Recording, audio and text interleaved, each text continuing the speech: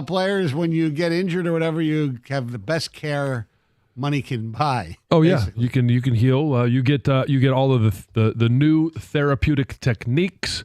The possible anything medically that is new and innovative, and even if it costs a whole lot of money, teams are willing to make that investment to get you back on the field. And it looks like C.J. Gardner-Johnson, the window for his return, has opened. Yes, he'll be practicing, it looks like, next week. Yeah. So I don't know how long it'll take. I don't know if he'll be ready to play next week. He'll want to play. If it was up to him, he'd play tomorrow. Sure, yeah. And honestly, when I got the notification on my phone yesterday, and all it said was C.J. Gardner-Johnson, and then there was a little blurb, I had to click on it because I felt like it was going to say his window is opening and he's planning on playing this weekend. That was part of right. I kind of felt like that was coming. Now, it's not the case, and you wouldn't expect that, but what we've heard from Dan Campbell is that he's had a hero's recovery.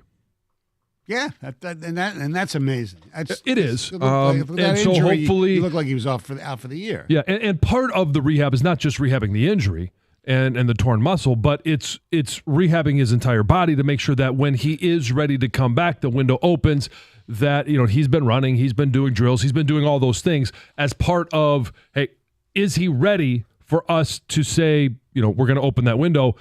Obviously, that answer is yes. So I would not be surprised to see him against Minnesota next week. If he plays, I would assume the odd man out would be who? It would be Will Harris, right? Probably. Yeah. Most likely. Because although Tracy Walker only played special teams last week. Yeah, I mean, his opportunities have dwindled, which I'm surprised. And maybe next week we'll get a chance to ask Dan about it. Dan a little bit more about Tracy Walker, because I as a guy that last year, not this year, but last year before the injury, he was elected captain. Yeah, I was going to say he's a great guy in the a guy that they really counted on to not just be a leader but make plays. Yes. The other good health news is that it appears they're not going to be 100%, but as you know, nobody's really 100% at this time of the season. But it looks like the offensive line is going to be full stead. I mean, with the obviously Vitai's out for the year, but that's fine. I think Graham's an upgrade anyway. So So Ragnow will be starting at center. You got Decker. He does have a back issue, but he practiced. So you have Decker and Sewell, your tackles, and obviously Jonah Jackson and Graham Glasgow will be your guards. And against a team that is not very good at stopping the run, at least statistically, that is huge, because it might not be beautiful football, entertaining football to watch, but I believe that's how the Lions should go about winning this football game, and just pound that frickin' rock. Yeah, and when it comes down to it, it really comes down to the performance of Jared Goff. Are we going to get the good Jared Goff? Or are we going to get the bad Jared Goff? I think we get the good one, but the reason, what gives Jared Goff the best opportunity to play his best version of football is a dominant offensive line. He needs to be well protected. Having Frank back at center, being able to put Graham back at guard, and Jonah Jackson, Taylor Decker, Penny Sewell. Now all of a sudden you have that offensive line that we have talked about in most part throughout the course of the year until recently as one of the top offensive lines in the NFL. Mm-hmm. Now they need to go out and perform that way. And I think Frank Ragnow is the guy behind the guy, or in front of the guy in this regard, right? That really makes this offense successful. 248-539-9797. The other thing, as far as running the ball, is so important. Gaining positive yardage, anything over 3 yards on first down, I think is key. Because if you're going to get into, third and, 8 and 9 all game long, that's not a good recipe. I don't care if the game's at home or not. Oh, no, you got to be able to stay ahead of the sticks. Right. If you're going to run on first down, you got to pick up a minimum of 4 yards. Right. And right now, Denver is giving up, on average, a little over 5. Correct. So you've got to use that to your advantage.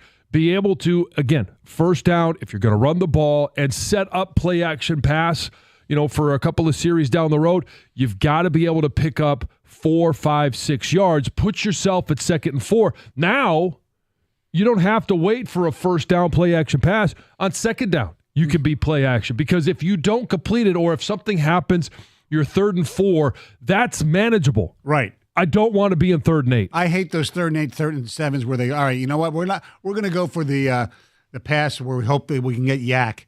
And I'd say never, but it always seems like lines are always short of the change. Right. And they're not shy of running it on 3rd and 8. No, I know. But if you're gonna pass the ball on 3rd and 7 or longer, even 3rd and 6, have the guys at least run to the stick. So if you complete the pass, it's a first down.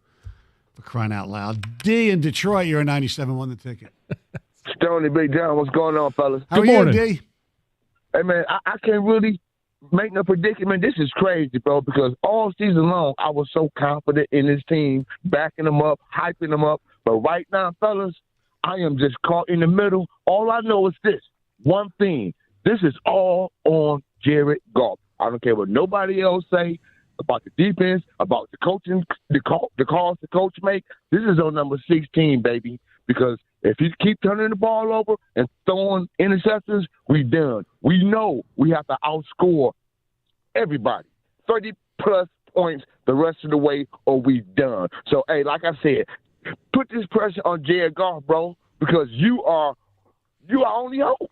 All right, let me ask you this, D. Are you confident that he can handle that pressure that you put on him, D? You put it on Goff. Can Goff go in tomorrow night at Ford Field and do his thing to his best of his ability? Stoney, at home, I feel confident more. Okay. But like I say, when they get on the road, hostile environment, cold weather, hey, bro, I hope and pray to God we can go 3-1 down the stretch with good quarterback play. I need a 300-plus yard passing game from this guy and no turnovers. I got confidence in the running game, and I'm not worried about the defense, but we have to outscore people, Stoney. That's the only way. Only way. Dan Campbell has said they got to outscore people. I don't need 300 or some yards. I just need no turnovers. Right, exactly. Yeah, that's exactly the key for this game. No turnovers. And I said it last week. If they don't turn the ball over, they'll beat Chicago. Yeah. And they would have if they just simply did not turn the ball over. I know. He can't fumble the ball. And most people, the confidence grew and grew and grew throughout the beginning of the season. Now, it wavered a little bit after the Baltimore game, but all of a sudden you get it back because he goes out there and plays better. And then you have a 3-turnover game. You have the fumbles. And all of those, even after the Bears game, when you had the 3, interceptions, you're looking at it going, he did put the team on his back with 3 minutes left. Yeah. 2 scoring drives. So, okay, you saved a little of that confidence, but he has created some angst. And here's the other thing, and we know this from years of Wings playoff games. If he throws a pick early or a fumble early, and all of a sudden you hear that sound that you really don't hear of the air, the sphincters getting tightened in Ford Field, people just are, oh, man. That's a tough sound. Yeah, I know. It is. It's the sound that doesn't the exist. Tightening the sphincters. Yeah. I'm anticipating a grinder tomorrow night. Yeah, me too. I expect the Lions to show up and play one of their better games of the year, but it might not look that way scoreboard-wise or sexy-wise in terms of big plays unless they do bust a big run. Maybe this is the game that Gibbs busts a huge run or screen pass. I say pound the rock, baby. But run. You're right. It fits right into what the Broncos don't do well. What they do well is take the ball away. And that's more through the air, which is what Jared Goff does. So yes, it's pretty simple here. I'm a little concerned. This better not be the game that Riley Patterson costs him. Stay away from Patrick Surtain and Simmons as well. Because I do think the Lions are going to be in a position tomorrow night where they might have to settle for some field goals because it's the smart thing to do against a team that's I think the Broncos are just an average offensive team at best. Yeah. This is you need points. Points. Every point's going to matter. Every opportunity, you got to come away with points. Yes, and that's why we said the big matchup also is Sutton versus Sutton. Mm-hmm. Sutton's got to give. Well, yeah, and you're hoping for more Sutton change. I mean, we had we don't want Sutton death. Don't have that anymore. I know. No, they don't. Unless have both teams score. Right. Exactly. Yes. Yeah. We all kind of talked about at the beginning of the year that we were a little bit concerned about the kicking situation, and he's missed a couple extra points recently. Yeah, that better not happen. No. Well, the last extra point, I think they said it was part of the snap and the hold part. I don't care. I know. In this late snap hold. Yeah, I know. You. Thanks, Marty. All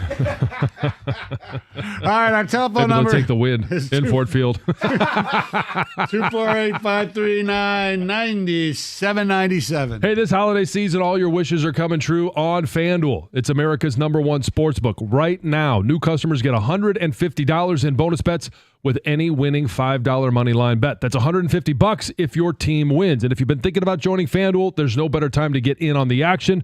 The app is easy to use, so download it. Explore the app. You're going to find there's a wide range of betting options for a wide range of bettors. Spreads, player props, over-unders, and same-game parlays. I think that's what's a lot of fun, is building your same-game parlay. If you don't want to build one, I mentioned a lot of different levels. They've got the pre-built SGPs for you right there in the app. Visit FanDuel.com/Jansen and kick off the NFL season. That's FanDuel.com/Jansen. FanDuel, official partner of the NFL. Must be 21 or over and present in Michigan. First online real money wager only. $5 pregame money line wager required. $10 first deposit required. Bonus issued is non-withdrawable bonus bets that expire 7 days after receipt. See terms at sportsbook.fanduel.com. Gambling problems? Call 1-800-270-7117 for confidential help.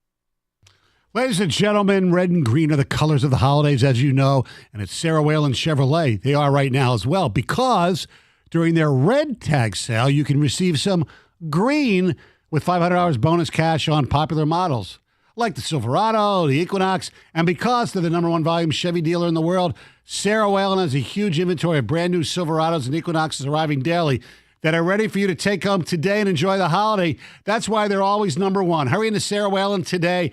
I have 2 vehicles that I got there. Equinox that my daughter has and my Blazer. I love the folks at Sarah Whalen Chevrolet. Darren Eula, great guy. Ben Brown, amazing guy. He runs the show. Their service department is great as well. Check them out at 17.5 in Van Dyke and Sterling Heights. Call 800-WHALEN-1 or go to sarahwhalen.com. Find new roads.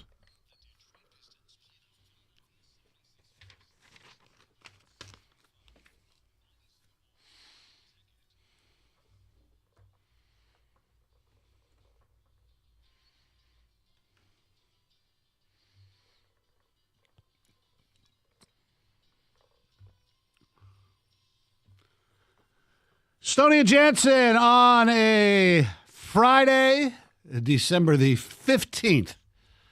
The year is 2023. We are now 10 days away from Christmas. Wow. It's coming up fast. You No question. You get all your shopping done, John, yet? Or are you a procrastinator? Or are you No, I usually start early, and I wouldn't say I'm completely done, but I'm mostly done. A few things for Lisa and the kids yet to go. beautiful? Well, since he can't understand he's probably not listening. Anything? What do you get for Teddy? I can't say because they are in the car right now. Oh. And I do believe that Lisa and Teddy are listening. So Well, Teddy would be able to figure it out. Teddy is a smart kid. Okay. But no, whether or not he can is not the point. It's Okay, it's all right. about the surprise. It's about the moment. He's grown so much, he's finally getting his first real size football. He did get and I was noticing on Twitch, everybody's wondering why I'm wearing Grand Valley State gear. Took Lisa and Lucy, yesterday to a tour of Grand Valley State, and he did get a Grand Valley football. Oh, We stopped nice. at the Full size? bookstore. No, not a full-size one, no. Oh, But nice. he can catch a full-size football. Oh, of course he can. I Yeah. mean, what, is he 5'3" now? He's a big old boy. Did they have a Grand Valley? Do they have like Matthew Judon jerseys there? Anything like that? I think that's where you no. went, right? I don't know. But no, they didn't have any numbered jerseys. Oh, okay. Just some generic sports gear. I get the. Teddy's going to get them. Teddy's going to have groupies. You know, the shopping thing, though, man, I got to say, maybe the internet has its pros and cons. Yes. The greatest pro of the internet might be online shopping. Yeah. There is I don't think there's anything such as stress anymore in terms of Christmas shopping. Oh, stress is still there. That's why Thanksgiving is the greatest holidays because I agree with that. You're not. There's no stress in regards to getting the right size, getting the right present, because Right. and that's pressure that you put on yourself. Your loved ones are generally happy with whatever they get, but you want to make sure you get the right one, the right thing, and that's the pressure you put on yourself. Yeah. Even like when you go get gift cards or whatever, you want to make sure the person actually likes the place that you're getting a gift card. Correct. There's but the thing about the online shopping, and I forget which show it was. Maybe it was Carson Anderson. I don't remember exactly. But somebody was talking about how at Macy's, they didn't have enough like cashiers. So they were like waiting in like for I think it was Gator actually. Like Of course it was. Like 30 like 30 you know you can shop online. yeah, like 30 minutes. So he said, the hell with that. And then, but the individual stores at the mall, they have their service is good, but the department stores, you have to wait forever. Well, some of it is, we've been in this situation for a number of years now, just finding enough people to work. I know. It's it makes no sense considering unemployment numbers are very good. I don't know. Yeah. But everybody wants to, Work from home, yeah. order from home. I know one of the little downsides of the online shopping is just making sure it actually shows up. Oh, especially if you get stuff from like a foreign country. Well, no, and the porch pirates. I heard yes. the other day, Riverview's having a problem right now. Oh, they are. I mean, not everybody, so many more ring bells now, and Yeah, for that reason. Ring cameras and all of those things. So it helps. But yeah, at this time of the year, I mean, you roll down any of these neighborhoods, there's packages on everybody's Yeah. front steps. Big packages. Can be. Our telephone number is matters. 248-539-9797. I'll tell you what's going to happen tomorrow. The Broncos better have a good supply of body bags. Going full Karate Kid. Yeah. Well, we did Rocky 3 earlier. Yeah. CJ's attitude can't be replaced. It's infectious. The defense was on fire with him. Rod from Sterling Heights. That was only a game and a half. How much on fire were they? I mean, they were in Well, Kansas they did City. beat Kansas City. Yeah, in Kansas City they were. Yeah. Well, and for guys like Brian Branch who are young, impressionable, yeah, I mean, I think it was. I think it's great that he's coming back. Yeah. You need one guy like that on your team, at least one. As soon as Goff turns over the ball, the crowd is going to boo the Lions mercilessly. That's Rob in Redford. Big elephant in the room. I think when we go for it on fourth down in the stupid ways that we have, that essentially is a turnover. So that's on Campbell. Let's have none of that tomorrow night either. Well, it depends on the situation. Like, I'm all for, going for it on fourth down when it makes sense. Like, I didn't love the 4th and 10 that he ended up being an interception. It was like kind of a punt because of the penalty that the Bears inflicted on themselves. But if it's anything like 10 yards and over, why are you going for it? I'd rather just, worst comes to worst, you only pick up 20 yards if you punts in the end zone, because it was at, I believe, the Chicago 35, 40-yard line, something like that.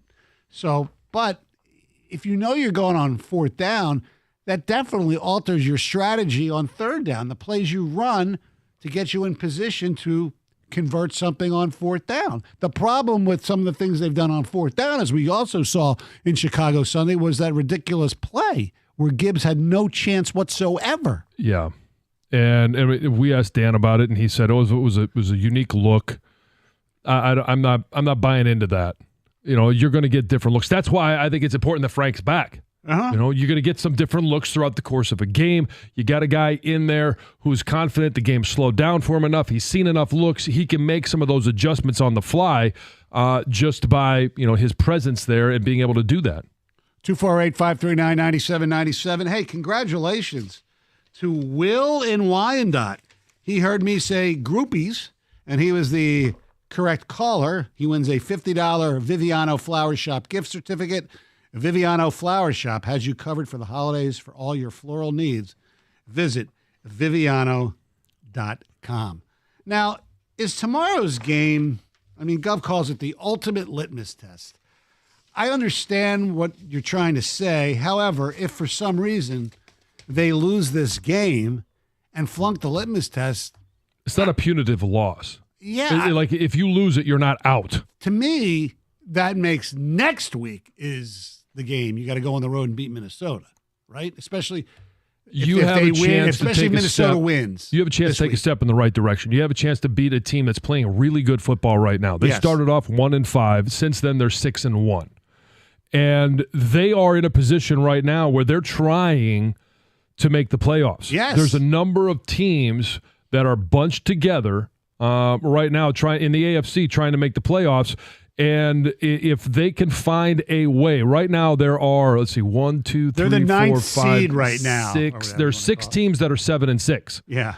And Denver right now is in 9th place behind a 7-6 Houston, a 7-6 Indianapolis, and a 7-6 Pittsburgh Steelers. Right. Now, I think that they're going to get a chance to move up, regardless of what happens this weekend, for the rest of their schedule.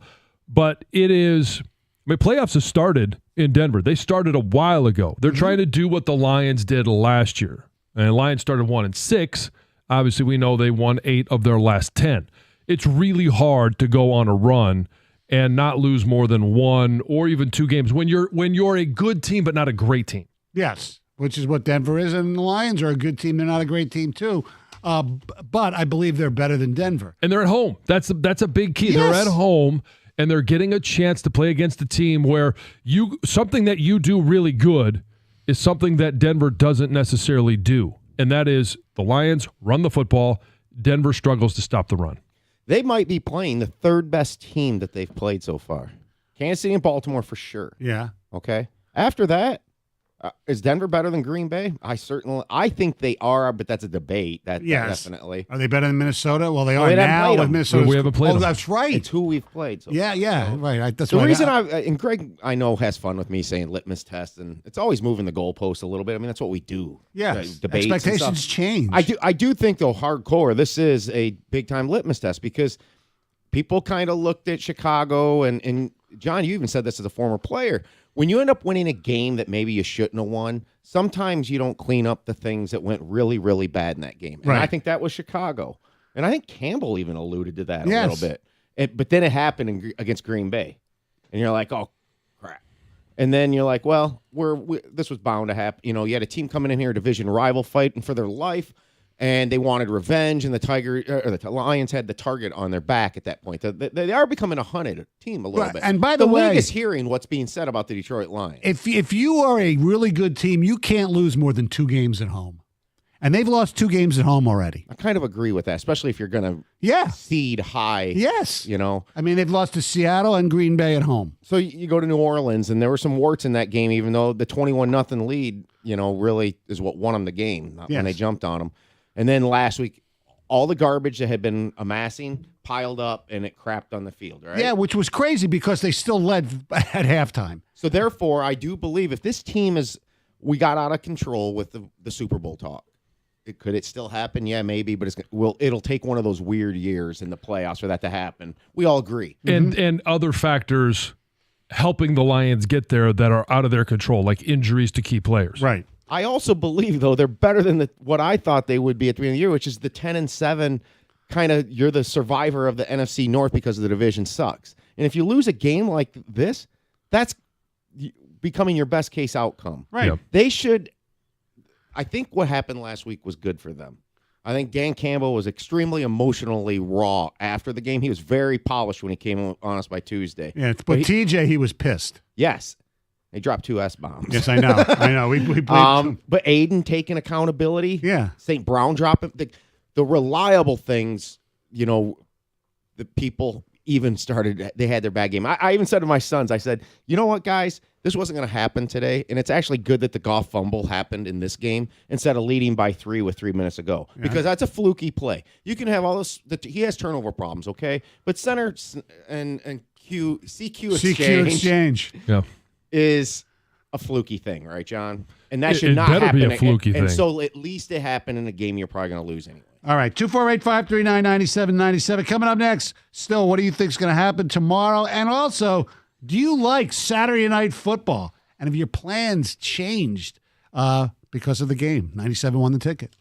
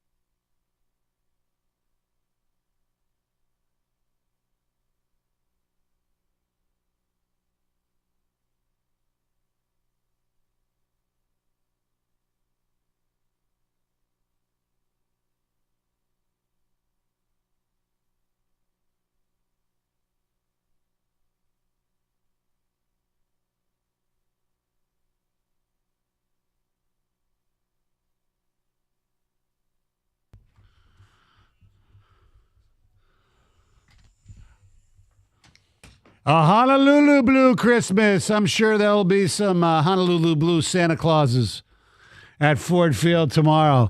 248-539-9797. What's going to happen tomorrow night? And do you like Saturday night football? We had one of the most, famous incidents in football broadcasting history took place on a Sunday night with Joe Namath being drunk with the Susie Colbert. Oh, yes, that's Struggling. That was on a Saturday evening.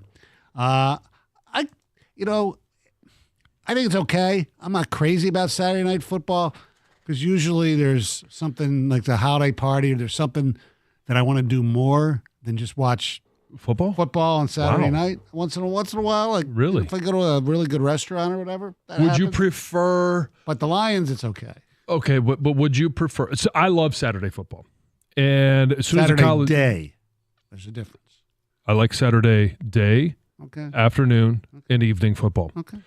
And the fact that we get a chance to watch a division opponent at 1:00, now all of a sudden, hey, okay, Steelers, Colts, there's not a lot of Not a lot of intrigue, juice, no. not a lot of juice in that game. But then obviously the primetime game, Broncos, Lions, was flexed to that.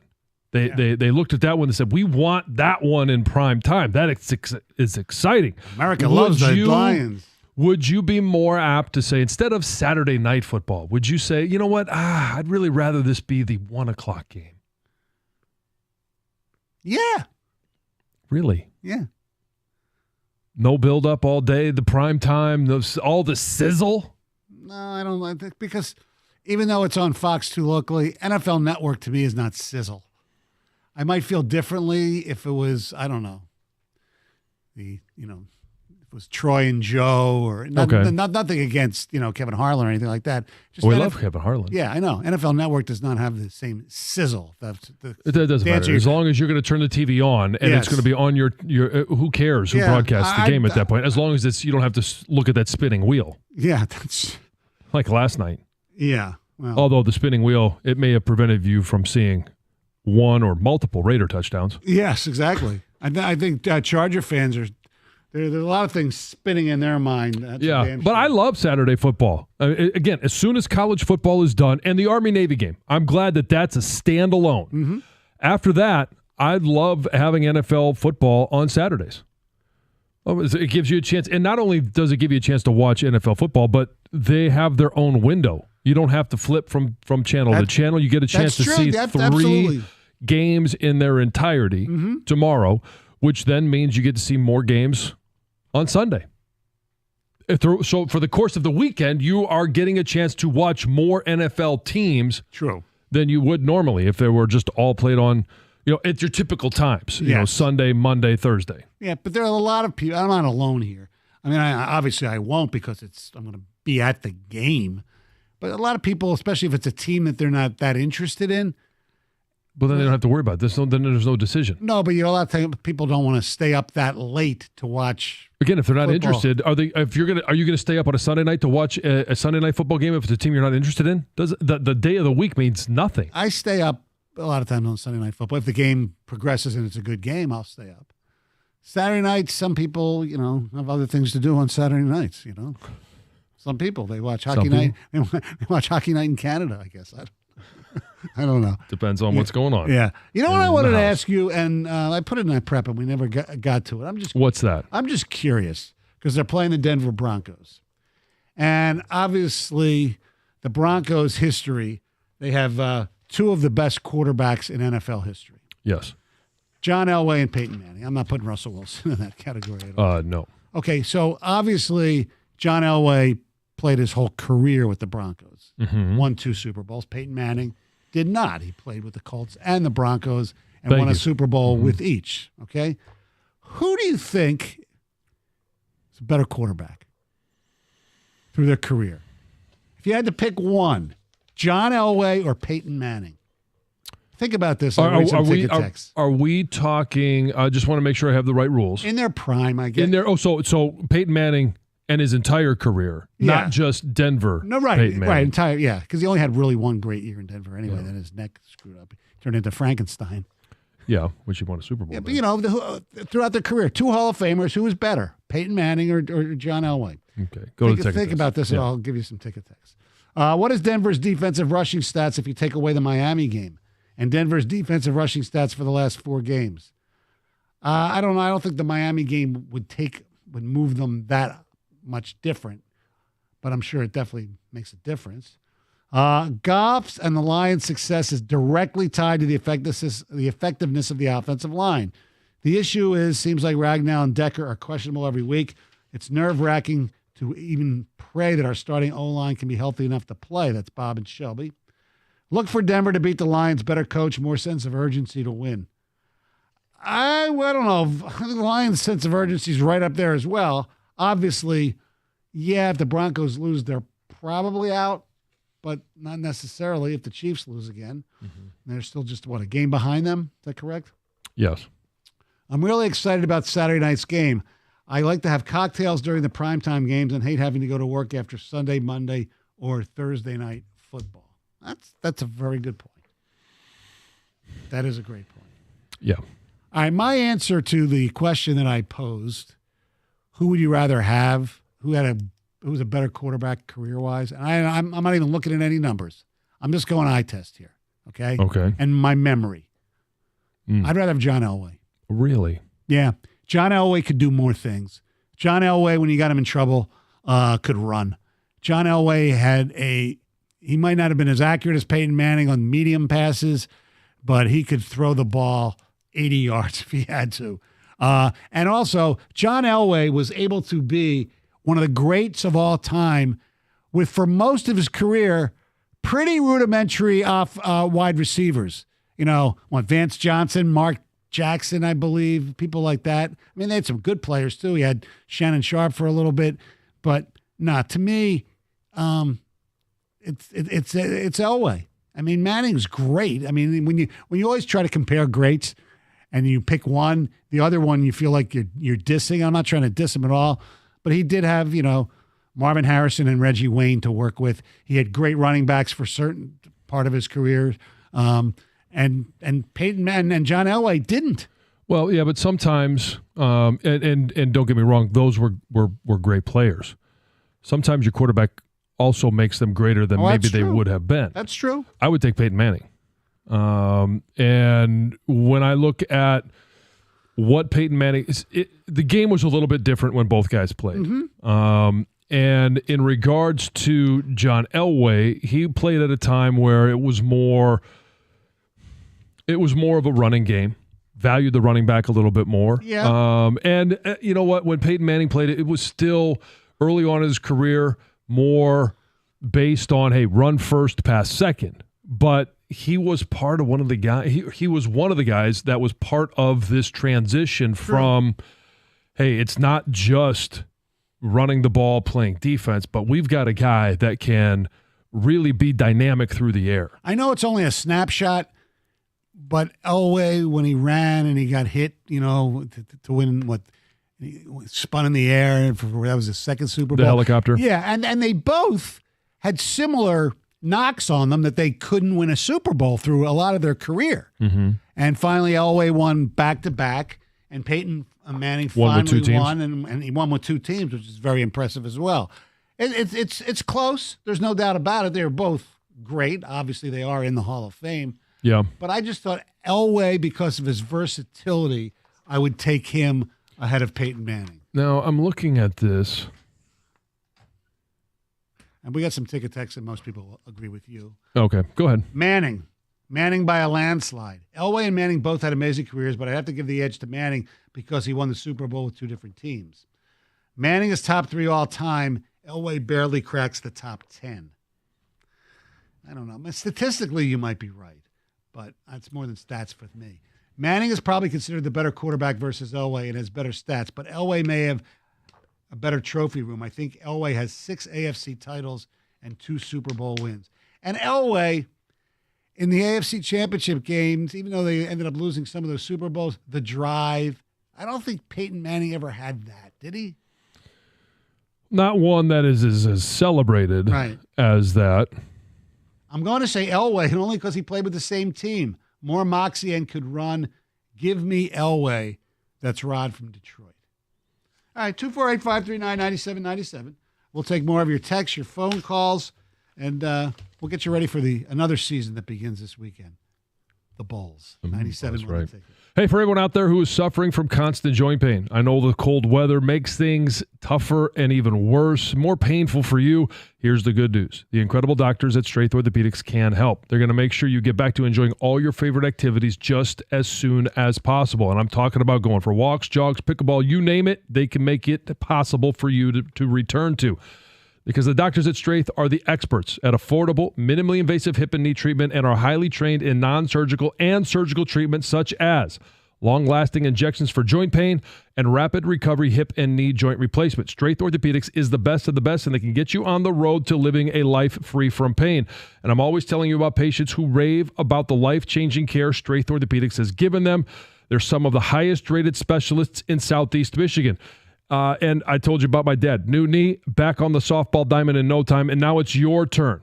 Start living your life pain-free. Call Straith Orthopedics at 855-STRAIGHT. And Straith also offers free lunch with the doctor event. So if you want to learn more about the minimally invasive, innovative treatment that they offer in a no-obligation casual settings, and here's what you're able to do. You can meet the doctor in person and ask all your questions, get the answers. Call 855-STRAIGHT for an event near you. Straith Orthopedics is committed to you.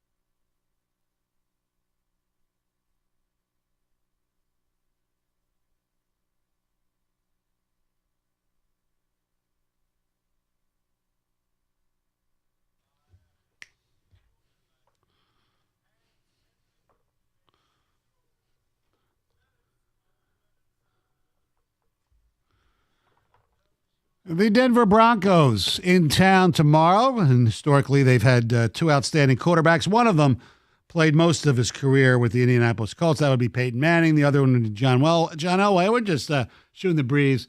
Who had a better career? Who would you rather have? And statistically, and I looked this stuff up during the break, Peyton Manning is better. He played 17 years, Elway 16 years. His completion percentage was 65%. Elway's was 57%. But different eras, so it's tough. I think in Manning's era, if Elway played, his stats would be better than they obviously were because they ran the ball more back then. Mm-hmm. And they both have 2 Super Bowls, one with Elway, both of them with Denver. Manning obviously one with the Colts and one with the Broncos. What to me puts Elway over the top for his NFL career is the versatility of his game. He could run. He could get himself out of trouble. I mean, Manning, especially most of his career, but definitely late in his career, was basically a statue. I mean, if you could get to him, I mean, say what you want about Tom Brady, but Brady had much more mobility, even as limited as he was in that, than Peyton Manning, right? Yeah. But his game wasn't about being mobile. No, I know. And I know that's the point you're making, but I just thought there was nobody at being able to make checks, get you into the right play at the right time, and making calls at the line of scrimmage and seeing a game better, I think, than Peyton Manning. That's true. That's that I won't argue that at all. All right, we talked about the NFL. 3 games tomorrow, including the Lions and the Broncos, right here on 97.1 The Ticket. By the way, myself and Rico will be at the Hockey Town and Music Town Cafe before the game for the tailgate show. But it is the college bowl season, and it begins early. And I mean early, like 11 a.m. tomorrow, with the world-renowned Myrtle Beach Bowl between Georgia Southern and the Ohio Bobcats. Mm-hmm. That'd be followed. Actually, it's on ABC. The first one's on ESPN. The other one's on ABC. The Cricket Celebration Bowl, the HBUC Bowl, basically. Howard versus Florida A&M. Or HBCU. I do that HBUC, again? Yeah. Oh, man. It's okay. See, I put universities before colleges instead of college before university. Anyway, the Bison against the Rattlers. Should be a good one. And then at 2:15 after the Myrtle Beach Bowl, I know, John, you can't wait to watch Rich Rod's Jacksonville State squad. And against the Raging Cajuns? Against the Louisiana Monroe, yeah, absolutely. Then at 3:30 from Orlando, it's the Avocados from Mexico Cure Bowl. And that's in Orlando? That's in Orlando. The Miami of Ohio squad taking up against App State. Mm-hmm. Is there going to be a quarterback change before that game? You're not going to start this game? Yes. Then we're going to go with the at 5:45 from Albuquerque, New Mexico. It's the Isleta, New Mexico Bowl between Fresno State, who you can do some early scouting, John, because they're the first game for Michigan next year, right? NMSU. Against NMSU. Yeah. New Mexico State. Right. Versus Fresno State. New Mexico State, who's coached by? New Mexico State? Yeah. Oh, you should know this. We talked to him last year. I don't know. Jerry Kill. Jerry Kill. Jerry Kill did a great job. I mean, they beat the crap out of Auburn, and then Auburn almost beat Alabama. And they have former Michigan and Belleville player Andre Selden on that team. Mm. And then at 7:30 from SoFi on ABC, it's the L.A. Bowl, the Gronk L.A. Bowl. Boise State against UCLA. I thought that was the Starco Brands LA Bowl. Oh, is it? I don't know. I thought it was Gronk. I could be. No. That's what it says here on Well, you could be correct. ESPN. I believe it is the Starco Brands LA Bowl presented by Gronk. It's okay. Yes. presented by Brian. So Jimmy Kimmel, it used to be the Jimmy Kimmel Bowl, right? Wasn't it? Yeah. Yeah. And then we close out with a 9:15 tilt from the football capital of the world, Shreveport, Louisiana, for the Radiance Technologies Independence Bowl, where it's the alma maters of Jared Goff and Patrick Mahomes facing off. It's the Cal Golden Bears going up against the The Red Red Raiders. Raiders of Texas Tech. Yes. You just wanted to be able to say all the bowl names, didn't you? Absolutely. Yeah. And then Monday, of course, it's the famous Toastery Bowl.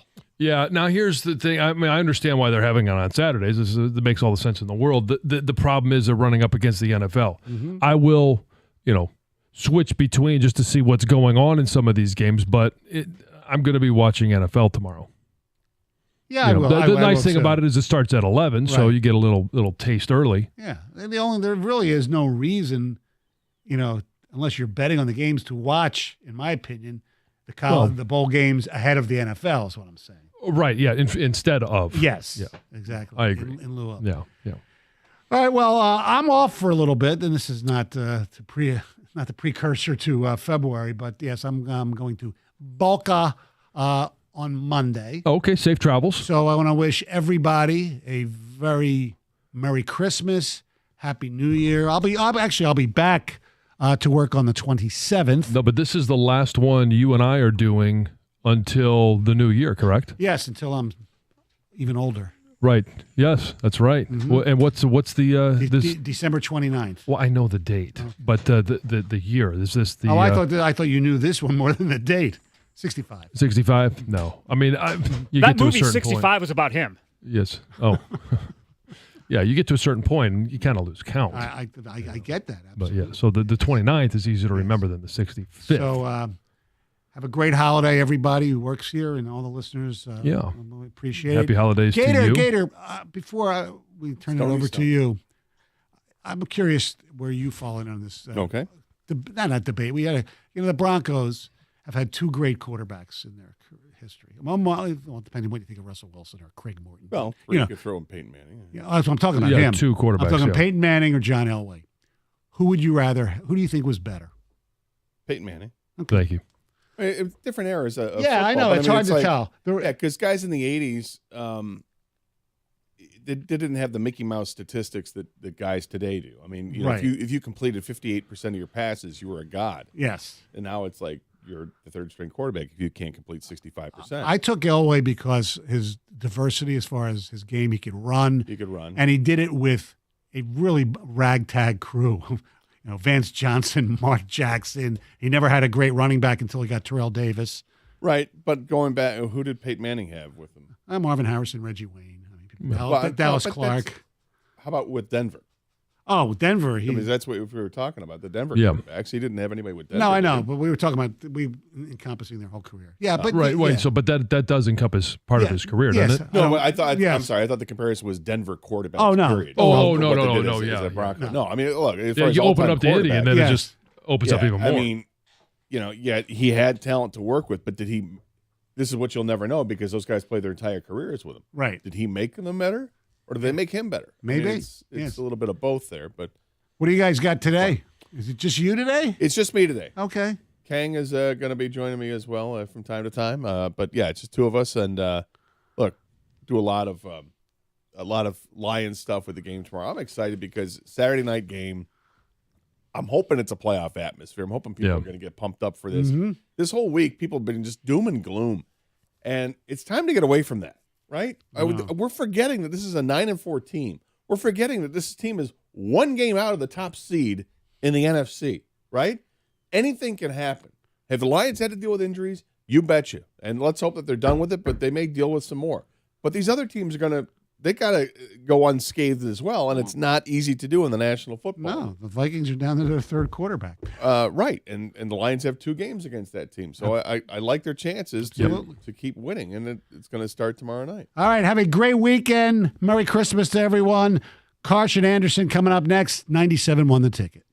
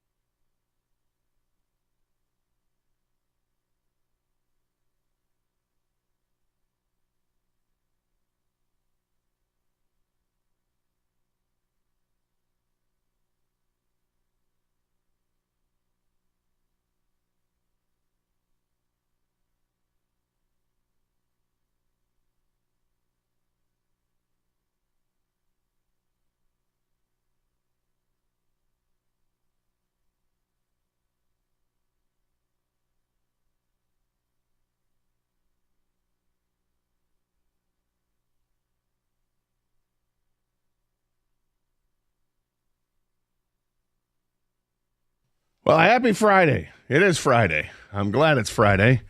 I hope everybody's glad it's Friday. Who doesn't love a Friday? Get ready to go into the weekend. We're close to Christmas. I'm guessing that our audience has not finished up their shopping just yet. You've got time, but think about this, man. What are we, 9 days from Christmas? Did I just sound like Dan Campbell? Think about this, man. You know, I'll tell you, hey, and Santa's a guy. He's a dude, man. He's a dude. Want to make sure you're nice and not naughty, man. I do want to make sure that. I'm not trying to do a full-on Campbell impression because I No, man, please keep going. I'm not trying to perfect the accent. I'm just using the words that you would I just use. wanted to see where that was going. Yeah, So. it could morph at some point, but right now You cut yourself off. Yeah, I have not sat down and tried to do or perfect a Dan Campbell impression, but I'm a big Dan Campbell fan. I like the way he talks. It's just kind of Impromptu Campbell. Hey, man. But yeah, people get ready for that. We're like 9 days away or 10 days away, whatever it is, from Christmas. That's fun. And you know, weather's cooperating right now. We got these mild temperatures going. We're like 15, 20 degrees warmer than what it's supposed to be right now. It's supposed to be in the low 30s, and we're going to get up to like 50 today and tomorrow. Well, And then it's going to cool off and maybe get some rain.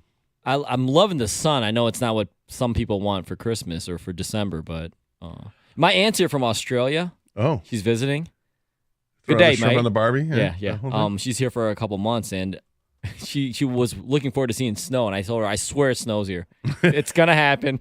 Just maybe not Christmas, maybe January, but it's gonna happen. She's from Australia. Does she know Doug? Well, everyone from Australia knows Doug. Well, yeah, because that's why I asked. There's a story they wrote about him that he flew there by himself, and it was just amazing that he was able to do that. To fly to Australia by himself. Right. As we often start shows on tangents when I'm doing the show, I was watching. It was TMZ last night, I think, and they had this story on. You know who the actress Sydney Sweeney is? You talking to me, man? Listen, I don't know. Well, I mean, she's blown up in like the last year. This girl. I liked her absolutely before blown she up. was cool. All right. Yeah, right. Before she was on Euphoria, she was on Oh, another yeah. HBO show. I can read off the whole Yeah, right. IMDb. Yeah, I got it all. Yeah. But young actress, blonde actress, and she's in some new movie, some romantic comedy, right? And I guess there's a scene where there's a giant spider in the scene, and I want to say the movie might even be set in Australia. I think it is. So it's one of those huntsman spiders that Doug has talked about. You know, these giant, like size of your hand spiders, and it's no joke. They are literally the size of your hand. And you know, Doug showed us pictures, and they're like all over the local wall. You see them on walls, and they're just massive, and it would freak the hell out of me. But Doug's like, oh, you just got used to them, and they literally are harmless. Like they don't attack. They're not going to bite you. They're harmless. But I guess there's a scene in the movie where she has to deal with it, and she like totally freaks out in the scene. And they like get the take, and it is as real as it can get. And they're like, yeah, well, they are kind of harmless. So I just started thinking of Huntsman Spider because your aunt's in from Australia. Australia, man, they got some. Well, we always talk about Florida and Australia are kind of the same because of the weather, as far as like the crazy animals and insects that can survive in those type of environments. Yeah. It's. I've always thought that Florida is just America's Australia. Australia is wacky and crazy with the wildlife that they have. Florida is too, but Florida, everything is imported to Florida, and then they had that Hurricane Andrew, which displaced everything. However long ago that was, 25 years ago, and displaced everything, and including there were several like key reptile areas that the enclosures that brought about all these that's the python problem they have now in Florida is because of what happened with Hurricane Andrew years ago, because it wiped this place out and sent them everywhere. So now it's not just concentrated in one area of Florida. They're all over Florida because of that, and they're thriving, and that's why they have annual hunts for the big snake. Anyway, that's neither here nor there. We're here talking about the lions. What are we talking about? Yeah, not huntsman spiders or python, giant ass pythons. And man, those pythons are massive. More Sydney Sweeney talk. Yeah, I'm down with that. Hello, how are you? Saw a movie the other day when I was home. It was called Reality. She played. It's based on a true story of this woman. Reality Winner is the woman's name, and she was like she was a kind of a whistleblower in the Russian interference in the election in 2016. The whole I've heard about backstory. that. I didn't see that movie though. I know about it. It's an interesting movie. It's because I mean, Sydney Sweeney is very attractive, right? Very attractive. Yeah, obviously that's why we've been talking about. Yeah. In this movie, I mean, her hair is like just all, combed back, brushed back, and tied up, and it's like one giant scene, basically. Her being interrogated by the FBI outside her house and then inside her house while, the FBI is executing a search warrant. It's really kind of interesting the way that it is shot, though. But they don't make her look beautiful. They try not to make at all. her look less attractive, please, right? Exactly right. Oh, thanks, Hollywood. All right, so You're put the your hair in a bun. Yeah, we're gonna do this. But then they would also like show pictures of the real Reality Winner, the woman who was in jail, and actually does a great job of making her look kind of like her. And not that she's unattractive. It's just, this is Sydney Sweeney. It's like the next Margot Robbie it girl, right? She better get in some better movies if she wants to be in Margot Robbie's category. But is that kind of? I think it might be appropriate. The next, I'm not going to go there. I think Margot Robbie's actually a really good actress. Not saying Sydney Sweeney isn't, but she probably needs to. Well, she needs more pick up movies some under her better belt roles. because she's got like the 2 HBO shows that she was on, and when Euphoria comes back, and she'll be part of that. I am assuming she's going to reprise her role, but yeah. Anyway, that's a lot of Sydney Sweeney talk. That's 10 minutes that Doug would not have been able to do. See, when Doug's not here, you go off on these movie and TV things. Wasn't my intention. I had no intention of talking about Sydney Sweeney today. I like Sydney Sweeney.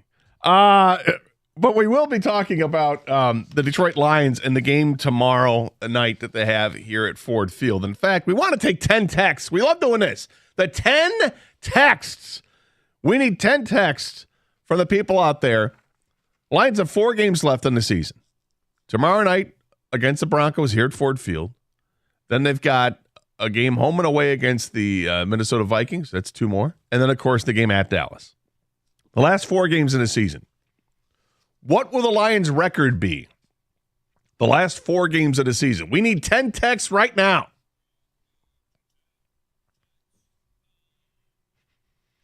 There we go. Send those texts in, 248-539-9797. Same number to call in if you want to call into the show. You want to discuss that as well. That's great. We want to talk about the Lions game tomorrow night at Ford Field. It's a night game. It's a Saturday night game. This one got flexed because the Lions are that damn good, and I think we forget about that. But the Lions, remember, they're good. They're 9-4. They're a game out of the number 1 seed in the NFC East. They have a chance, okay? This is a good football team. I think there's a big drop-off between what the Lions are and what the wild card teams are, with the exception of Dallas, okay? But let's talk about this. 248-539-9797. We're going to take the 10 texts for the record for the last 4 regular season games of the Lions the rest of the way out. And we're going to get a little naughty and nice list with the Lions as well. We'll further pontificate on that coming up next here on 97.1, The Ticket. Well, I've been talking about Flying Ace Spirits bourbon for a while now. And as you get closer and closer to the holidays, look, you're probably going to Christmas parties. You're probably hanging out with friends. Maybe you're going to head out to the game tomorrow night. You want to tailgate. If you do, make sure you don't go to a party or a tailgate empty-handed ever again. You don't want to do that. You want to make your friends happy. And here's what you do. You bring with you a bottle of Flying Ace bourbon, and it's really going to put a smile on people's faces because, let's face it, you want to drink something that you can have any way you want. You can drink Flying Ace bourbon with shots, do shots with your boys before the game, whatever you want to do. You want to have it neat or have it on the rocks, that's fine. Even if you want to mix it up with some cola or some ginger ale, no one's going to look at you funny, okay? There's no side eye involved. At only $30 a bottle, Flying Ace Spirits is not going to bust your budget. It's really delicious. In fact, it's from the Coppercraft family out there in Holland, Michigan, so you know that Flying Ace is quality. Of course, the best part of Flying Ace Spirits bourbon is the taste. It's got hints of vanilla and ripe stone fruit. It's so smooth, you're going to want to come back for more. Trust me, I'm not going to steer you wrong. There's nothing pretentious about this. This is just good old-fashioned, great American-made whiskey for the maverick at heart. Follow at Flying Ace Spirits on Instagram, and you can stay up to date on all of their upcoming releases. And as always, please drink responsibly and never drink and drive.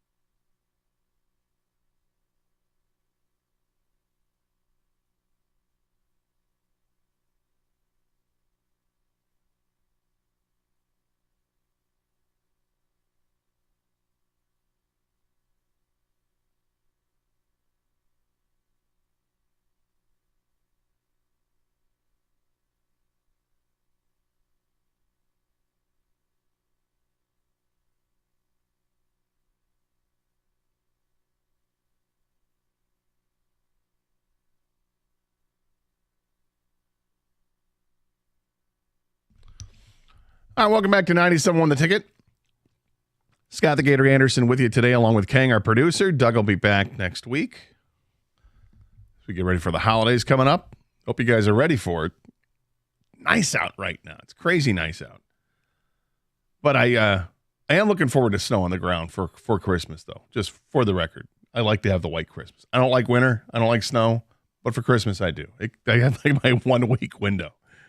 You can have snow for a little bit, and then it's got to go. But that's not how it works. That's not how any of this works. And sadly, it seems like more and more in the recent years, we haven't had as much of the white Christmas. We get it all in January, but not so much in December. But man, when I was a kid, it seemed like we would have feet of snow for Christmas. It was awesome. So we asked for 10 texts, and we got 10 texts regarding the Lions and what you think the record is going to be for the rest of the season. They've got 2 games against Minnesota, the game Saturday night against Denver, and of course they have the game at Dallas, which everybody's looking and perhaps dreading. But I'm reminding people, hey, despite what you may have heard all week long, this team is terrible. They're 9-4. They're a game out of the top seed in the NFC. Let's go. Let's get excited about this again. The Lions will go 3-1, including a win at Dallas. That's from Ray. Wow. He thinks they beat Dallas, but they're still going to lose a game. Interesting. Greg says they'll go 2-2. They'll drop 1 to Minnie, but they're going to beat either Denver or Dallas. Well, it'd be likelier that they beat Denver because that's the home game, and Denver is not as good. But there you go. Although Denver's played awfully well lately. Winners of 6 of the last 7 games. They have turned things around. They're now 7-6. They're doing what the Lions did last year. And they're in a better position to make the playoffs than the Lions were last year. They're going to go 1-3. Jacob and Brighton. Lions 3-1. That's from Mark in Westland. Joe in Toledo says they're going to lose to Dallas, but they're going to go 3-1. Adam at work says they're going to go 4-0. The Lions will go 3-1, lose to Dallas, and have 15-point blowouts versus the other 3 teams. That's from John in Ypsilanti. Well, I'll tell you what. If the Lions were to blow out 3 other 4 opponents by 15 points or more, Kang, I think that maybe people will get off the back of this team a little bit. We're talking Super Bowl, man. Well, I mean, you're talking at least the first round win and then a chance in the second round of the playoffs, right? I think the reason some people were really panicked after these last 4 games is because of how chesty they were before that. When they were winning games, they weren't just winning games. We talked about it. They were week after week, they were winning by double digits, and that doesn't really happen a lot in the NFL where you continually do it every week. Like you'll win games some by 14, the next week you'll win by 7, but they were double digits for 4 weeks or so in a row. Yeah, it was 4 weeks in a row, and I think that you can almost pinpoint the date of which game it was that shook the confidence of Lions fans, and it probably starts with that Chargers game. That it went down to the wire, and that they kicked a field goal at the end to beat the Chargers. And now you're looking back and you watch the Chargers play last night. Now it's not fair because different quarterback in there, but still, they just gave up 63 points to the Raiders, whom the Lions beat by double digits. But that Chargers game really kind of scared Lions fans a little bit. And the next week was the Bears. They came from behind to beat the Bears. People weren't happy about it. They saw it coming. Where's the loss? Where's the loss? Bingo. Against Green Bay at home on Thanksgiving. That was a big loss for this team. But they bounced back, got out to a great start against New Orleans, and then kind of coasted. And then New Orleans came back and made it a game, and that got interesting. The Lions able to hang on and win. But the game against the Bears, that's the confirmation bias that this team isn't good, right? People were looking for it. Those people have been laying dormant for a long time. That SOL crowd has been dormant for a long time. But they've been waiting. They've been waiting for their moment to spring up and say, ha, told you. Goff sucks. The defense terrible. Campbell can't coach. Whatever it is that your narrative it is to support that you think that this isn't a good team, you've got your reasons for what happened on Sunday. And it's awful because I don't think it's the majority of Lions fans feel that way. I think there's a vocal minority of those fans that laid dormant for a while that were hoping secretly, and maybe not so secretly, that things would go south. But nonetheless, it did happen that way, and they've got an opportunity to right the ship tomorrow night, and let everybody feel better about this, right? You'll have Denver and Minnesota win the next 2 games. That would put you at 11 wins, guarantees you clinch the division, host a playoff game, the whole bit before you play Dallas. Some more text coming in for the other the 10 texts that we were asking for. Lions go 3-1, lose to Dallas, but end up the number 3 seed. That's from Chuck G in Clinton Township. Yeah, I would suspect that they're probably the 3 seed anyway, because they're not going to fall to the 4 seed coming from the NFC South. 2-2 with losses to Dallas and Minnesota, the game in Minnesota. Also, Gator, have you seen the miniseries Chernobyl on HBO Max? Terrell at Work. I have not. And I've heard great things about that series. I heard it was great. I haven't watched it, and I think it's a shorter series.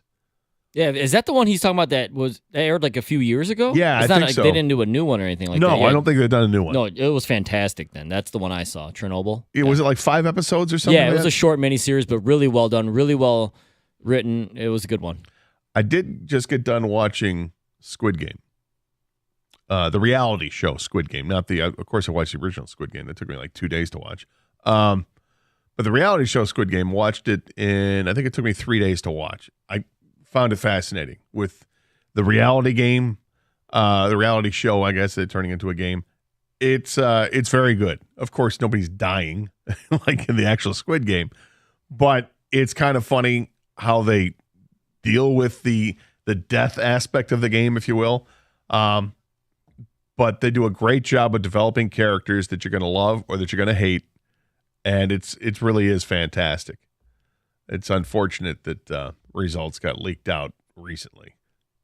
I'm happy because I didn't pay attention to any of that. I didn't see it until I finished watching it and came in yesterday, and Evan was telling me about it, and Ken, you were telling me this morning. Yeah, me and Doug brought it up, guys. and I'm not sure I'm going to watch it now. Sorry, man. I think you should. I still think it's worth watching, even though you know who do wins. you think your experience would have been completely different had you known who was going to win? It would have been different, but I still think I would have. I think the gameplay that goes on, there's enough where they're focusing on other characters that it's worth it. I think it's totally worth it.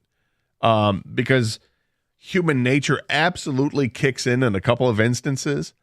And I mean, look, I don't want to do this whole sociology thing about it, but there's part of it that like still has me thinking, you know what, there's hope for people in this world. Well, here's the thing. Like, I'm not going to, if I watch it, it's not like I'm not going to put myself in those situations and see what would I do here? How would I react there? But part of watching something like this also is not knowing who's going to win it all. So how much does that play into my entertainment factor? Is that a big part of this, or is it more about the other stuff? I'll be honest with you. I think whoever won was kind of. Okay, that's what I'm asking. Yeah, it's inconsequential because a lot of these things in the game, it's just dumb luck, right? It's people can get eliminated at any time for really basically any reason. Like I'm not giving a big spoiler here, but at some point, people have the power to eliminate up to 3 people. Like pick random numbers. Who do you want out of the game? And they can do that. So it's I don't think knowing who the winner is affects the enjoyment of the game. But check it out. One last text, 2-2, Anthony and St. Clair Shores. So you add all that up, it looks like Lions fans feel like this team's going to go 3-1, which, by the way, is what I think they're going to go. I think they go 3-1. I think they lose to the Cowboys at Dallas. I think it's okay. It still gets them to 12-5, which was my season prediction, and probably why I'm still going 3-1. But the Vikings are down to the third-string quarterback. Who knows if they'll go back to Jaron Hall at some point? I don't know. But obviously Kirk Cousins isn't there. You've got healthy, not healthy, healthy, not healthy, Jefferson at wide receiver. So I don't know. I don't think much of the Vikings. The Broncos tomorrow night, I feel good that the Lions will win. I don't know what kind of game we're going to see. I don't know if we're going to see the double-digit breathe easy game or if we're going to see a nail biter. Denver's got some talent. Whereas Dan Campbell was saying, Denver's got some talent now. They got some dudes, man. They got some dudes, man. I think Denver's the swing game for 3-1 and 2-2 for a lot of people. I think I almost feel like everyone, 90% of people have the Cowboys as a loss. They're locking it up that they're going to lose that. I'm with you in the Vikings. I'm not terribly concerned. They're down to the third string. I mean, some would say fourth string quarterback because Hall was supposed to be he was supposed to play and then he got hurt, right? Or he did start and then he got hurt and then that's when Dobbs had to come in. It's the Denver game is where you think, all right, if they lose that, they go 2-2. If they win that, they're going 3-1. So I think that tomorrow night's a big game. It really is. I think it's a massive game. We're going to talk about with you folks out there, 248-539-9797. If you want to comment and talk about what you think the record's going to be for the rest of the season, feel free to do that as well. Ticket text is the same number it is calling in, 248-539-9797. We'll get into some other stuff as well, not just Lions, but we're going to be very Lions-centric today because this is a big game. I said yesterday, I think it's a must-win. I'm going to stand by that. I think it's a must-win, but not in terms of got to win this to get into the playoffs and all that. No. It's a must-win for the mental attitude of the fan base. It's a must-win for the mental attitude of that football team and just the whole city of Detroit. We'll continue talking about this next year, 97.1, The Ticket.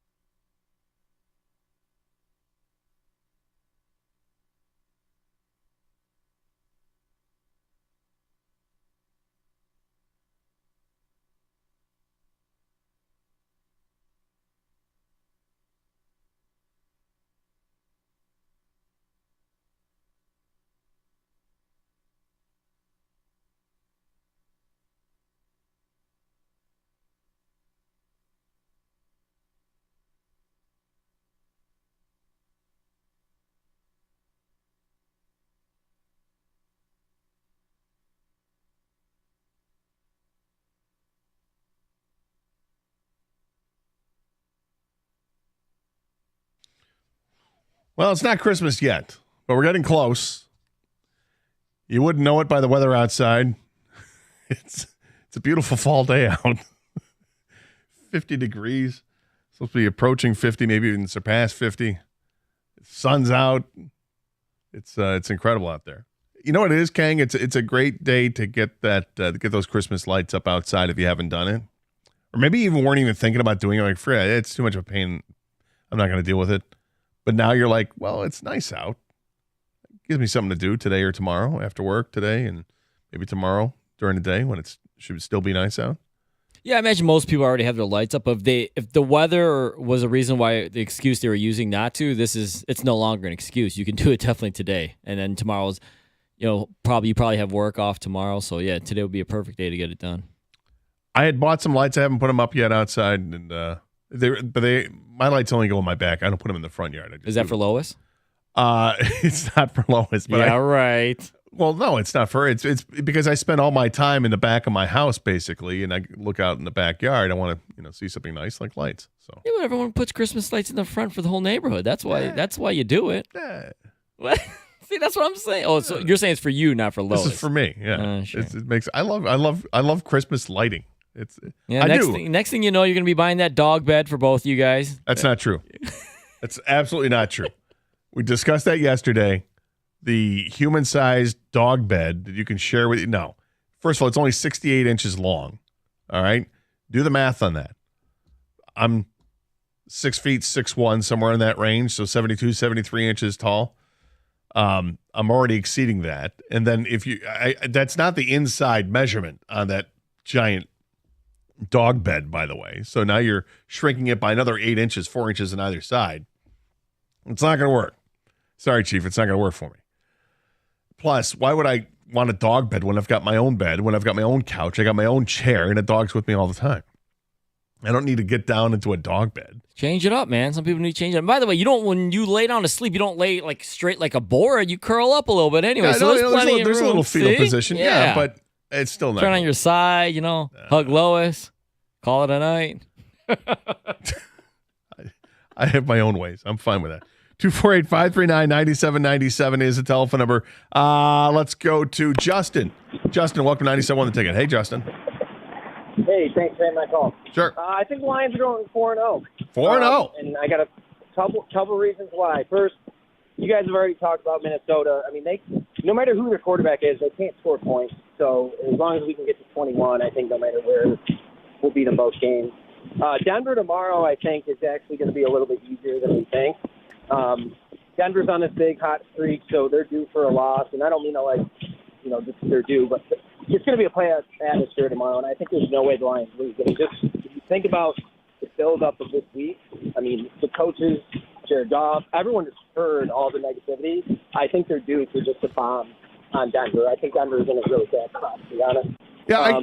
So then it brings me to Dallas, and I think Dallas is just due for one of those games that we talked about. Doug always talks about it, like how we lost to the Bears. Like, how did Miami lose to Tennessee? Like, things happen. I think that Dallas is due for one of those, and I think it's going to be against us. Well, and thanks for the call. I appreciate it. Cowboys play at Buffalo this weekend, okay? The Cowboys, when they win, they destroy teams. But when they lose, you're like, huh. Like they lost at Arizona early in the season. Third game of the year. 28-16. That was double digits. They lost at Arizona. They lost a couple weeks later at San Francisco. Now, San Francisco is the best team in the NFC, maybe the best team in the NFL. But Dallas got smoked 42-10. Is that any different than the Lions getting smoked by Baltimore? I mean, honestly, is it? I don't think it is. Each team laid an egg against maybe the best team in the conference. Lions losing to Baltimore. Baltimore might be the best team in the AFC. Cowboys lost to the Eagles. Now, Eagles, very good team, but the Eagles they're not playing great, but they played well enough to beat Dallas by 5 points. And those are their 3 losses. But as far as wins are concerned, the Cowboys answered that with their last game against the Eagles, and they beat them 33-13. That's the big one. That's the most recent one. That's why everybody's scared of Dallas. Plus the fact that Dallas just beats every team by double digits with very few exceptions. They beat Seattle the week before by a touchdown. But their wins against good teams, there aren't many. You've got a win against the Eagles for Dallas, which is a good win. And I suppose the win against Seattle, I'll call that a good win. even though Seattle's this team that's teetering on the edge of 500, they're fighting for their wild card playoff lives. But beyond that, they haven't beaten anybody. You know, they got their teams in the division like Washington and the Giants, who aren't good. They beat Carolina. They beat the Rams, I think, without Stafford back then. They beat the Chargers by 3 points, by the way. And the Chargers are terrible. They beat the hell out of the Patriots, who are terrible. They beat the hell out of the Jets, who are terrible. I mean, there hasn't been enough consistency from Dallas against good teams to tell me that Dallas is really this unbeatable team. I suspect they're better than the Lions. Don't get me wrong. I'm just saying their resume is okay. Because they beat Philly handily last week, it looks better. But the Lions have a similar type road when you look at the games that they've lost. You know, they lost a narrow game to Seattle by a touchdown. They got smoked by the Ravens. That's like the Cowboys losing to San Francisco. They lost to the Packers, and that one hurts. And losing to the Bears hurts as well. But get that chance this week to right the ship.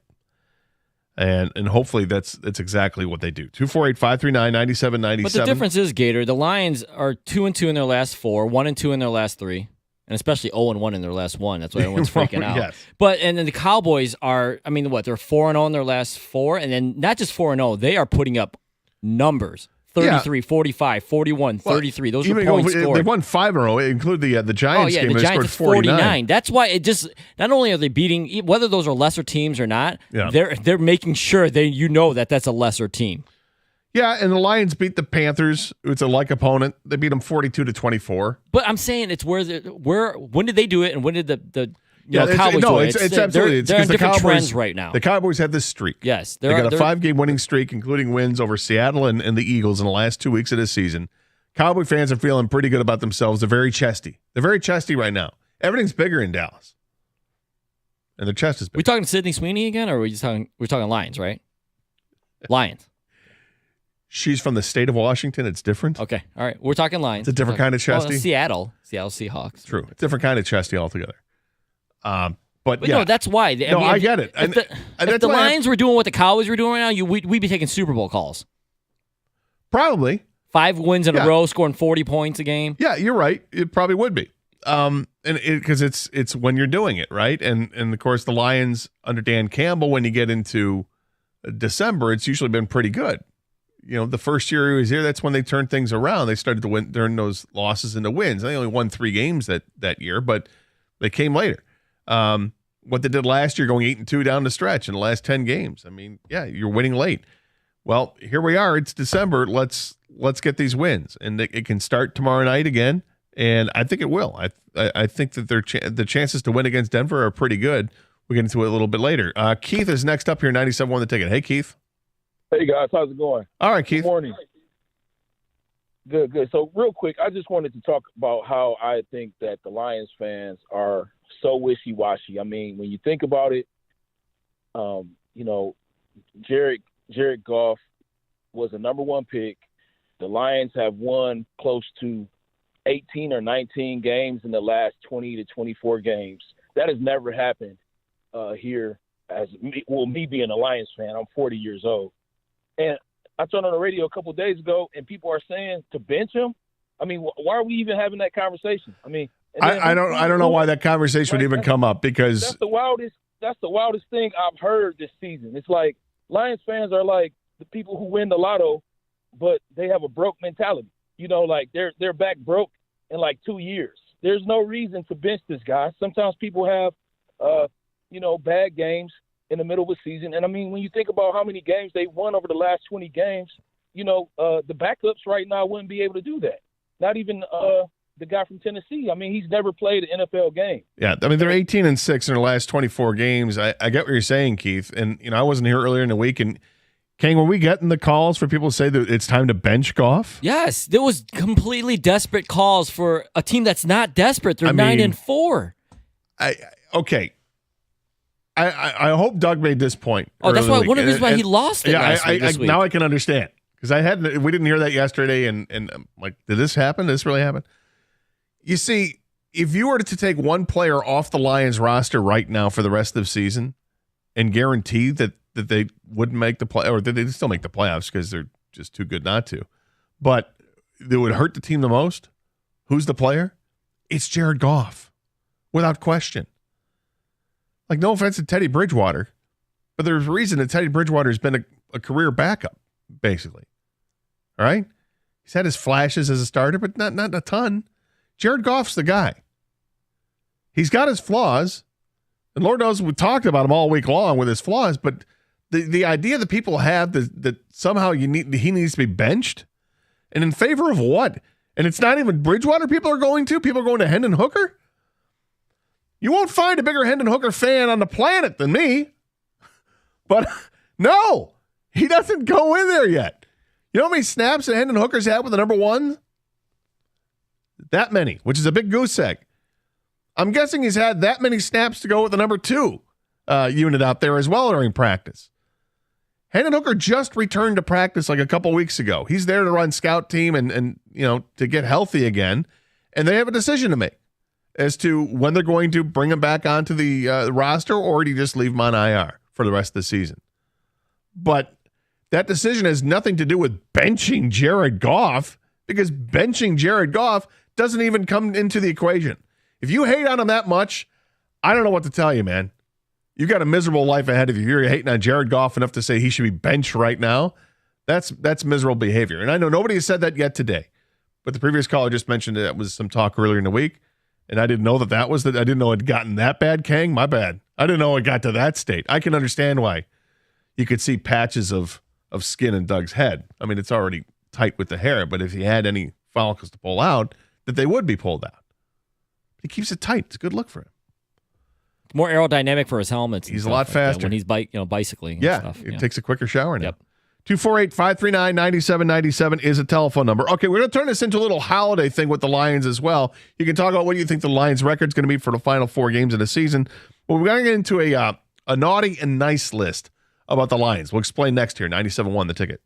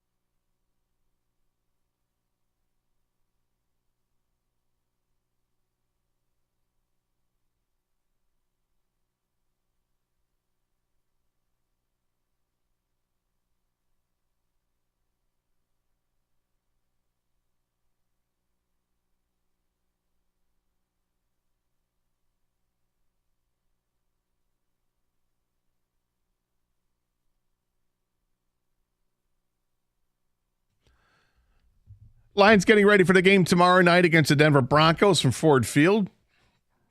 Should be fun, man. Saturday night game in Detroit. I was talking to Kang before the show. What the atmosphere was like the night after Thanksgiving when Michigan State played Penn State at Ford Field. And look, the game was horrible, obviously. But the atmosphere downtown was pretty cool. Bars were packed with people that came in. I think there were a lot of people just wanted to go downtown because it was a night out. You know, the night after Thanksgiving, want to go out? Hey, let's head downtown. There's stuff to do. It was just a lot of fun. Everybody having fun. Even the Penn State fans, just the interaction, Penn State fans and the Michigan State fans. There was no animosity. It was just a good time. And that's between, two college teams, and one college team was done.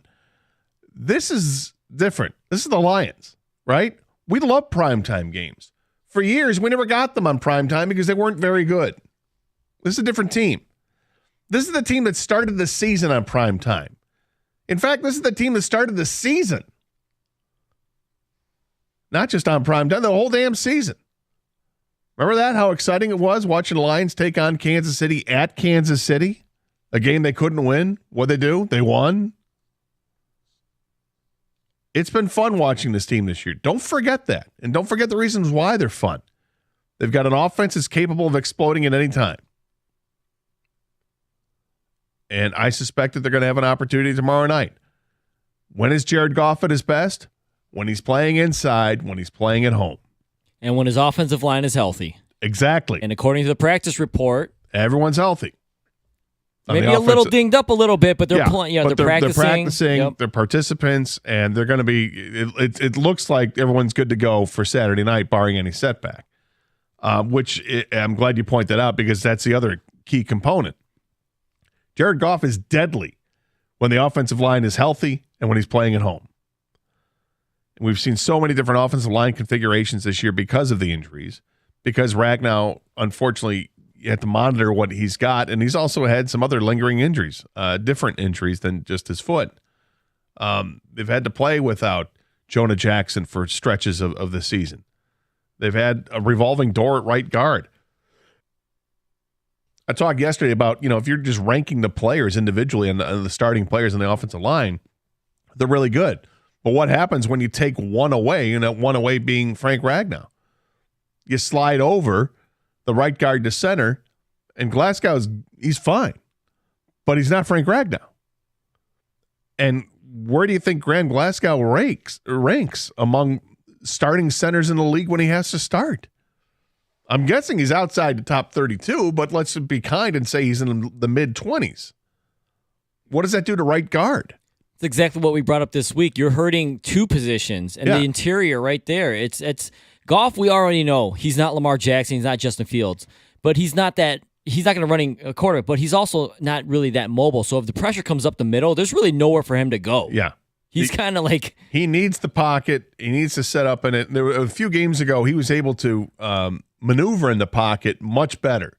But it was a one-off, and it's not what you expect from him. But yeah, if he has the protection, he's going to pick teams apart, and that's when it's fun to watch well-oiled machine.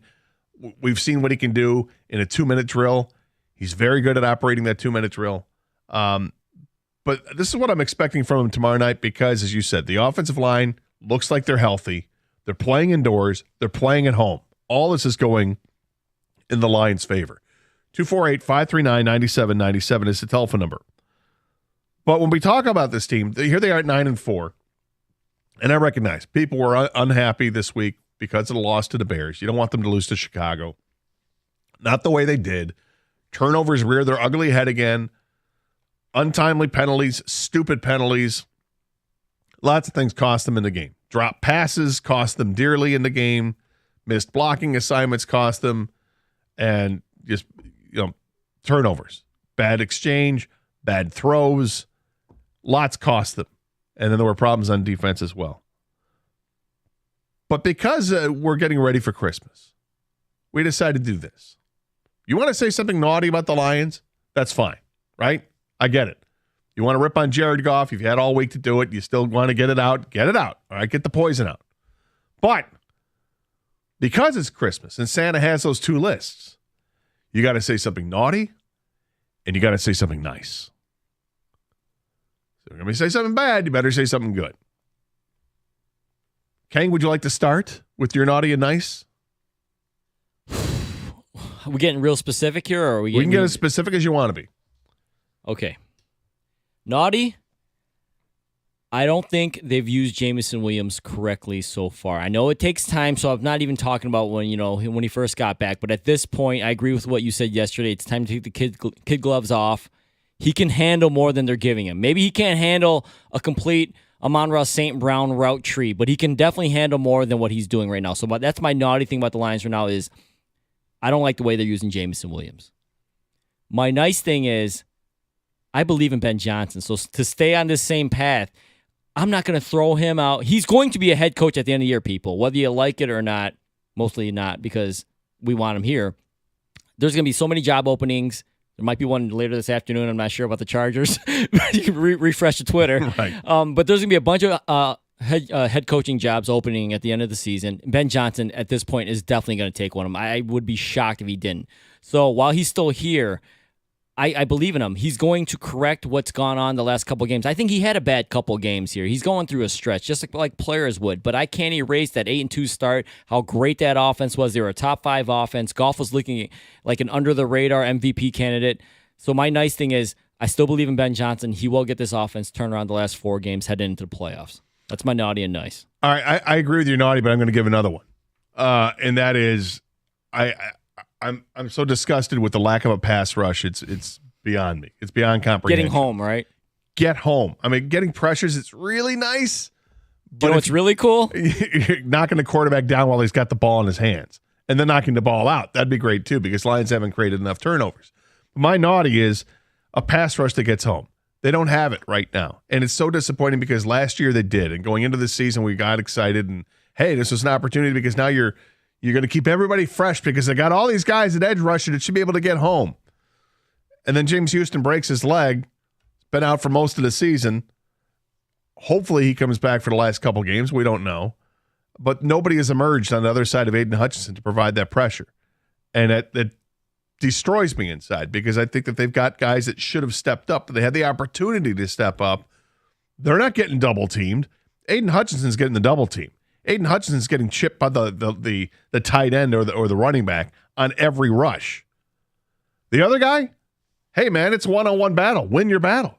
And they're not winning the battle. The Aquaras aren't winning the battle. Harris isn't winning the battle. Kaminsky hasn't won the battle. Not nearly enough.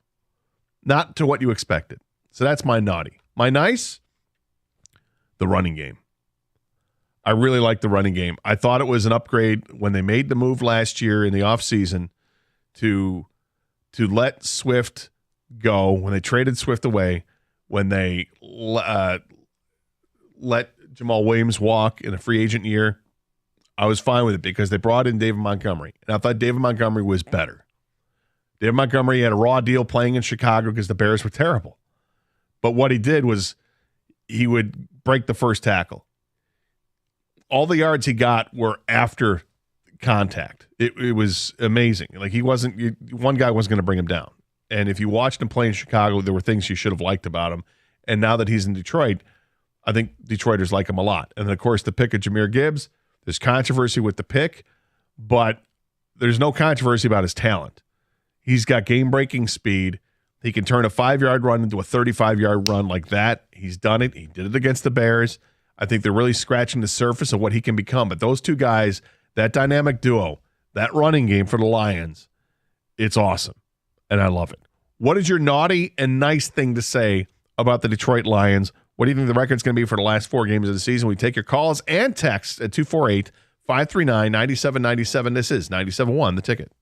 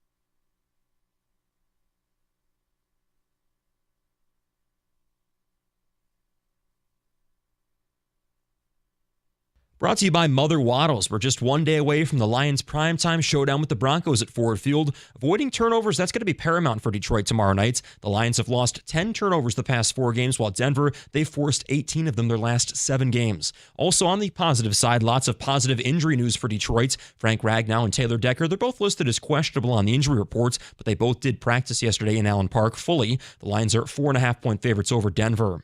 The Red Wings couldn't string together back-to-back wins. They lost to the Hurricanes 2-1 last night. Michael Rasmussen scoring Detroit's lone goal. The Pistons, they have yet another chance to snap their 21-game losing streak tonight. They play the Sixers in Philly. Tip-off tonight from the city of brotherly love, 7 o'clock right here on 97.1. And that Tigers pitching staff just keeps getting deeper. They signed a 28-year-old starter Jack Flaherty to a 1-year, $14 million deal. He struggled pretty mightily last year between St. Louis and Baltimore, but owns a career ERA that's pretty good, 3.75. At the Ticket Update Desk, I'm Luke Sloan. For more, go to 97.1 The Ticket or Odyssey.com.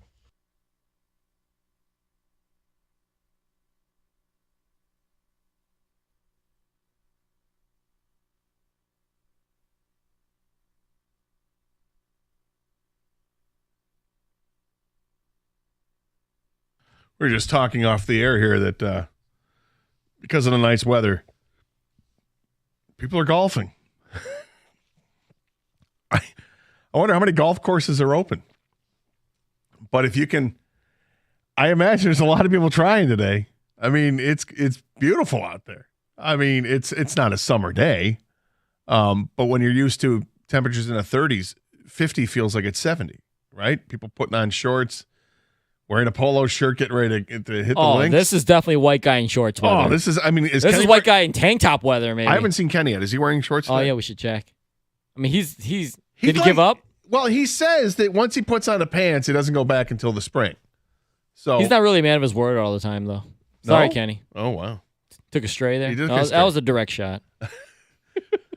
But yeah, so if you're driving around, what I'm curious, which course is open? Where are people playing? Because this is a time everybody takes vacation time anyway.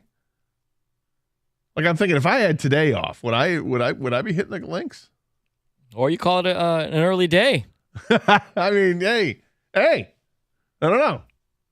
Anybody want to play? How long does it take to play 9, Gator?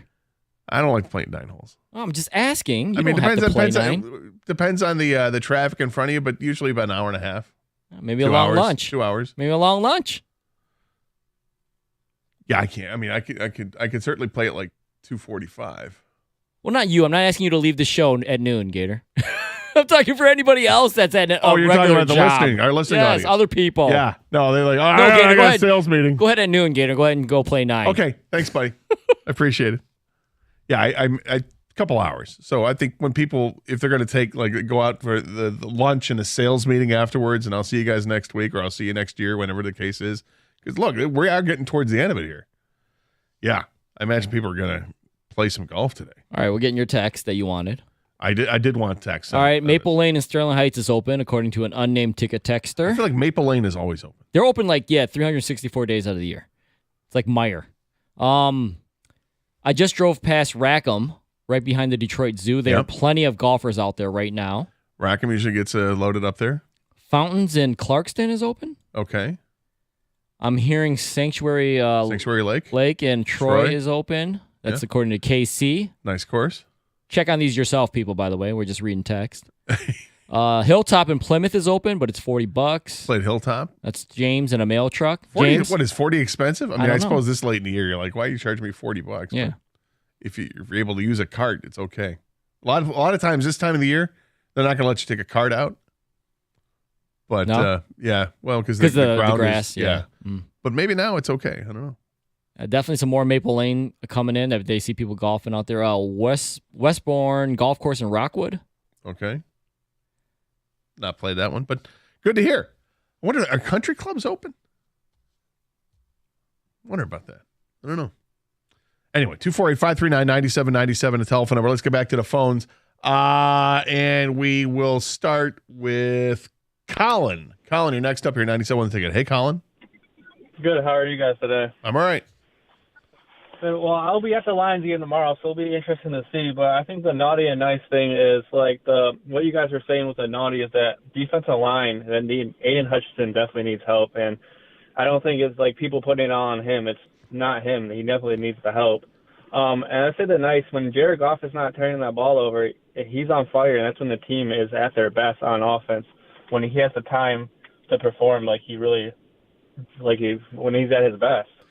Yeah, when he's, like Hank said, when the offensive line is healthy, and then you couple that together with playing indoors, he's great. He's not just good, he's great.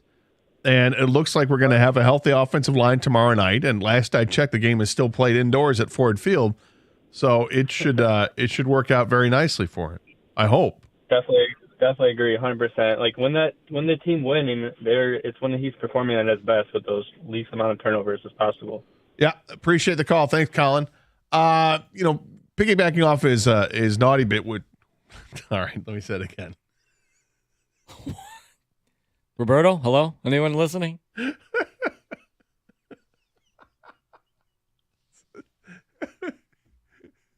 Continuing with his take on the naughty bit, which also coincides with mine, which is the lack of a pass rush from the defensive line. You need somebody opposite of Aiden Hutchinson to get something done. Some of this is on Aiden Hutchinson too. I mean, he has to get home. He's got his opportunity. He's getting his pressures, but he's not getting the sack totals. And he needs to step up his game. He's not an elite pass rusher yet. He's got a long way to go before he gets in that category, right? But there's a point in time where guys get to that category. Maybe it's the third year. Hopefully we see more of it at the end here of the second year. But my go-to guy to look at is Max Crosby, because I don't think Max Crosby has anybody playing on the opposite side of him that's anything special. But Max Crosby is special. And his rookie season, he had 10 sacks, then he had 7, then he had 8. Then last year jumped up to 12.5. This year he's got 13.5. And he's one of the most menacing players in the National Football League, playing on a team where there's no help. So it took him his 4th season. I mean, he started off with 10, to be fair. But then he had single-digit sack totals the next 2 years. So year 4 is when it kind of took off for him. And I guess this is where I'm hoping that it goes. The light bulb goes on quicker for Aiden Hutchinson, and he starts getting the double-digit totals starting next year. I'm not giving up on this year, but he's got a long ways to go before he's there right now. I mean, he leads the team in sacks, but it's 6.5 on the season at this point. He can still get to 10. Sack a game for each of the next 4 games to get some double digits. No, he's got to get home more. The pressure numbers are clearly there, but if you're pressuring only from one side and the quarterback's able to step up, what kind of difference is it making, right? You need to get those sacks. And not that I say I want this guy instead of him, because I think Hutchinson was the right pick, and I still like Hutchinson. But have you seen what Kayvon Thibodeau's done this year? I know he's picked it up. He's got 11.5 sacks. Yeah, that's definitely picking it up. Yeah, he's doing very well. On a terrible team. But they're streaking. Tommy DeVito, baby. Mike's Cutlets. favorite quarterback. I love how Mike goes crazy. And he's pissed because he's actually winning. But because, like you and I, when I ask him the football questions, is this real or a mirage? If you think it's a mirage, then you are costing yourself draft picks. Yeah, 100%. I understand why he's upset. I mean, you want this team to have a top 5 pick and go ahead and pick one of those quarterbacks. I know Mike's a big, I think he likes Drake May a lot. I'm a big Jaden Daniels guy. Get him later in the first round. What if Caleb Williams fell for some reason? Or you trade up to get Caleb Williams. You could do that, you know? I don't know why I'm not sold on Caleb Williams. You're the only one. I know. No, I seriously think this guy is one of the best prospects we've seen. I think he is. Since, Trevor Lawrence, I guess I would say. And I think he's going to look. If I needed a quarterback, I'd take him first overall. If I had to. But you're just not completely. I'm not completely sold. Like you were on Zach Wilson. I'm just kidding. I'm kidding. You mean current AFC Offensive Player of the Week, Zach Wilson? That guy. And Tommy Cutlets is the NFC Offensive Player of the Week. Tom Brady was right when he talked about the quarterback play. Yeah, I know. With Caleb Williams, it's recency bias. It's when I've watched him play USC the last few games, it just hasn't been very impressive. I mean, he came out of the gate like a rocket, touchdown passes all over the place, 400-yard passing games, whatever, and then it's like they started to lose, and then they just didn't care. That team crumbled so quickly. Bingo, you nailed it. I mean, once they lost a game or two and they're out of it, it was over. They had no defense anyways. Yeah, but that's not a good. It's not a good look. I know, but this is the way it is. People sit all seasons, right? And Yeah. my thumb hurts. I'm not playing anymore. I'm getting ready for the draft. Well, we'll take more of your calls. 248-539-9797. Text as well. We'll read some of those coming up. The naughty and nice list of the Detroit Lions. You're going to say something naughty about them. That's fine. You can have at it. People have said some naughty things all week long. That's great. But you got to counter that and say something nice. This is 97.1, The Ticket. My listeners right now, they're loving the Playgon Lake Casino and Sportsbook app. It's the only casino and sportsbook app that I personally recommend. You can play all your favorite casino games for real money and bet on all your favorite sports. We got some early lines on this Saturday's pro football games. That's right, there are 3 pro football games this Saturday. Detroit is a 4.5-point home favorite hosting Denver. Cincinnati is a 4-point home favorite hosting Minnesota. And the Black and Gold of Pittsburgh are a 2.5-point road underdog at Indianapolis. Those lines may change, so log on right now, download the app, and find out what the lines currently are. They're always moving. Right now, you can also play all your favorite casino games right at your fingertips. Plus, bet on college and pro, like I just mentioned. They've got odds, bets, slots, and games right in your pocket. The casino goes wherever you go in the state of Michigan. Have fun, get in on all the action, play with the live dealer on your phone. Enjoy blackjack, roulette, baccarat. Great offers right now for new users. Download the Playgon Lake Casino app on your phone. You can get up to $1,000 casino bonus back if you're down in the first 24 hours. New users only. Casino bonus must be wagered. Terms and conditions apply. See website at playgonlake.com for details. You must be 21 and in Michigan. Gambling problem? Call 1-800-GAMBLER or Michigan Problem Gambling Helpline at 1-800-270-7117.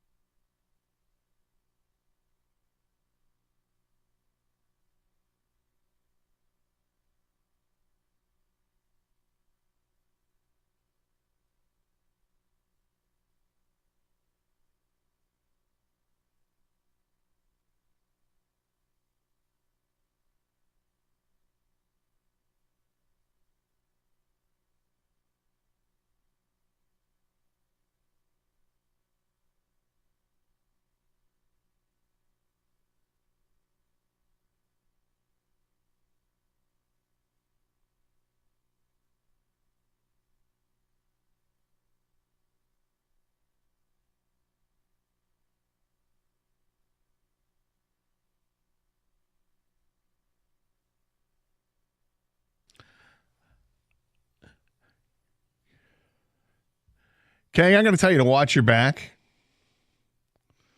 You fired shots, a direct shot at Kenny. Kenny's he's wearing pants today. So he's never wearing shorts I mean, until spring? Is that the deal? he said something to the effect of, Kang called me a liar. Not good. So I'm just letting you know, watch your back. Or maybe an apology's in order. But my man's wearing pants today. Even though it's 50 degrees outside, even though he's Mr. Shorts all year long, but once he puts on the pants, they stay on until he knows that there's going to be a period of time where It's we're going not to have true. regular warm period. I believe last winter he did this, where he ended up wearing shorts again. Wow. So I'm just saying, you're doubling man. down. It's factual. Unlike you're his just- commitment to wearing shorts and pants. Oh, no. Why are you doing this? I'm just saying. Why? But you're calling him a liar. Embellisher? I don't know. Are you spitting facts? Is that what you're saying? Did it last year. Okay. It's okay, man. When the weather's super nice, I get it. I mean, I'm not wearing shorts. I'm done wearing shorts. Unless I go to like Florida or something. I thought about it today just to joke around. It Oh. was just going to be for a joke. But I'm like, no, the pants are fine. Do you think you will drive home today and see someone with a top down? Like a convertible? No. Okay. I say it quickly, but no, because then people that have convertibles, they probably put those cars away.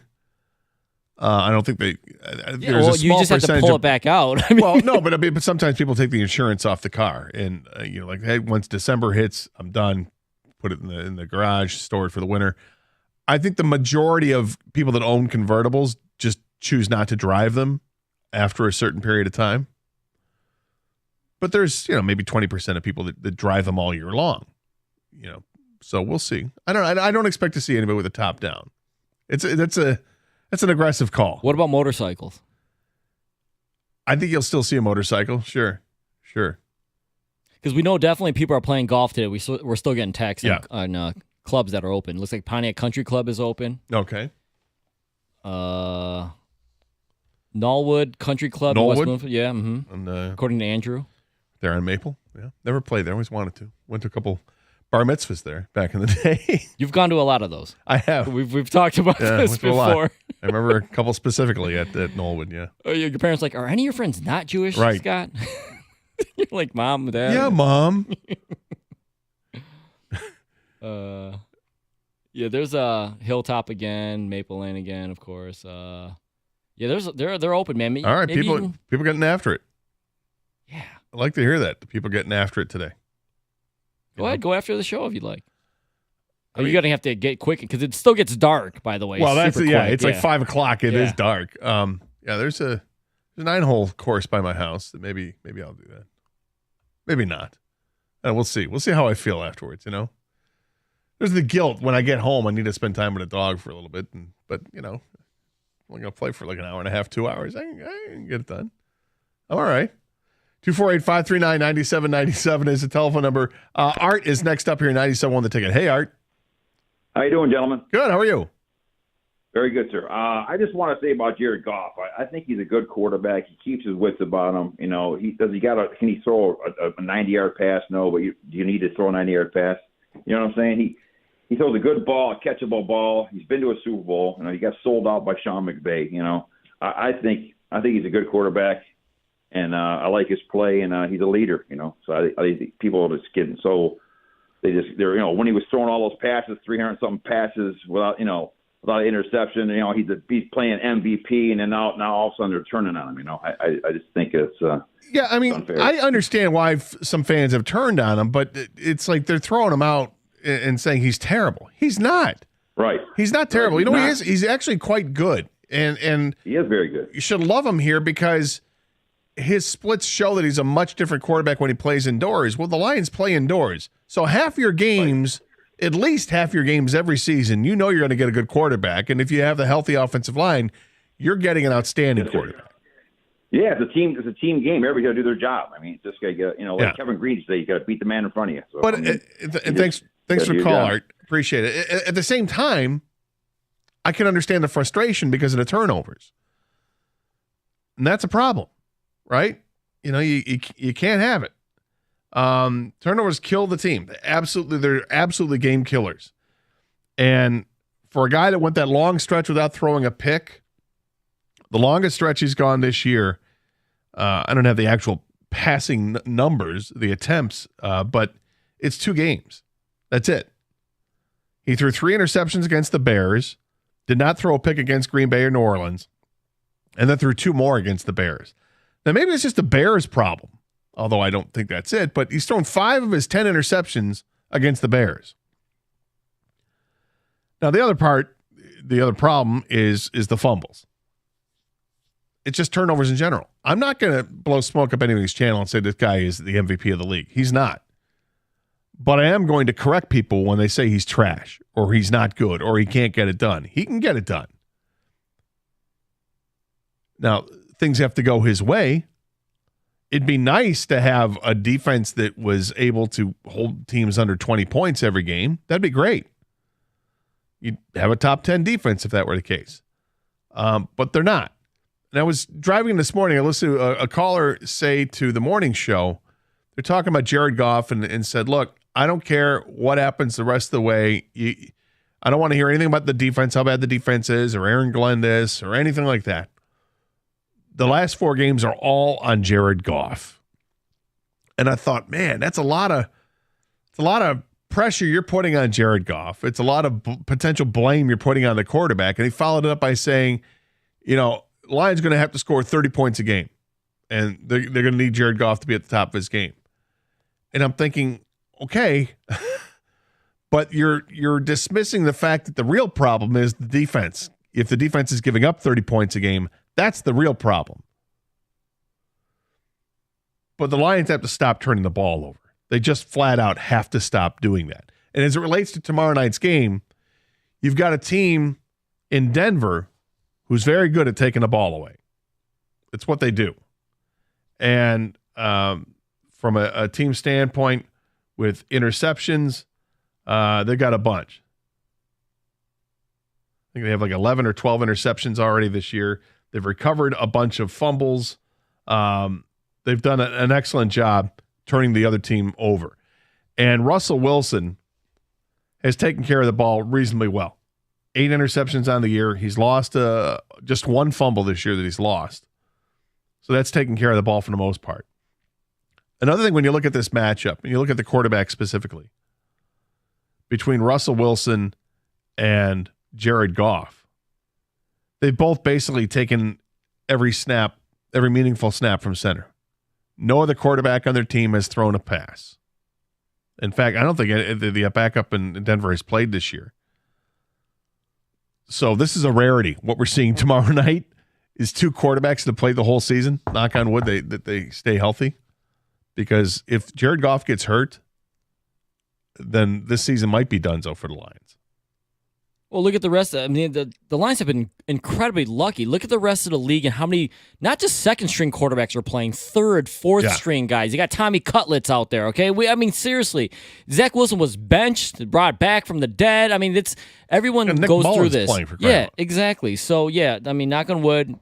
Look, Lions have had plenty of injuries. Yes. They've had a ton of injuries. But nothing would be more hurtful to the team than if Jared Goff went down. 100%. So, with that being said, when he does make the turnovers, for some reason, Goff turnovers seem more costly than others in games I've watched, whether they're returned for touchdowns or the team immediately will score on that drive because of the turnover. You mentioned the Bears, and maybe the Bears have the Lions number, but when the Bears last week, they had 3, short drives, like 50 yards or less. 2 of them were in the 20, like 29 yards, 26 yards, where they took it in for touchdowns. I'd have to go back and look, but I feel like the beginning of the season, I don't think that was the case. I think it was one of the things we talked about was, okay, a couple of turnovers here for the Lions, but fortunately, they've been in the other team's territory. So it hasn't come back to haunt the Lions as much where it's turned into points. Now, the other side to look at it is it costs the Lions points because they're driving for a touchdown or for a field goal and they turn the ball over. It's never a good time to turn the ball over. But it feels like lately, and certainly in that Chicago game, the turnovers are very costly because of where they occurred on the field. With the exception of one of the interceptions, was basically an arm punt, and then with the penalty tacked on the return of that interception, the Bears ended up taking over like their 12-yard line or whatever. So But yeah, I think the key to the game, without question, take care of the football. And with a healthy offensive line, they should be able to do that. 248-539-9797, the telephone number. Your naughty list and your nice list for the Lions. What have you not liked about this season so far at 9-4? And give praise to something you think deserves praise. Naughty and nice. 97.1, the ticket.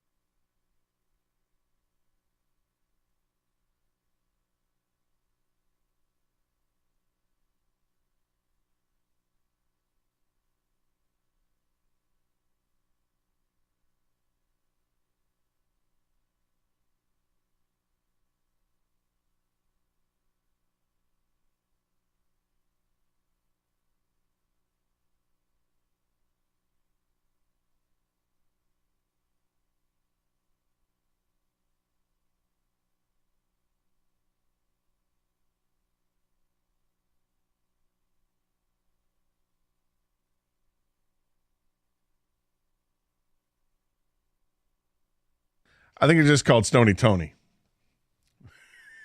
Yeah, I think he popped his head in and said Merry Christmas. And I said, thank you, same to you, forgetting it's Jewish for a second.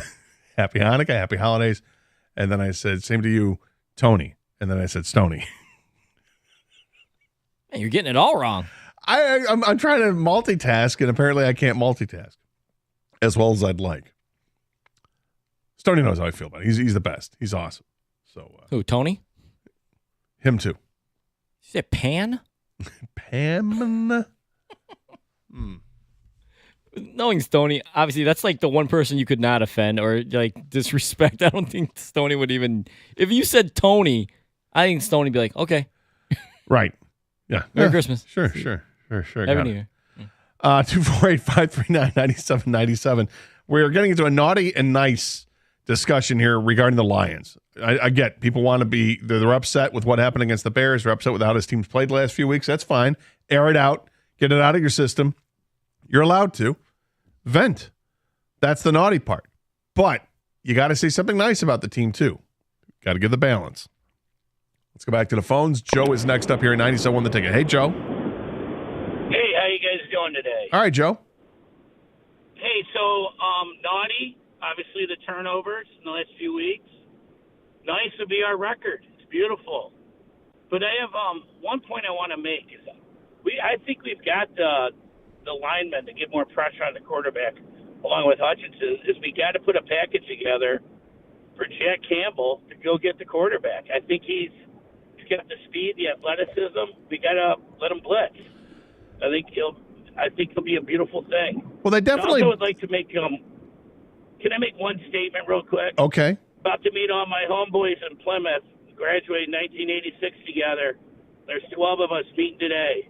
So I just want to say Merry Christmas, homeboys. Which high school? Plymouth Canton, Plymouth Salem. Okay. Oh, you get to celebrate both of them. All right. Nice.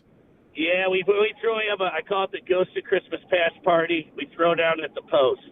Nice. Well, have fun with that. And thanks for the call, Joe. As far as the Lions concerned and Jack Campbell and blitzing, we've gotten this call a lot this year. And there's reason why people would want for the reasons he gave. He's very athletic. He's got closing speed. He can get in there. I think those are also reasons why they like Jack Campbell on the field, maybe to take care of a tight end or to be on the lookout for the running back coming out of the backfield. It feels like, Kang, correct me if I'm wrong, in games I've watched, which is all of them, Alex Anzalone is the guy they blitz when they blitz linebackers. Occasionally you'll see a Derek Barnes. I think when they were struggling to find a defensive end, as they continue to struggle at defensive end, you would see occasionally Barnes or Campbell lined up at that left end, typically would be the left end position, and rushing the passer. So they have done some of it with Jack Campbell, but I think that they feel more comfortable letting Alex Anzalone do it.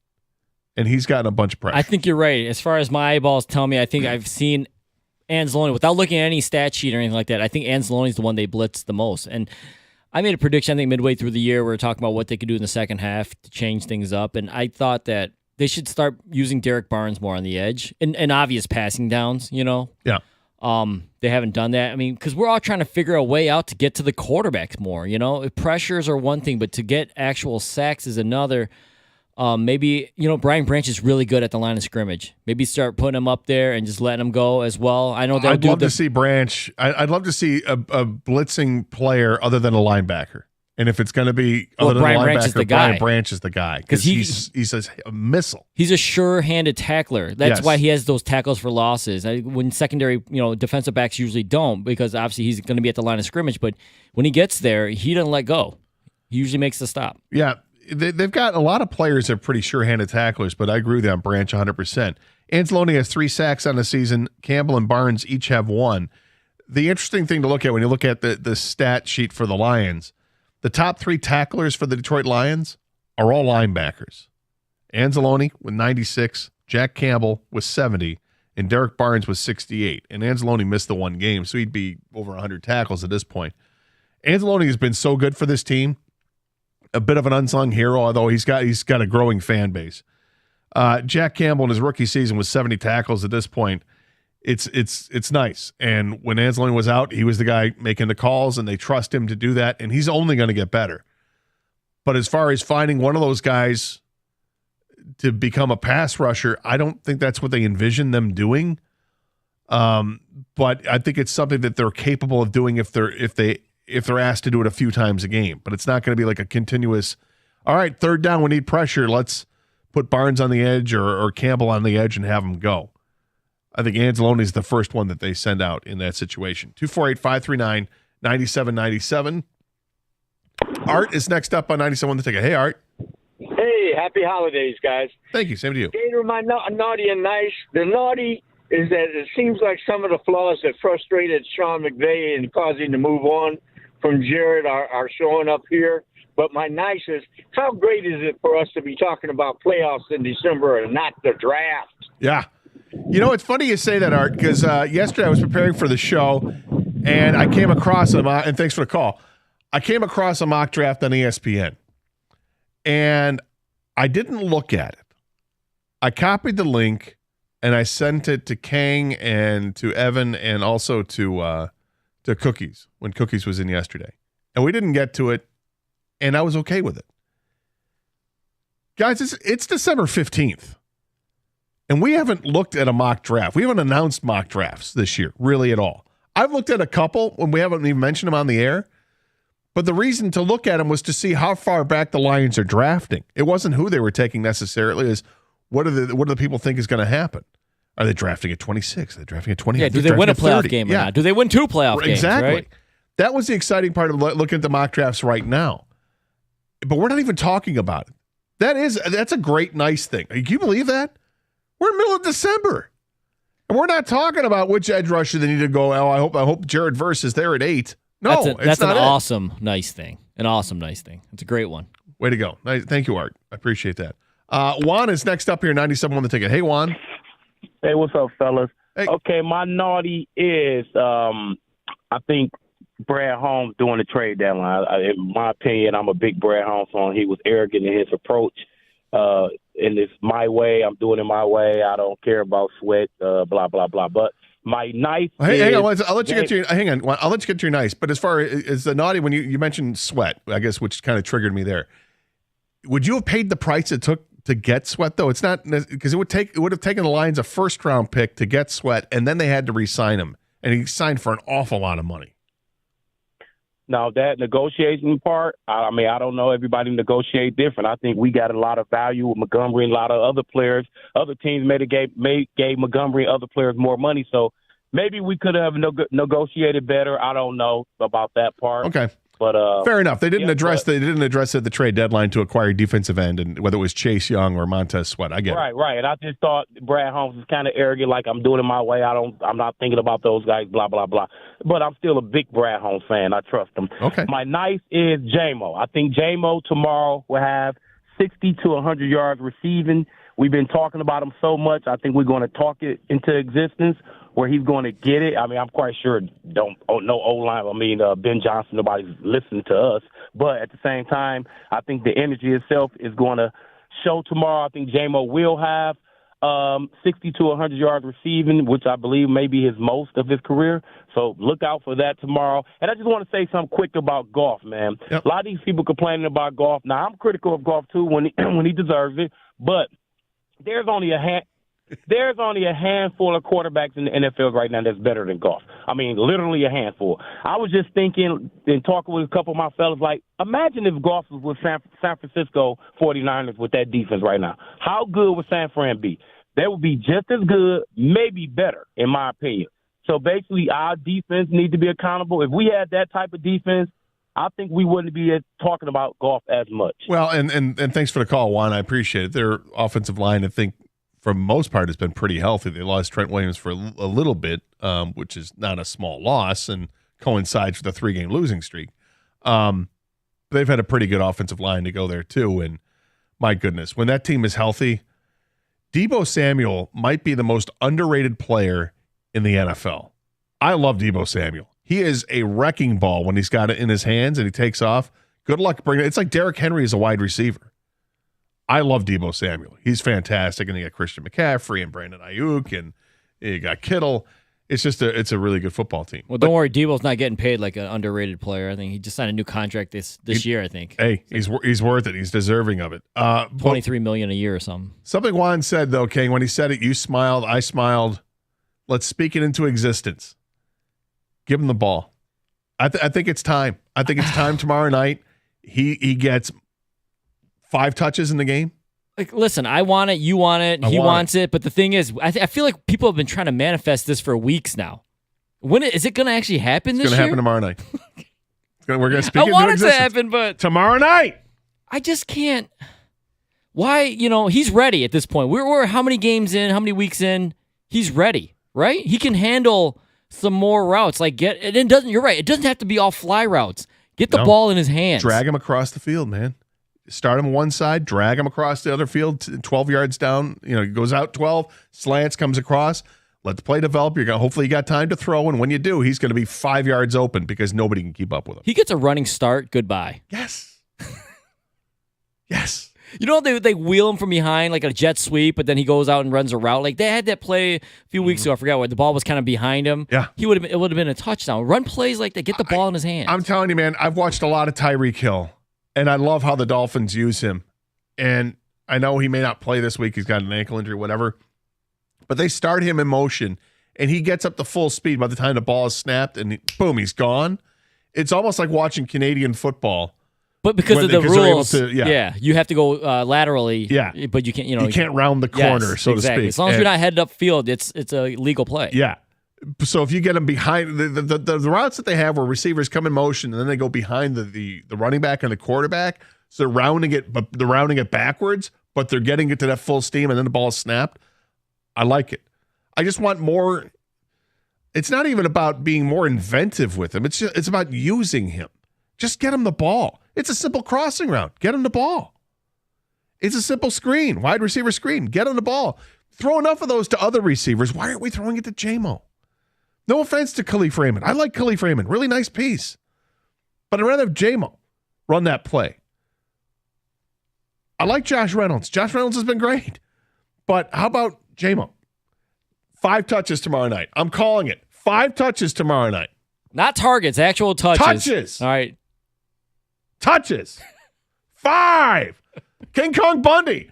5. Give him a 5 count. 97 The Ticket.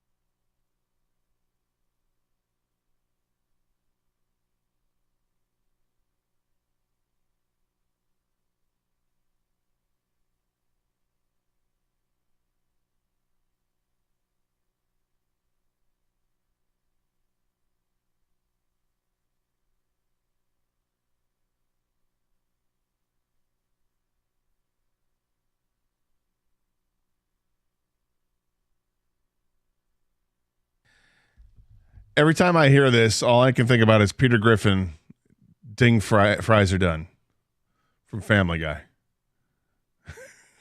Every time. Wait, who doesn't love Peter Griffin? And yes, I have gone out on Who doesn't Halloween. love fries, by the way? Yeah, there you go. Yes, I've gone out as Peter Griffin on Halloween several times. That's awesome. The green pants, the white shirt rolled up. Flatten my hair a little bit. You do a good Peter Griffin. Thanks. Like impersonation, not just like dressing up as Not just Halloween. being I was just, the fat, drunk, and stupid. Thanks. With a hot wife, that'd be the dog You that do have talks. Lois at home. My God, I do have Lois at home. That's why she's named Lois. Yeah, Peter Griffin has a life, man. There's no money problems with Peter Griffin. His wife's family's loaded. He's got a dog that talks, for crying out loud. Stewie talks. Like, there's never an issue with Stewie having a blowout. You know, you change the diaper. No, you change it. Stewie's fine. He's self-sufficient, right? I mean, the kids are all right, whatever. But you know, Meg and Chris are fine. I love the Family Guy. Great show. Anyway, 248-539-9797 is a telephone number. Same number to text us as well.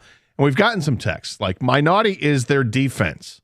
My nice is the running game. This is, we're doing the naughty and nice list for the Lions. That's from Jeff in a truck. Naughty, the fans for not leaving the past behind and whining. Nice, Lions management for having a plan and sticking to it. They're ahead of schedule. I think they're ahead of schedule. I don't think they're that far ahead of schedule. And I say that because some things fell in place for them. The Aaron Rodgers situation in Green Bay has fallen in place for them. It gives them an accelerated time where they can win the division. The Kirk Cousins injury certainly helps. The division was wide open this year. Now, I thought the Lions were going to win it anyway, but of course we knew that Aaron Rodgers wasn't going to be there. I thought Minnesota was going to put up more of a fight, but Cousins got hurt. And now the Vikings are reeling with back-to-back losses here. But they're still number 2 in the division. But I think, are they ahead of schedule? Yeah, I think they are ahead of schedule, slightly ahead of schedule. They're right on schedule with my season prediction. But when I say ahead of schedule, I think of when the time that they hired Dan Campbell and then hired Brad Holmes, from that point on, it's like, okay, when is this team going to win the division? I mean, it was like, okay, I don't know, 4 years? How long is Aaron Rodgers going to keep doing what he's doing? Well, then it became 3 because Aaron Rodgers is out. So, yeah, I think they're right on schedule right now, maybe slightly ahead. The playoff win, that's a must. It's a non-starter if you're going to say they lose the first playoff game, because that's just going to destroy a lot of goodwill. And then we're looking forward to another offseason. We got to add to it and see, can we be better or not? I mean, the thing that's been great about this team through the 3 years that this regime has been here is that we've seen improvement each year. You know, the first year it was rough. They make the trade. They get Goff. It took a while before Goff and the offense worked. You know, it took Dan Campbell stepping in and firing his offensive coordinator halfway through the season and then promoting Ben Johnson. But then from that moment, you could see things changing. Last 7 games, they were so much different. They were so much better. And then what happened last year, slow start, fire the defensive backs coach, and let's go. And things changed dramatically on the defensive side of the ball. The offense was humming along great all season long to go 8-2 down the stretch. Then this year, hot start. 9-4 right now. But this team was 9-3, but they're 9-4, a game out of the number 1 seed in the NFC. Let that sink in. Because for a lot of people, they're not letting it sink in. They're blowing it off. 9-4, 1 game out of the number 1 seed in the NFC. You can play the schedule game and start to look at what the other teams have ahead of them. Okay. It's not a gimme they win tomorrow night, the Lions. But I think they do win tomorrow night. And I posed a question on Twitch. You can follow us on twitch.tv if you want to see the live stream of the show with video. The question I asked is, tomorrow night, are we going to get great Goff, good Goff, or are we going to get, basically bad Goff? I forget the way they phrased it. It was another G. It wasn't god-awful Goff, but something like that. Great Goff, good Goff, or gag Goff. And someone replied to goof Goff, which is fine, fair enough. Just basically saying you're not going to get a good Jared Goff. We got all three responses. We got great, we got goof, and then I think they're going to go back to the run game, so probably that's just good enough Goff. Well, I don't think the running game's ever left them. I think they go with the running game, and if it continues to be successful, why not ride it out? Grind the game out, make it a quick one, and bludgeon them, because that's what it is. It's a bludgeoning. And if that's what they're doing, I'm okay if J-Mo doesn't have his 5 touches. But if it's a game plan where you're going to be balanced, you're going to be throwing the ball 35 times a game, I want 5 of those touches going to J-Mo. 248-539-9797. Returning to the phones, we've got Maurice is next up here, 97.1 The Ticket. Hey, Maurice. Hey, what's up, guys? Happy holidays. Thank you. Same to you. All right. So I'm thankful to have Goff. He's earned my respect. He's been consistent over the last 3 seasons, coming from that, I think, 3-13 and 1 or 3-12 and 1 record. I forgot. But I will say one thing. Jameson Williams has to get the ball because we didn't trade him at the trade deadline. And all you need to do, you got Donovan Peoples-Jones, who's acclimated now. You got Jameson Williams. That defense in Denver, they're not good down the field defenders. They're not. Their front seven is tough. But you got to get off your second read. When Laporta or Brown aren't open, fortunately and unfortunately, we have 2 good running backs that know how to pass block, so he doesn't check the ball down. And he has such a slow release that Chicago's disguising its coverage and just baiting him into a pick. We got to get him out of that. And it seems like he's a little lackadaisical, so that's my naughty. My nice is we're 9-4. I'm not in a panic mode. And I think that Campbell has this propensity to realize where he needs adjustments. And I think I got a dark horse next year. I know I'm saying a lot. If the Raiders don't keep Antonio Pierce as their head coach, I'd bring him in as a defensive coordinator, guys. Oh, boy. Have a good day, y'all. Interesting. Thanks, Maurice. I appreciate it. That'd be interesting. I like that call. I like that call, too. Look. But it depends. I mean, you're just going to straight up fire Aaron Glenn? Is that? It See what depends how happens. this team finishes, right? Yeah, see what happens with the rest of the season on defense. It is unfortunate because the offseason moves they made to improve the defense, we haven't seen it yet because those guys got hurt right away. C.J. Gardner-Johnson, he's going to start practicing next week, which is great, but he's missed so much time. That hurt the Lions a lot. That was the big one. That was the guy you got, and you're like, okay, cool. Here's a guy who tied for the lead in the NFL in interceptions. Didn't he tie with Kirby Joseph? No, he had more than Kirby. He had 6. But, I mean, it hurt because he does what I personally love from a defensive player because everyone's like, you can't hold teams to 0 points. It's just like nearly impossible in today's NFL. But you can sack the quarterback or get turnovers, right, which is what C.J. Gardner-Johnson did. He had 6 picks last year, and they basically haven't had him the entire year. And then the Emmanuel Mosley injury hurt because huge injury. Jerry Jacobs, he's been bad the last few weeks, just straight up bad. They've been picking on him. The other teams, you could tell they're going after Jerry Jacobs. It's like asking him to do too much because he's one of these guys as a backup. I think is a valuable asset to the team. He can spot start when you need him to, but when you're counting on him to start 12 games in a season, that might be a little too much to ask for. So those are 2 moves they made in the offseason, which guys that got hurt, and I think that's definitely hurt the defense long term. An interesting call saying if Antonio Pierce doesn't get the job with the Raiders. I will be surprised if Antonio Pierce doesn't get the job with the Raiders. Not just because of what they did last night to the Chargers, but because the way the team has responded to him since he got the head coaching gig. They're winning. They're playing winning football. They're playing much better as a team. And I think that when they made the decision, it was last year or the year before when they a couple years ago when they fired a coach halfway through the season and brought in the interim coach, which was a special teams guy. And again, the team started playing well, but they didn't give him the job. May have been a mistake. And I don't think they're going to make the same mistake twice. 248-539-9797. This is 97.1 The Ticket.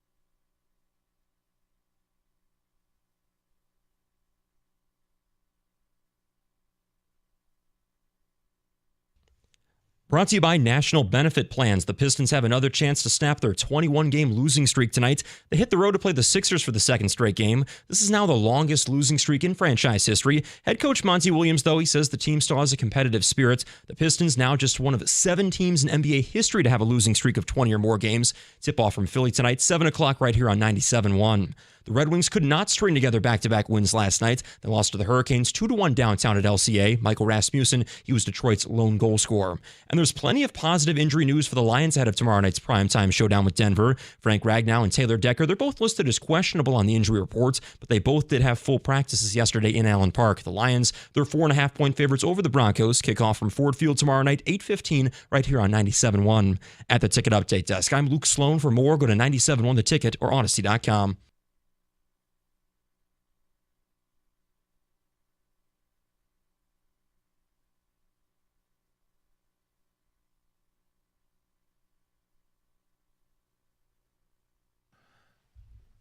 Good afternoon. Welcome to the Carson Anderson program here at 97.1 The Ticket. Doug will be back on Monday's show. It's Kang and I. I being Scott Anderson, Gator. Looking forward to taking your calls and texts for the next couple of hours, 248-539-9797. We've been talking a lot about the Lions. Of course, big game tomorrow night. Big game. It is a big game. Taking on the Broncos. They could potentially clinch a playoff spot tomorrow night or after the weekend. That would be nice. Get a step closer to clinching the division. Technically, I think that maybe they can't. Can they clinch the division if the Lions win and Green Bay and Minnesota lose? The spreadsheet's out there online. Just have to look it up. But there's a lot of different scenarios this weekend. Obviously for playoffs, I guess not. But No, I don't know because about there's 4 games left. So yeah, I guess maybe we take another week with Minnesota if Minnesota loses. But getting close. You know, we're getting close to magic numbers in a whole bit, which is a lot of fun when we discuss the Lions. But nonetheless, we had to talk people off a ledge this week and let people vent and air their frustrations with the team because they lost to Chicago at Chicago. They haven't played their best football in a while. They've been turning the ball over way too much. They haven't created enough turnovers. They're not getting to the quarterback. And there are woes all across the field, whether it's on the defensive line, the kicking game, the quarterback. Heck, even receivers are dropping passes. Both running backs have dropped what looked like could have been touchdown plays. So there's a lot to go on there. And add to that, you've got injuries to the offensive line that they've had to deal with.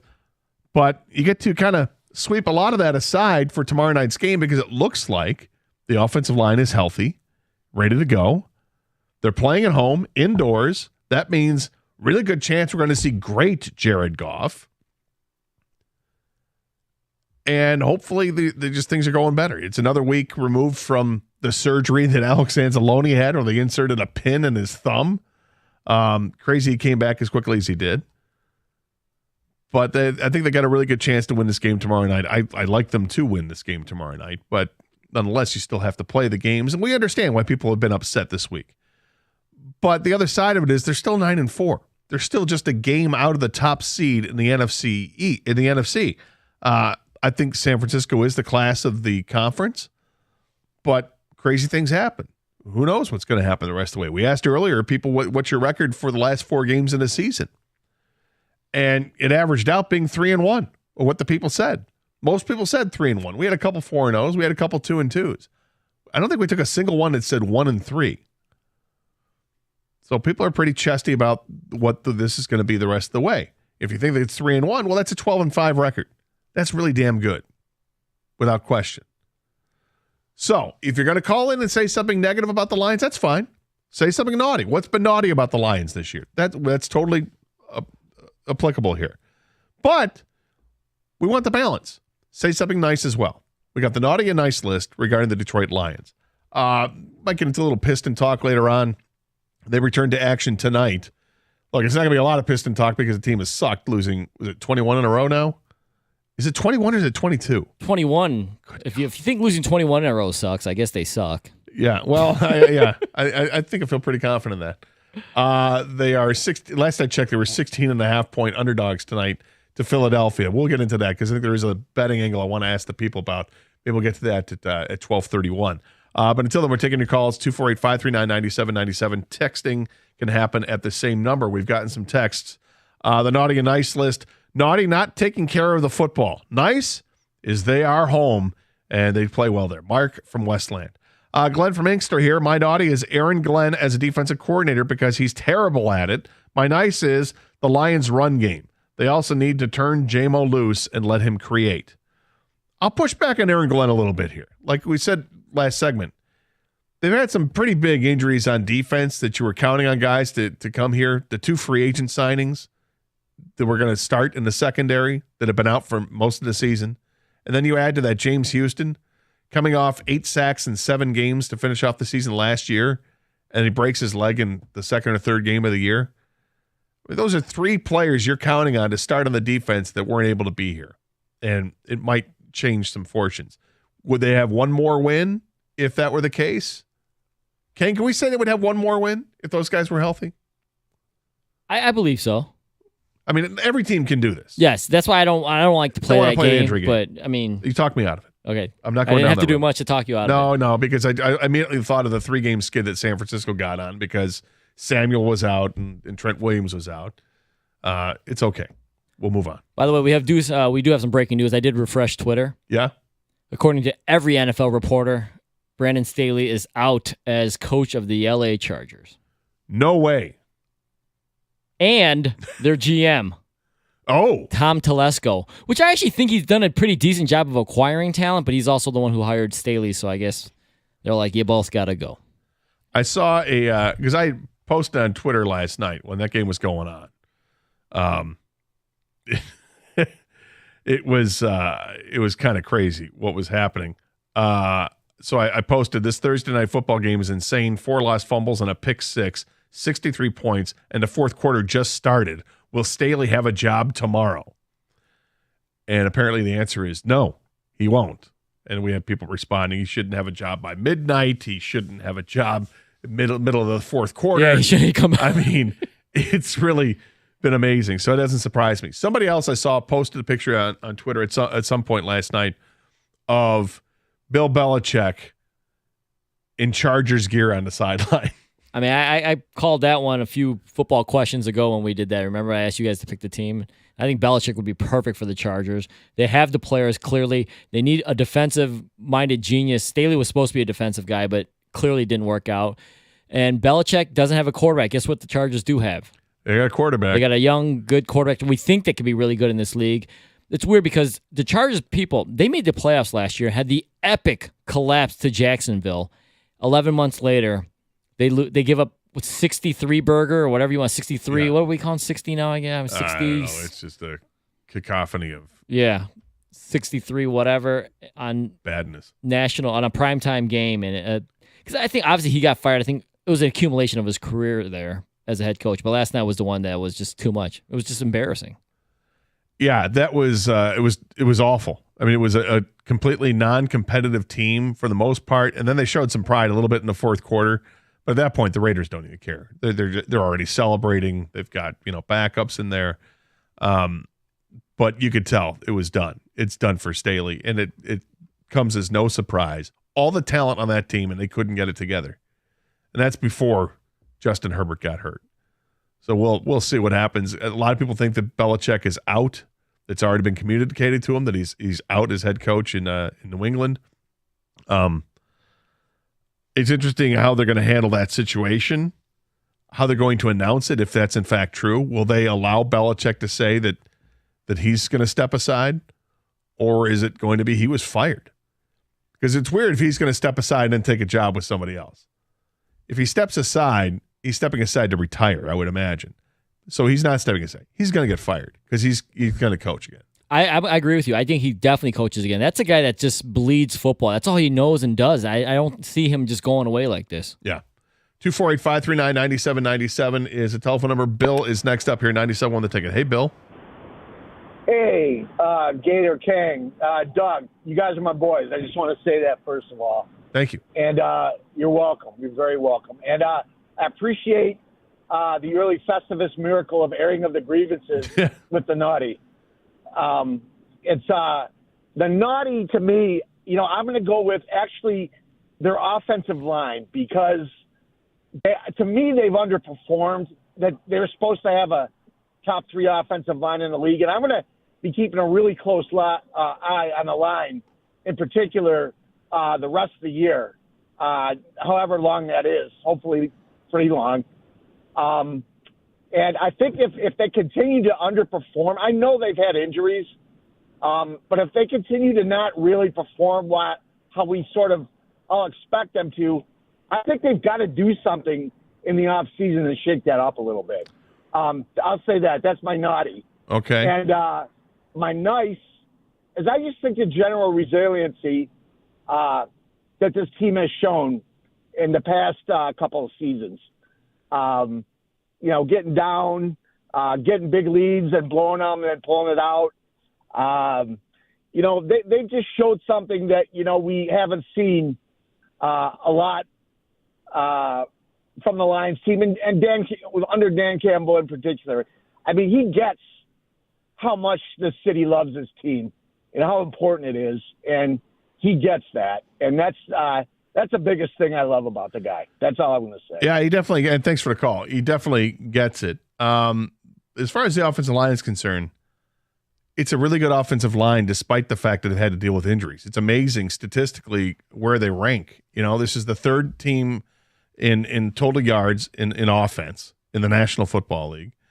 It's a team that I think is 5th in rushing the football. It's a team that has given up 26 quarterback sacks this year, which ranks 5th in the NFL. Only 4 teams have had the quarterback sacked less. There's a lot to like with what they've done, I think, without question.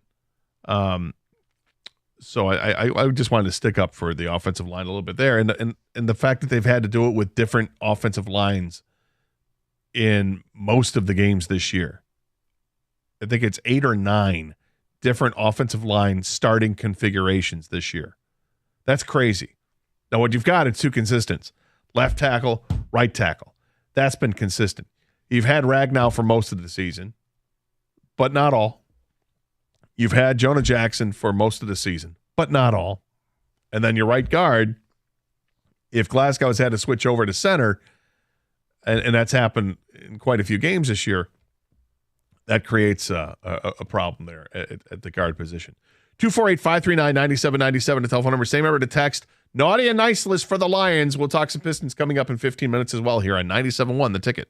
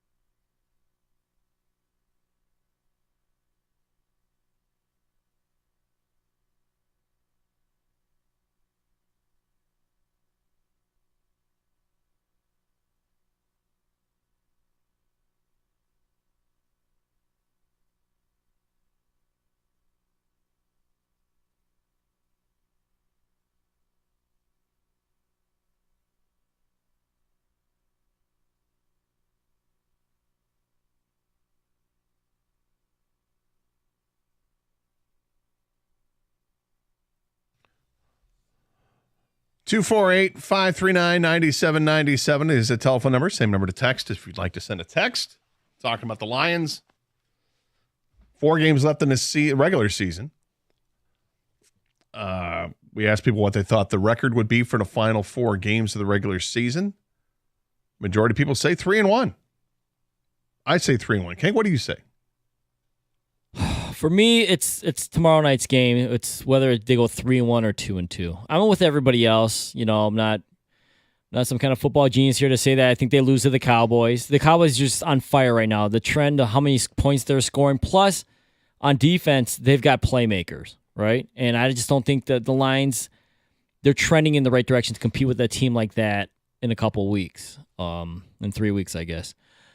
With that being said, I do have them winning tomorrow night, so I got them on 3-1. I think they sweep the Vikings because the Vikings are on their 3rd/4th string quarterback. They're desperate. The Dobbs thing worked out a little bit. They even won the game with Dobbs last week, and they're still making a change because that's how pathetic their offense was. So I got the Lions sweeping the Vikings, winning tomorrow night. They lose to Dallas, 3-1. They finished the year 12-5, which is a game better than I had them to start the year. My preseason prediction was 11 wins. If they win at the end of the season 12-5, hosting a playoff game, I'm all for it. The thing, though, that someone brought up earlier is they could go 2-2, and it's not because they lose to the Broncos. Depending on how the next 3 weeks goes, what's that Vikings game going to look like? If the Lions have clinched, the Lions have clinched the 3rd seed, and there's nothing more to gain, and they can't lose anything, they might be resting guys. Yeah, they might, and if it doesn't mean anything, I agree with resting guys. Then it's like, who do you put? This is where it gets interesting because they have a decision to make in a matter of days on Hendon Hooker, because they brought him back to practice. They opened that window. Yeah, so if they fully activate him to the roster, and you get to that spot, is that a game where you play both quarterbacks, not Goff, but both Bridgewater and Hooker? I mean, we'll cross the bridge when we get to it, I guess, but just kind of an initial thought on that.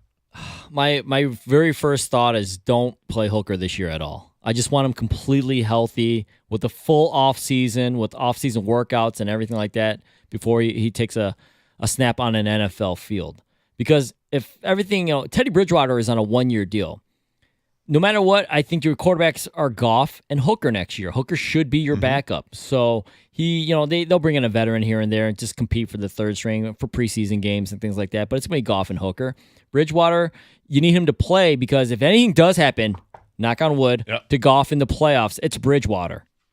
So I think if there's nothing on the line for the Vikings game, you get Bridgewater all his time in that final week.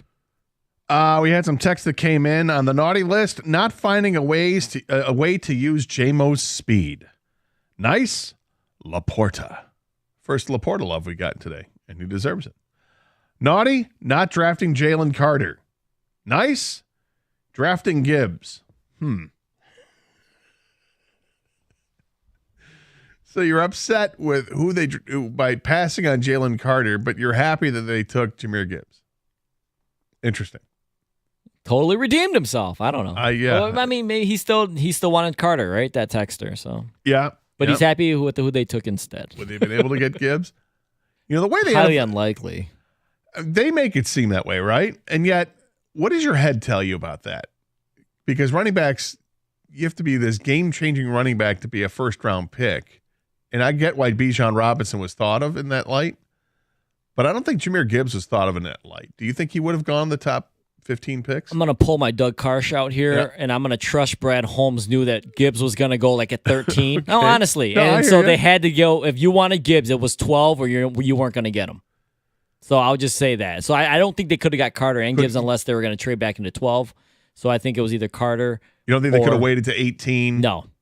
And gotten Gibbs there, and then Jack Campbell in the second round. No, because the Tampa Bay Buccaneers allegedly wanted Campbell at 18 or 19. So it shakes everything up. Yeah, I think so. You got to live with what they did. I mean, you can be upset about it, and that's fine. But then you start playing the game of this guy, and then you start shuffling around draft picks, and it's not worth going down that road. Brian is next up here, 97 on the ticket. Hey, Brian.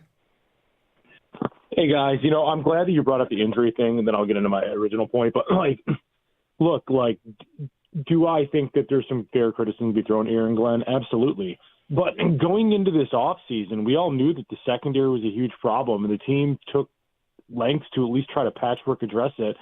And then 66% of that goes down with an injury, and you expect that the secondary is going to play well? I mean, it's just, again, I'm not absolving Aaron Glenn for criticism, but the people who are saying fire him, like, let's pump the brakes here. Now, but what I wanted to say was, my naughty and nice. Naughty, it certainly kind of looks like, Lions, a couple of their mid-round picks, Colby Swordstall and Broderick Martin look like they might be whiffs. But the nice is that both Sam Laporta and Brian Branch legitimately have arguments for being the two best players picked outside of the first round in this draft. Yeah, those guys, the Brian Branch pick, it just, and thanks for the call. When we got done with the first round of the draft, and we came in the next day and did our show, which was a lot of fun because the second day of the draft, it's like the first day all over again. You got guys who's left over. It's exciting to see who they were picking from, what pool of players. And when you and I both saw Brian Branch's name, we're like, wow, this guy. And I think Doug was on board with it too. If they could get Brian Branch, that's huge because this is a guy who's got first round grade written all over him. And then the Lions go ahead and make that pick, and he's been great. He's got a lot more improvement to come, and it will come, and they're going to lean on him a little bit more, I imagine. But I really like his potential and where he's headed.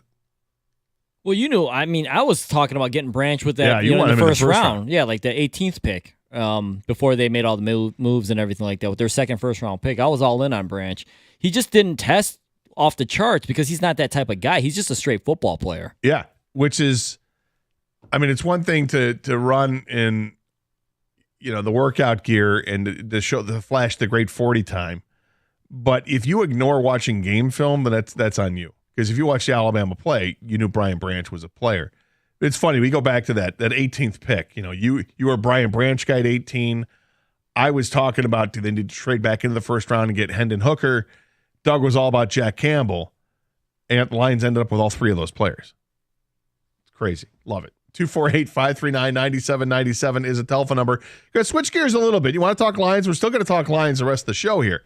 But we also want to talk about the Pistons tonight and hopefully an opportunity for them to end this ridiculous losing streak. At what point did you say it's ridiculous? At 10 games? At 12? It's 21 games right now. I can't believe I say with a straight face. They've lost 21 games in a row. We'll talk about it next year. 97.1 The Ticket.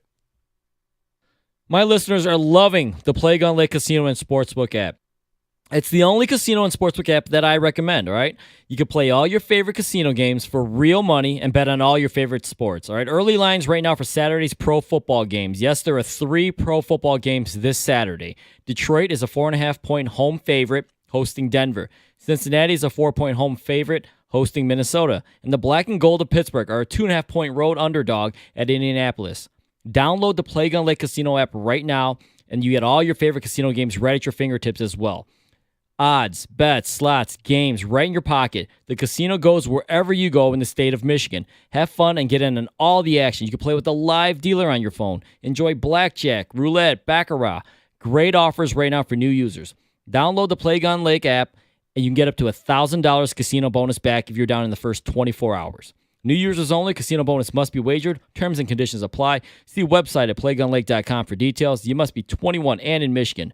Gambling problem? Call 1-800-GAMBLER or Michigan Problem Gambling Helpline at 1-800-270-7117.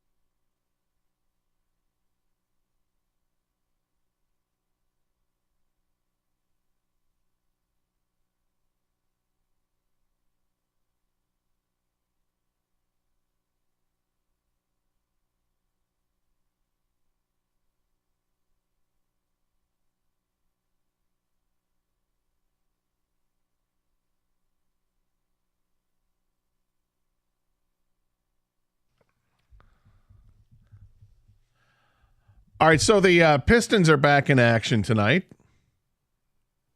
Not that it's exciting, right? Because the Pistons have been just a monster disappointment, I think, to say the least, of what this team has become, where they're at. It's frustrating to watch this team because you just don't know what the hell's going on. People are upset with the owner. People are upset with the general manager. They're upset with the head coach. Upset with the players. And, it's... I asked kind of serious and half serious and half joking. At what point did you think that the losing streak was ridiculous? They start out the season 2-1. Was it when they dropped the record to 2-10? Was that ridiculous?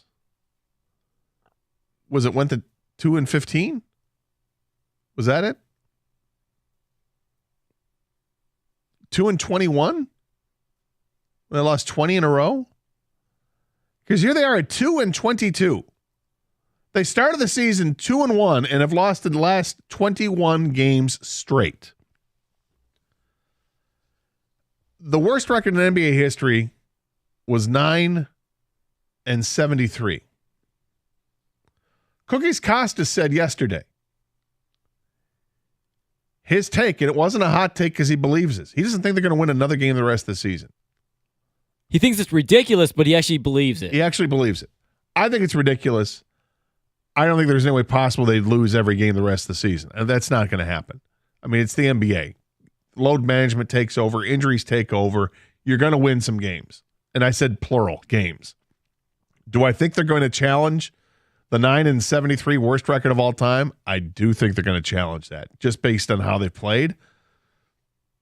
At the same time, I don't think it's the eternal optimist in me. I think it's the just take a step back and be objective about this and realize what the NBA is. Teams go on streaks. Now, you don't expect them to lose 21 in a row here. But I do expect them to win some games at some point as well. I think they're going to play better basketball at some point. But we're getting further and further away from being able to use the excuse of the injuries, right? With Bogdanovich, because he's back playing. He's played 5 games now with the team.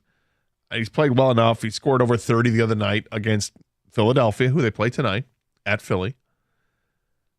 But now they're without Jalen Duren. They played without Morris for the season. Are they better with Morris in the lineup? Probably. Does that change the rotation around? I'm sure it does. But it doesn't stop the fact that this team is horrible defensively. They're horrible at shooting the threes. And that they've lost 21 in a row. And there's not a whole lot of bad luck in losing the 21 in a row. You know, I mean, during the course of a season, like an NFL season, 16, 17 games, depending on what era it is, right? Or even 14 games. But you look at it and you'll see like the Lions record at 9-8 last year. And you'll look at a game that they lost and say, oh, that was just some bad luck. Ken, can you go back to this Pistons season and say, oh, that game that they lost, that was just bad luck? No, like a bad goaltending call or a phantom foul. No, Right. they've just absolutely gotten their asses kicked, which is crazy. And if anything, they've had luck go in their favor to try to break this Yes. streak. There was Ejections. a game. Jokic was ejected. Jamal Murray wasn't even healthy that game. There's other games where players weren't playing. No, and John Morant. but that John Morant team that came, Desmond Bain scored 49 points. Okay. And they're one of the worst Say teams that- in the league. say that again. Desmond Bain scored 49 points on them. You had the Wizards come in here. The Wizards beat you. Okay, Kuzma, Jordan Poole, those guys are out there. They're 3-20. Yeah, they beat you. They beat the Pistons. So, yeah, there hasn't been bad losses. These have been straight up losses. And they were winning, I think, against Chicago or somebody. They were winning. They had some leads later in games, like somewhere in the fourth quarter. I don't think it's bad luck. They just ran out of gas. That's not bad luck. That's just a team not being ready to win. And that's Not the way it knowing looked. how to win. Yeah, not knowing how to win. Like they would play well enough for 3 quarters, and we've seen enough of this over the last couple of years. We've seen this before with this team where, oh man, they're so close. They just got to get confident enough. They had this lead into the fourth quarter, and then they just collapsed. I'm tired of saying it. You know, things need to change, and it's a problem with the players they have, the mix of players they have. At this point, people are starting to call out the coach now, which I think is a little unfair. Are they still tanking for Wembanyama? Dude, does anyone know that? And then we had people yesterday saying that Monty Williams just took the job for the money. He didn't want to coach. He wanted to sit out a year, but they offered him too much money to sit out, and he's not. His heart's not into it. I don't believe that. I still think he's observing and figuring out, evaluating which players need to be here, and he still hasn't seen enough out of some players because they haven't even played yet. We haven't seen Morris play yet. Not that he's this, linchpin to success, but I think the team probably better when he's on the floor. But at this point, it's 21 losses in a row. I'm not asking about improving the team. I'm looking at the betting aspect of this. All right? Have you gotten on board and started just betting against the Pistons? Is this because I don't know? I don't bet basketball, so I don't know enough about this. But I imagine that they're probably horrible against the spread. Are they even covering the spread because they're not favored in games? But it feels like they're not favored in any of these games. No, but it feels like they're getting blown out in every game. They're not losing games by like 5 or 7 points. They're losing games by 18, 20, 25. And I'm looking at this game tonight, and according to ESPN, they are a 15.5-point underdog tonight against Philadelphia, whom they just lost to. And I'm thinking to myself, do I want to jump on this or not? 15.5 points, a lot of points.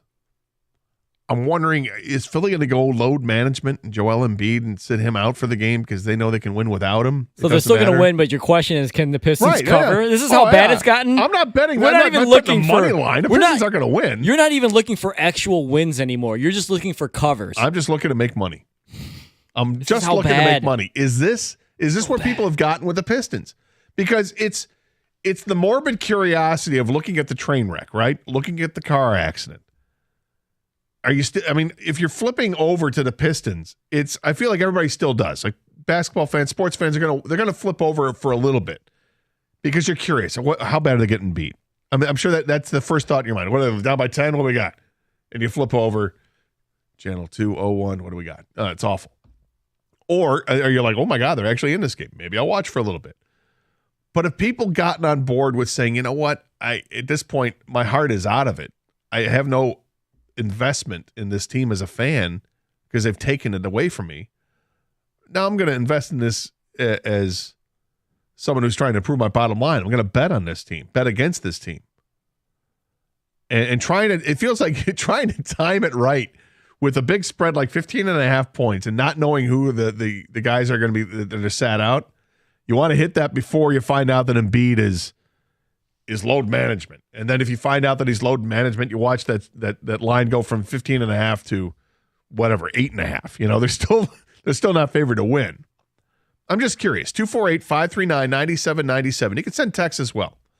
If anybody has turned this Pistons misery, have you turned it into a financial windfall by betting against this team? Because it has been 21 games in a row. Has it been easy money for you? Do you refuse to get in on this or what? Is there morbid curiosity with this team? Are you taking advantage from a betting standpoint? Curious. 248-539-9797. This is 97.1, The Ticket. Well, my favorite place to go to is always 24 Seconds Bar and Grill in downtown Berkeley. In fact, the station, we had our station Christmas party there. It was great. They had half the bar set up for us. Lots of food lined up. If you want any party or event catered, let 24 Seconds do all the work. You get the pizzas, the sliders, you get the chicken wings, the best chicken wings in town. Whatever you want, they've got it. It's amazing. It's just great food, a great atmosphere, and great specials. Plus, they've got the NFL Sunday Ticket, which is great. And this Saturday, that's tomorrow night, UFC 296, Edwards versus Covington, Pantoja taking on Royval. It should be great. There's no cover. Can I pronounce, is it Royval or is a Brazilian fighter need to say Royval? Royval. All right, see, it is Brazilian. Got it. No cover, so that's awesome. Plus, for Michigan State basketball games, you get $4 drafts of Miller Lite and Coors Light. Detroit football games and all Sunday football games, you get $4 drafts of Miller Lite. Detroit hockey and basketball games get $4 bottles of Blue and Blue Light. And those specials are all day, every day. Plus, they have lunch on Thursdays and Fridays. Go to 24 Seconds Bar on Twitter, Facebook, and Instagram and check out all the great contests they have. And like I said, the holiday parties, book them right now. They got gift cards, which are tremendous stocking stuff for just a gift to give to somebody. It's great. Plus, if you buy a gift card, a $50 worth of gift card, you get an extra $5. And if you buy $100 worth, you get an extra $10. That's nice. And if you need a party or event catered, like I said, let 24 Seconds do all the work. It's every seat in that place is a great seat. Flat screen, high definition TVs all throughout the place. Check them out, 24secondsbar.com on the internet, and grab a taste of the action for yourself. Right there in the heart of Berkeley on 12 Miles, 24 Seconds Bar and Grill.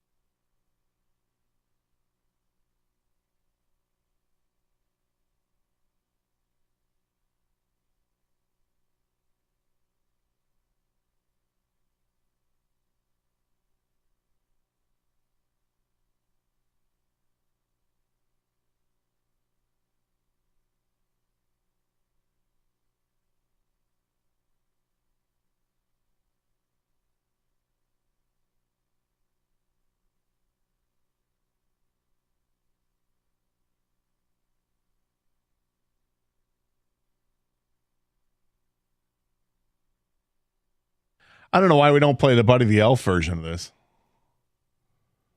You know? Just saying, King. It's a nice scene in Elf. Haven't watched Elf yet this year. Is it on? Is that your go-to Christmas movie? You It's know how one of them. everyone's I got. love it, Well, yeah. there's a bunch, obviously. Yeah. Which one's your number one if you had to rank them? The list, the Gator list of Christmas movie. Number one to get you in the mood to know that it's Christmas for you is. I mean, there's different feels. Okay, Elf is probably my favorite one, recent one to watch because it's so stupid and funny. It's slapstick funny, and it's meant to be that way, and I can enjoy it.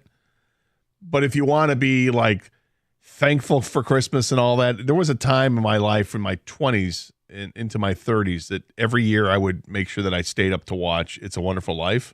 Such a great movie. You know, and the message in there is it's timeless and all that. And it's but I haven't watched it lately. I don't know why I haven't watched it lately, but it became, you know, it's an emotional watch. It's a great flick, but lately it's Elf.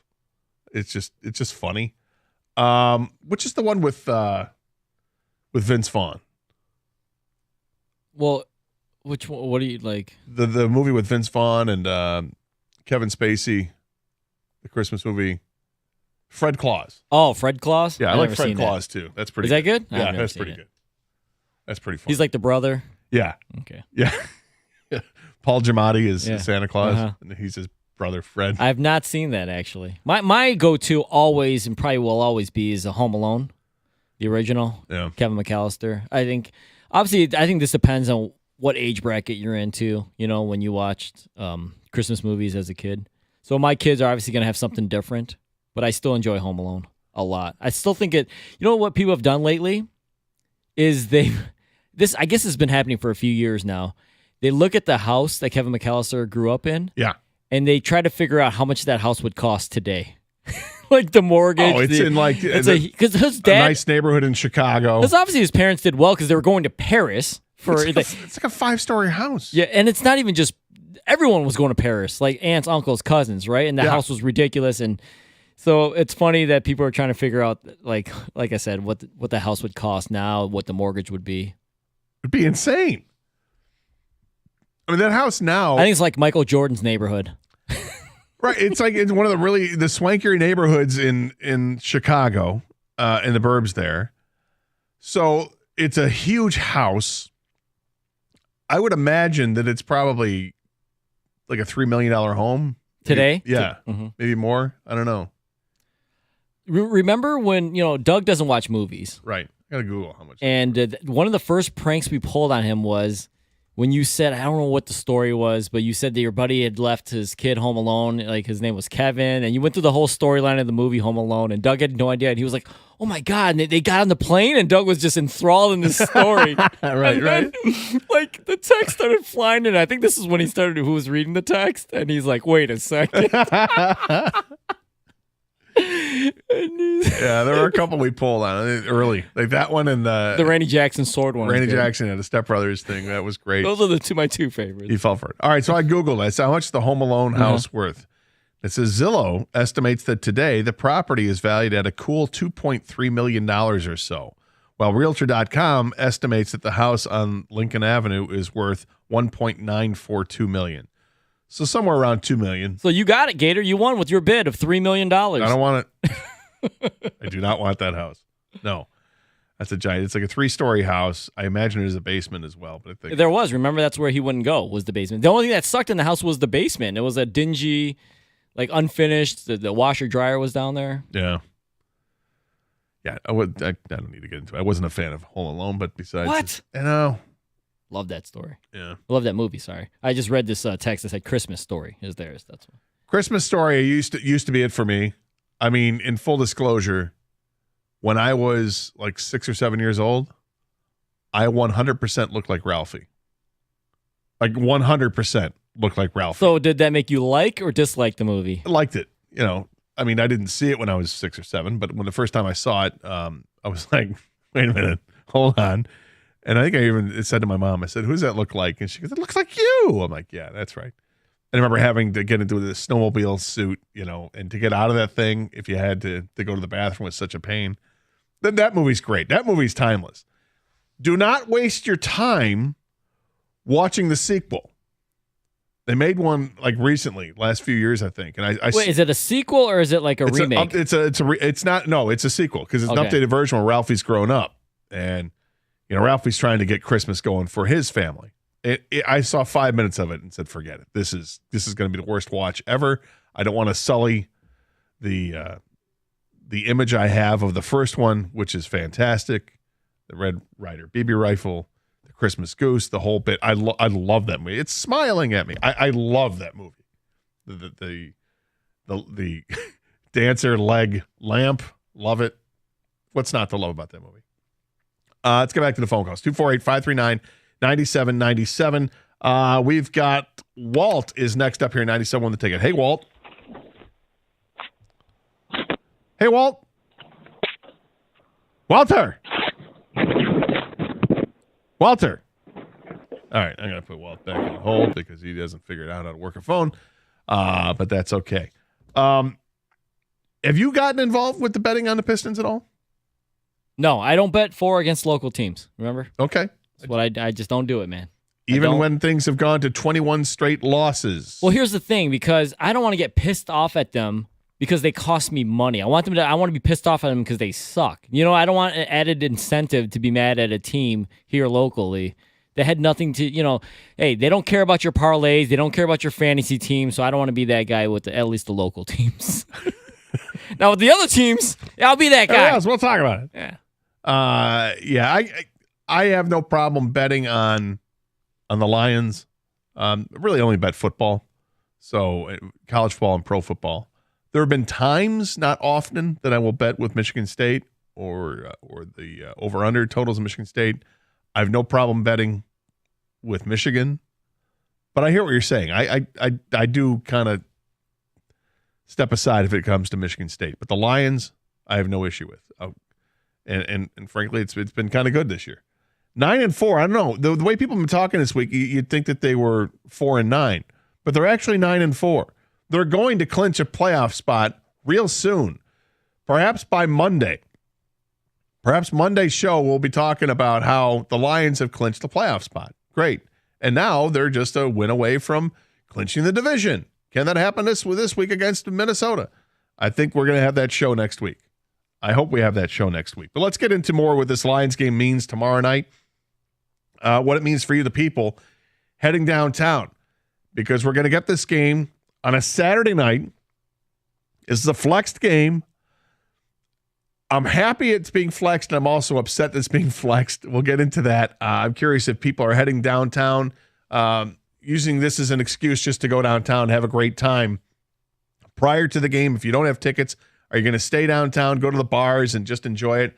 Look, I was there the night after Thanksgiving when Michigan State played Penn State, and it was awesome downtown. It was cold as hell, but it was awesome. Great atmosphere. It should be really nice tomorrow night. Wondering if people are going. We'll talk about it with you next. 248-539-9797. Also, coming up at about 1:35, we're going to have If I Bet It. Got 3 professional football games to look at. I'll update my standings. I don't know what Doug's standings are, but I have my standings. I'll update that, and we'll get into it at 1:35 right here on 97.1 The Ticket.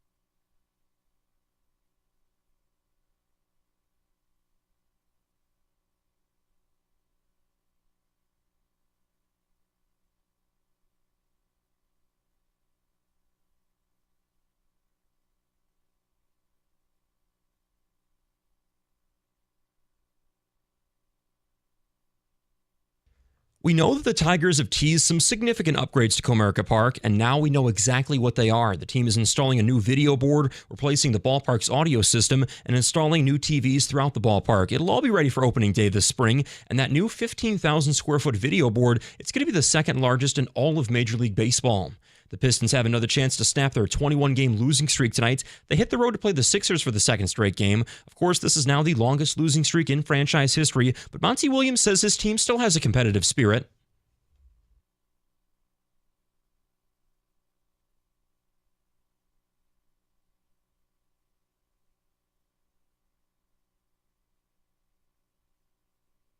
The Pistons are now just one of 7 teams in NBA history to have a losing streak of 20 or more games. Tip off 7 o'clock tonight in Philly, right here on 97.1. And there's plenty of positive injury news for the Lions ahead of tomorrow night's primetime showdown with Denver. Frank Ragnow and Taylor Decker, they're listed as questionable on the injury report, but they both had full practices yesterday in Allen Park. The Lions still 4.5-point favorites over the Broncos tomorrow night. At the Ticket Update Desk, I'm Luke Sloan. For more, go to 97.1 The Ticket or Odyssey.com.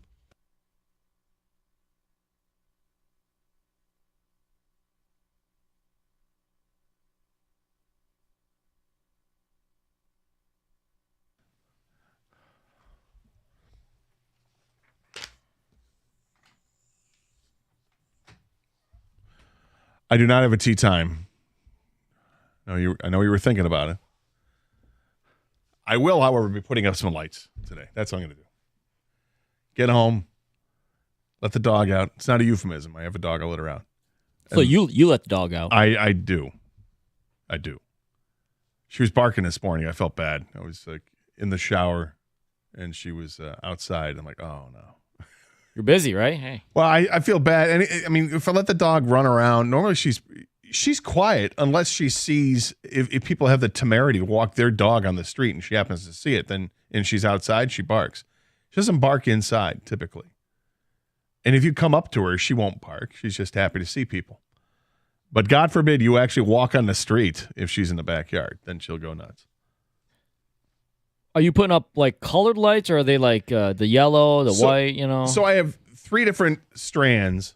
One strand is red, one strand is green, and the other strand is a gold color. I'm not sure what I'm going to do with the gold color because it doesn't really seem like it's Christmassy, but it's a cool looking, like an amber kind of color. I like the look of it. I just don't know if it's going to necessarily go with the Christmas theme. And I have a fencing, like chicken wire fencing almost, on the outside of the pond right now so the dog doesn't go into the pond. And it stands about 4.5 feet tall, and it does keep her away from there.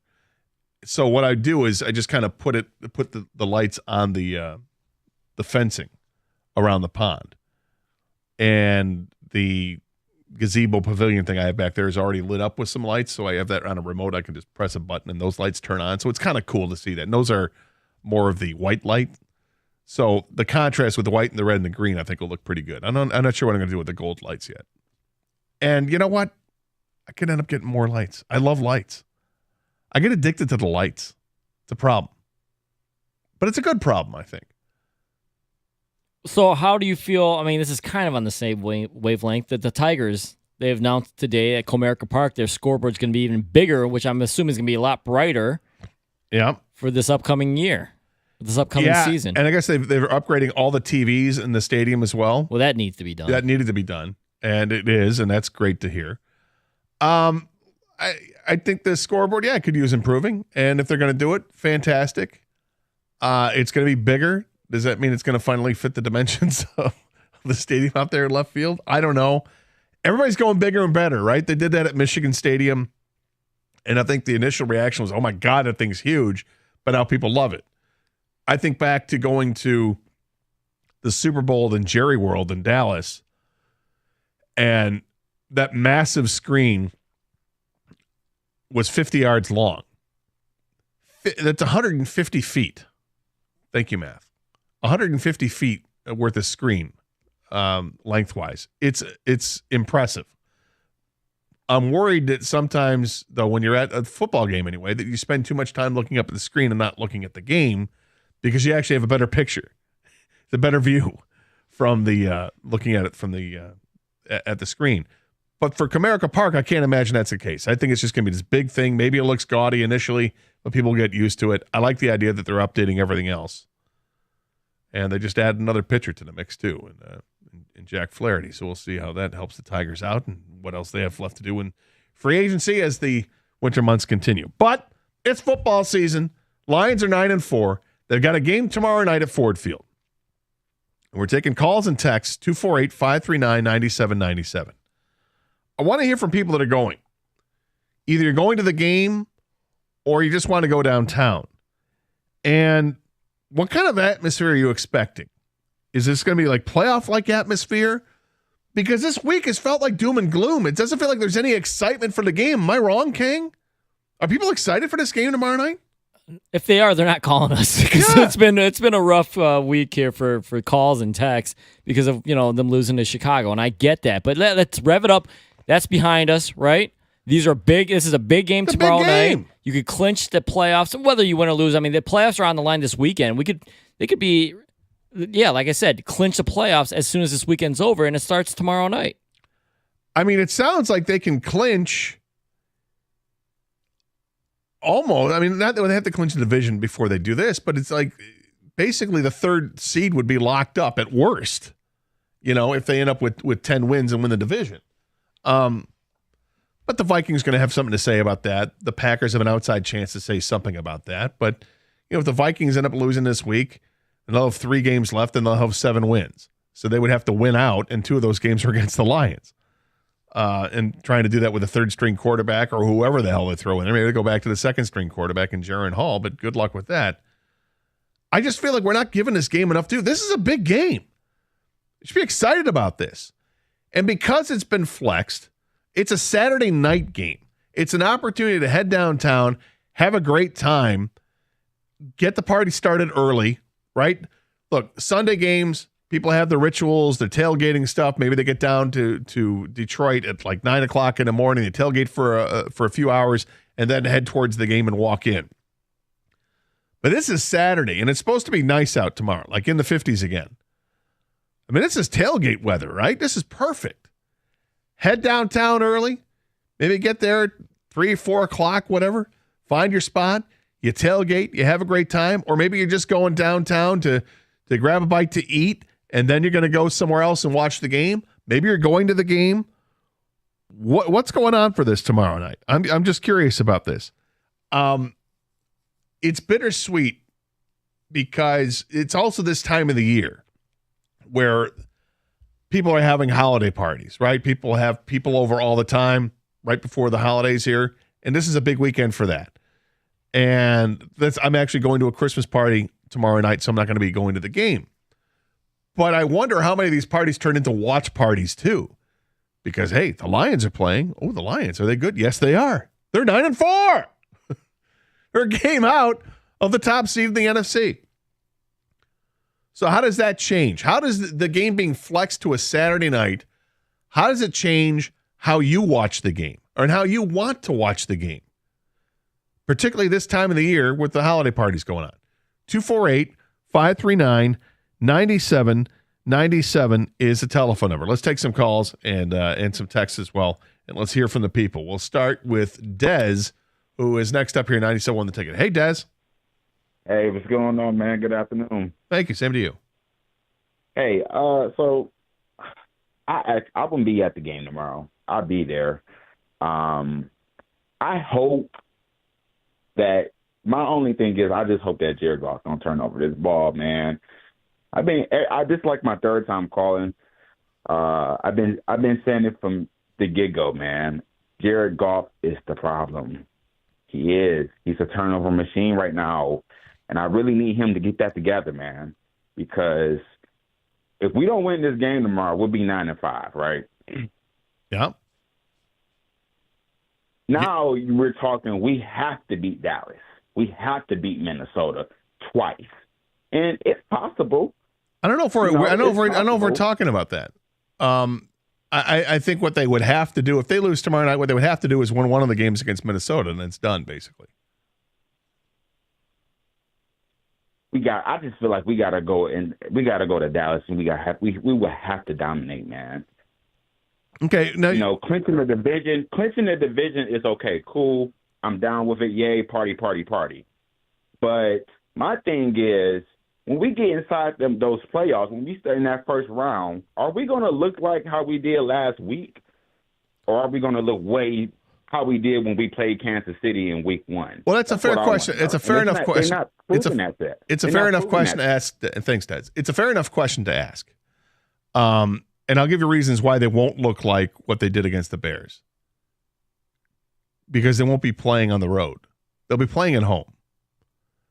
It'll be a totally different atmosphere for a playoff game. You know why? Because we haven't had one here in 30 years. That's why. It's a big reason why. You're not alone this week in complaining about Jared Goff. I'm surprised at how many people have and forget about the other aspect of the team, which is the defense, which has struggled mightily. But look, Jared Goff's a big boy. He's the leader of this team. I think he's excited to play tomorrow night and lead this team on the field to victory. We point out on the show how much different a quarterback he is playing at home indoors versus playing on the road outdoors. Much different quarterback. Kang astutely brings up, how about when he's got a healthy offensive line? Absolutely.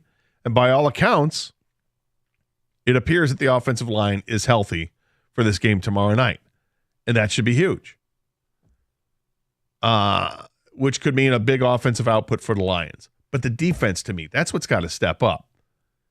I don't know, man. I think the defense did okay last game. I know they had short fields to work with. The offense they did have short fields gave to work them with. the turnovers, and that's the one thing I will agree on the caller with. I think he's taking it too far. He's forgetting the 9-2 start, the 8-2 start, and just looking over the last 3-4 games. Yeah, this team goes as far as Goff takes them. He limits his turnovers. He plays well. This team's a really good offense. And the defense, it is what it is. They're gonna have to make timely stops, get a turnover. But this is an offensive team. This is how the Lions win games, is when their offense is on. It is, but I guess I expect the offense to play at a high level. I'm expecting that. You're expecting a bounce back. Yeah, I expect the offense to bounce back. So that's why I'm putting it on the defense, because it's like we're accepting the defense is bad. I don't want to accept that. I want the defense to step up. And there were times, you're right, against Chicago, there were times they did step up. I texted both you and Doug during the game. I said, that was the best second quarter I think I've seen this team play all year. On both sides and all facets of the game, they just got the job done. Offensively, they marched down the field, they scored. Defensively, they got the stops when they needed to. They made the adjustments to basically neuter Justin Fields as a runner. They knew what they were doing. But later in the game, they're just stupid penalties, whether it was false start penalties or the offsides on a 4th and 10 situation when they're not going to snap the ball. Aiden Hutchinson drops offside. It was just a cluster, a mistake in that play. You know, there was relaxed coverage. The safety doesn't come over, and you get this long touchdown pass. Like, what the hell just happened? But yes, take care of the football. Number one, no interceptions, no fumbles. If the offense takes care of the football, Kang, if I tell you the offense has no turnovers, do the Lions win this game? I would say yes. I think they're a better team than the Broncos, so if they don't turn the ball over, they should beat the Broncos. Maybe it's just that simple. Don't turn it over. 248-539-9797. Your thoughts as we continue here at 97.1 The Ticket.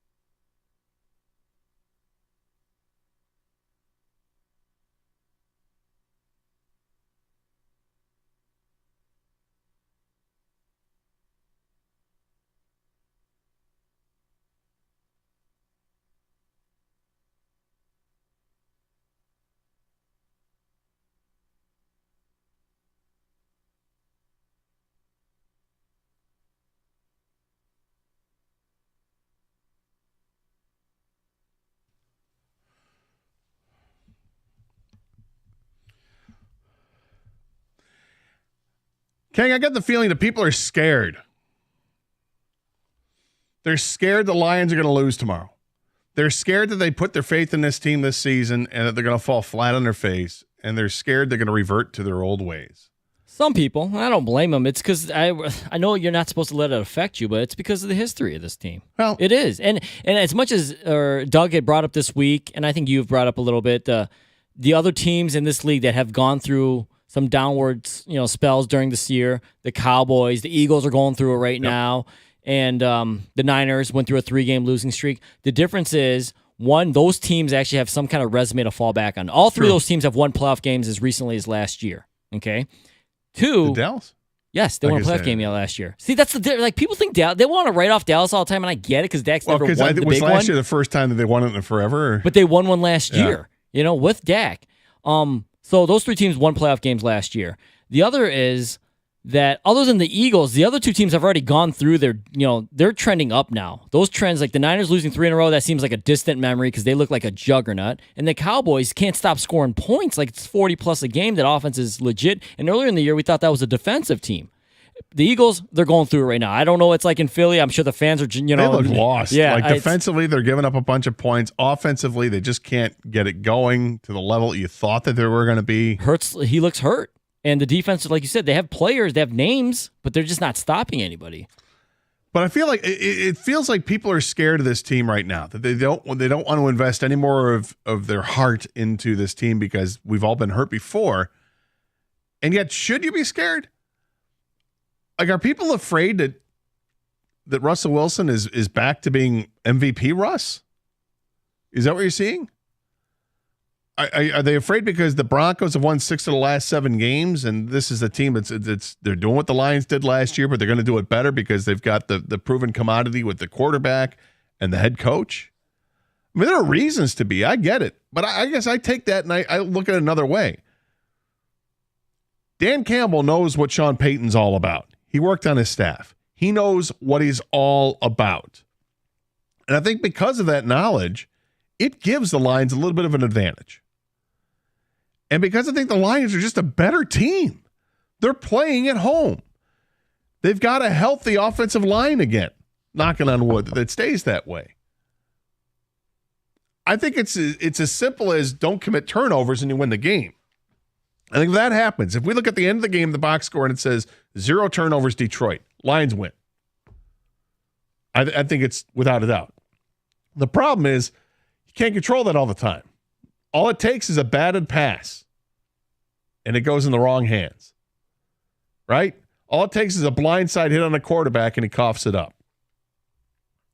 Or somebody just not taking care of the football, and the defense literally punches it out of the hands. It's football. That's what it's about. You can say all you want, well, we just won't turn the ball over, but you can't promise it. But what I want to should I shoot the boot on this? Go for it, man. Pre-Christmas shoot the boot? Yeah. Holiday shoot the boot. I'll do it. The hell. If the Lions don't turn the ball over tomorrow night and they lose the game, I'll shoot the boot. Okay. It's not as bold as I thought. But it's your shoot the boot. I'm not, I'm not sure how much bolder I was going to get than that. Just straight up they were going to win. You threw in the caveat of the turnover. That's why. Yeah, no, you're right. You're right. So I'll just say if the Lions don't turn the ball over, they'll win. That's your shoot the boot guarantee. My guarantee. Yeah. So if they turn the ball over and they win or lose, it doesn't matter. It doesn't matter. Yeah. If they have no turnovers, they win the game. That is my shoot the boot guarantee. Okay. All right, good for you. I'm rooting for you. I don't want the Lions to turn the ball over, and I don't want them to win. You don't want to join me? No, I don't, because I'll tell you a couple of reasons why. All right, here's the one is it's not as simple as what team is better, right? Because if it was, we would have like undefeated teams and we have winless teams in this league, and that doesn't happen because it's really hard to do that. It's obviously who's going to be playing better that day. Now, I'll tell you why you should be worried about the Broncos. I think the Lions should win, but here's the reasons why you should be worried, okay? Yep. One is, yes, Dan Campbell knows Sean Payton, but Sean Payton knows Dan Campbell. 1. 2, Dan Campbell said this himself. The Broncos actually mirror what the Lions did last year as far as starting the season terribly and coming on strong late. And their quarterback, which has Super Bowl experience like Jared Goff did, he may not be that Super Bowl quarterback anymore, but these people wrote that guy off. They Dangerous let him cook all the jokes, all the memes, everything. He's actually playing pretty well. He's playing very well. So they are a tough group of guys, man. You know, like as Campbell would say, and those are some dudes, man. They got some dudes, man. Yeah, so this is not an easy game. You know, they beat the Chargers last week, and we know the Chargers suck. They just fired, their front office, the GM, the coach. But the Broncos have come back from giving up 70 points to the Dolphins earlier this year to being in the playoff race. Which is amazing, actually. They do have some players. I mean, they throw the ball, when they throw the ball deep, and Russ loves to throw the deep pass. I mean, Sutton's a good option to have. Jerry Jeudy is a decent receiver. I'm not as impressed with the running game, but they've got a couple guys there that on their offense outside of Jeudy and Sutton that can get things done. But I guess I feel better about the matchup. I like a Sutton on Sutton matchup. I think that might be in favor of the Lions. Well, the real question is, do you like the Jeudy versus Jacobs matchup? Well, not necessarily, but I like that if I need to give safety help, I'd be more inclined to give safety help there than I would be for Cortland Sutton against Cam Sutton. I think the Lions' running game, I think they start and finish the game running the football. Because they can. Because they've been consistent with the running game all season long. I mean, they lose to the Bears, they still ran for 140 yards. They'll get the job done. And because my gut tells me we're going to see more Jameson Williams tomorrow night, more touches, finally, because we are speaking this to existence. It's going to happen. I like it. Now, look, I made a shoot the boot guarantee on it. No turnovers, you win the game. I really firmly believe that because that's what's held the Lions back is the turnover factor. Can they create some turnovers? That would be great.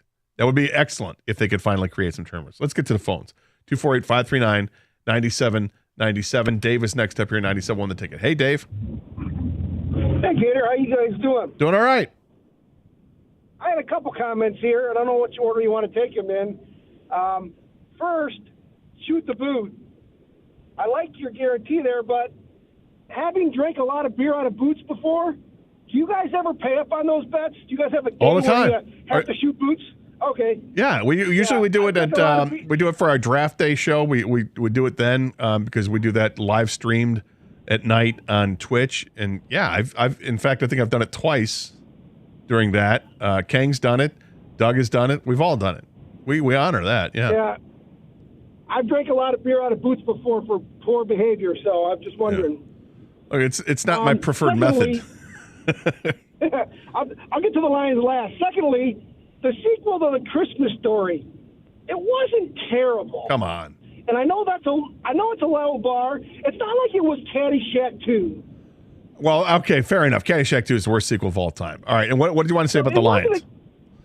I'm taking my kids there tomorrow. I'm pretty pumped for the game. It's my daughter's first game, so I've been trying to get her a jersey, but they're all sold out, which tells you something about the Lions. So, unfortunately, we can't get there too early because we do have a family commitment, but it also gets me to leave the party early as well. There you go. But well, have fun my daughter downtown. And my son are pumped about it. Sounds great. Have fun, Dave. We appreciate the call. And yeah, I mean, Caddyshack 2 is the worst sequel ever made. That doesn't even come into question. That is the worst movie I can't believe they made that the sequel was that bad. Caddyshack's a classic, and then you follow it up with that garbage. Awful. Just awful. 248-539-9797 is the telephone number. Plans for downtown? You heading downtown? What do you think of my shoot the boot guarantee? Say if the Lions don't turn the ball over tomorrow, they win the game. That's my shoot the boot guarantee. Speaking of which, we've got If I Bet It coming up in about 10 minutes right here on 97.1 The Ticket. My listeners right now, they're loving the Playgun Lake Casino and Sportsbook app. It's the only casino and sportsbook app that I personally recommend. You can play all your favorite casino games for real money and bet on all your favorite sports. We got some early lines on this Saturday's pro football games. That's right, there are 3 pro football games this Saturday. Detroit is a 4.5-point home favorite right now hosting Denver. Cincinnati is a 4-point favorite at home hosting Minnesota. The Black and Gold of Pittsburgh are a 2.5-point road underdog at Indianapolis. Download the Playgun Lake Casino app right now, and you get all your favorite casino games, too, right at your fingertips. Odds, bets, slots, and games right in your pocket, and they go wherever you go in the state of Michigan. Have fun. Get in on all the action. Play with a live dealer on your phone. Enjoy blackjack, roulette, baccarat. Great offers right now for new users. Download the Play Gun Lake Casino app right now and get up to $1,000 casino bonus back if you're down in the first 24 hours. New users only. Casino bonus must be wagered. Terms and conditions apply. See website at playgunlake.com for details. You must be 21 and in Michigan. Gambling problem? Call 1-800-GAMBLER or Michigan Problem Gambling Helpline at 1-800-270-7117.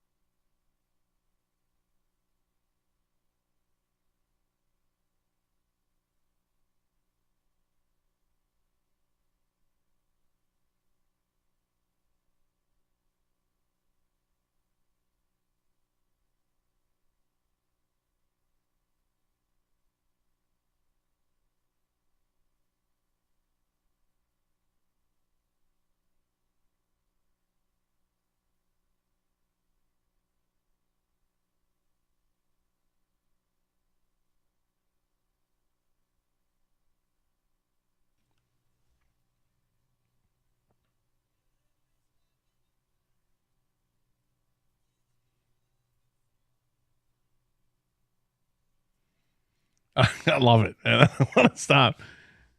James Brown's awesome. 248-539-9797, the telephone number. Same number to text us as well. We've gotten some texts on the Lions as well. Lions will go 1-3 the rest of the way. They're going to lose to Denver, Dallas, and Minnesota once. Other teams have figured out Ben Johnson's blocking scheme and know how to pressure Goff. Robin Woodhaven. Well, it's not Ben Johnson's blocking scheme. It's Ben Johnson's offense. They have an offensive line coach who does the blocking schemes, but perhaps they work together. I would disagree with the 1-3. I think with a healthy offensive line, they got a great chance to win tomorrow night. Yeah, I think what defenses have figured out is that the backups are not as good as the starters. I think they figured that out. Yeah, I think they figured it out. And they haven't stopped the running game from going. No, the running game was actually really good last week. As far as the numbers were, But it's turnovers. Don't turn the ball over. And maybe Jared Goff just has a problem against the Bears. He's thrown 5 interceptions in the 2 games against the Bears. He has 10 interceptions all season long. So half of those interceptions came in 2 games. Now, stop coughing up the ball. I think that's uniform. Everybody's got to take better care of the football. And they went to those drills a few weeks ago. We saw the video of them getting hit by the Fukel sticks or whatever and getting it done. But nonetheless, they had a bad exchange last week. That was the fumbled snap last week, which still will haunt us. Sure. Ugh, so sick of these Goff haters. He's one of the biggest reasons we are here now. Freaking 9-4. Don't go to the game if you're a hater. I'm scared too, but let's support our team and remember how we got here in the first place. That's Erica at work. I don't know why I was yelling. She really wasn't yelling, but she had a couple exclamation points. She might have been yelling. Yeah, there were 3 exclamation points after I'm so sick of these Goff haters. And 2 after the ugh.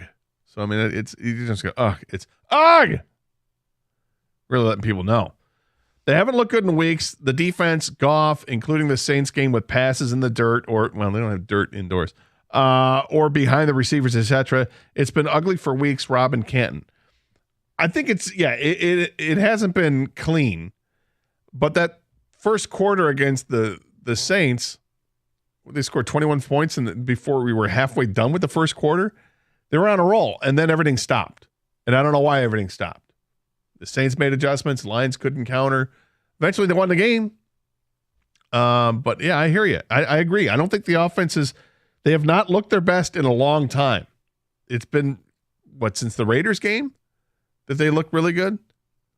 Halfway through the season? It's tough. But I think we're going to see a bounce back tomorrow night at Ford Field. Healthy offensive line, protect the quarterback. It should be a jacked atmosphere at Ford Field. Looking forward to it. Dave is next up here in 97 on the ticket. Hey, Dave. Hi. You were asking us who we blame for the Pistons being so bad, and I have a solution for it also. I used to blame the owner because I didn't think he cared if he owned a winning team or That's not. But easy when button, he went yeah. out and got the new coach and paid him a boatload of money, and he's an experienced, good coach, I don't feel that way anymore. And I think it's too soon to blame the coach. He hasn't been here long enough. And I don't blame the players because it's not their fault that they don't have an experienced, good player on the court in a leadership role.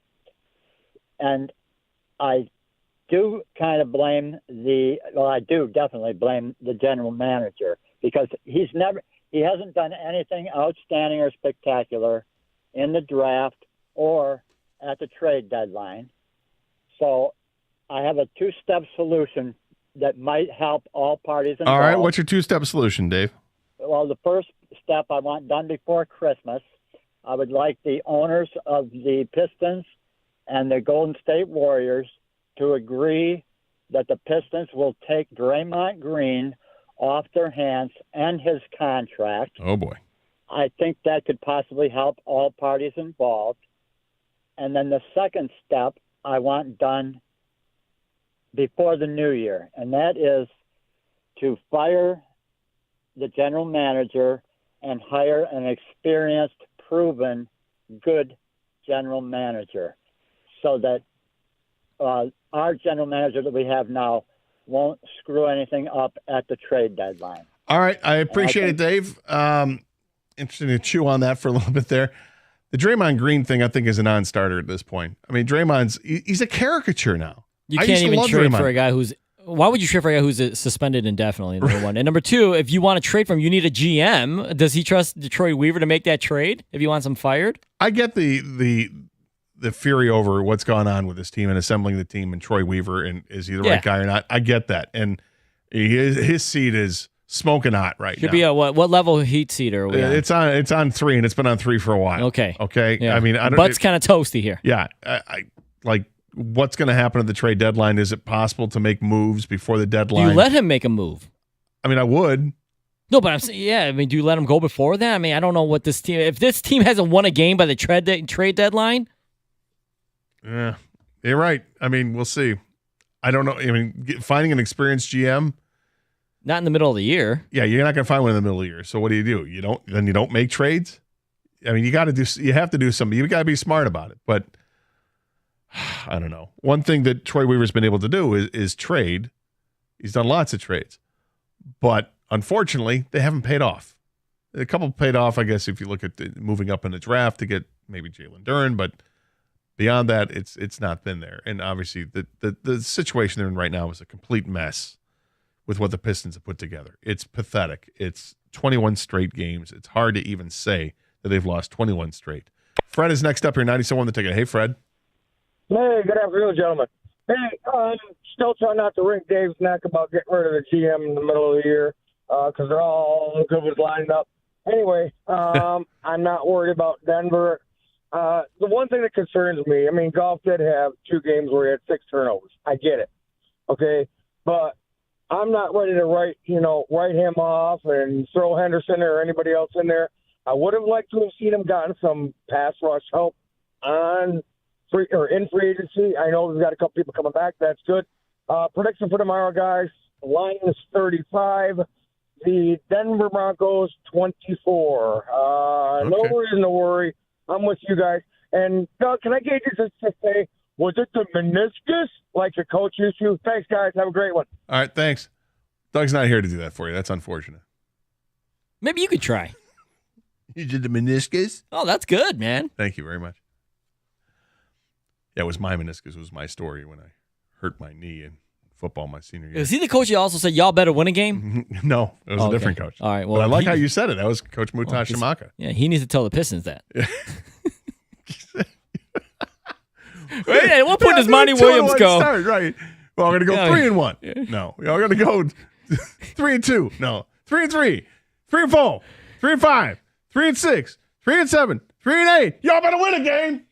And then you still got to go all the way up to 3-22. My God. Amazing. Yes, my freshman high school coach famously told us we were going to go 8-0. And then we started the season with a horrific loss. And then it was 7-1, 6-2, 5-3, 4-4. And at one point he slammed his fist. He punched the wall. It was a brick wall. And before he did, he said, "Damn!" And then he hits the wall. And then he goes, "Damn." And he showed up the next day of practice with a cast on his hand because he broke his hand at halftime punching a brick wall outside our locker room. Love that guy. Miss that guy. I don't know whatever happened to him, but he was great.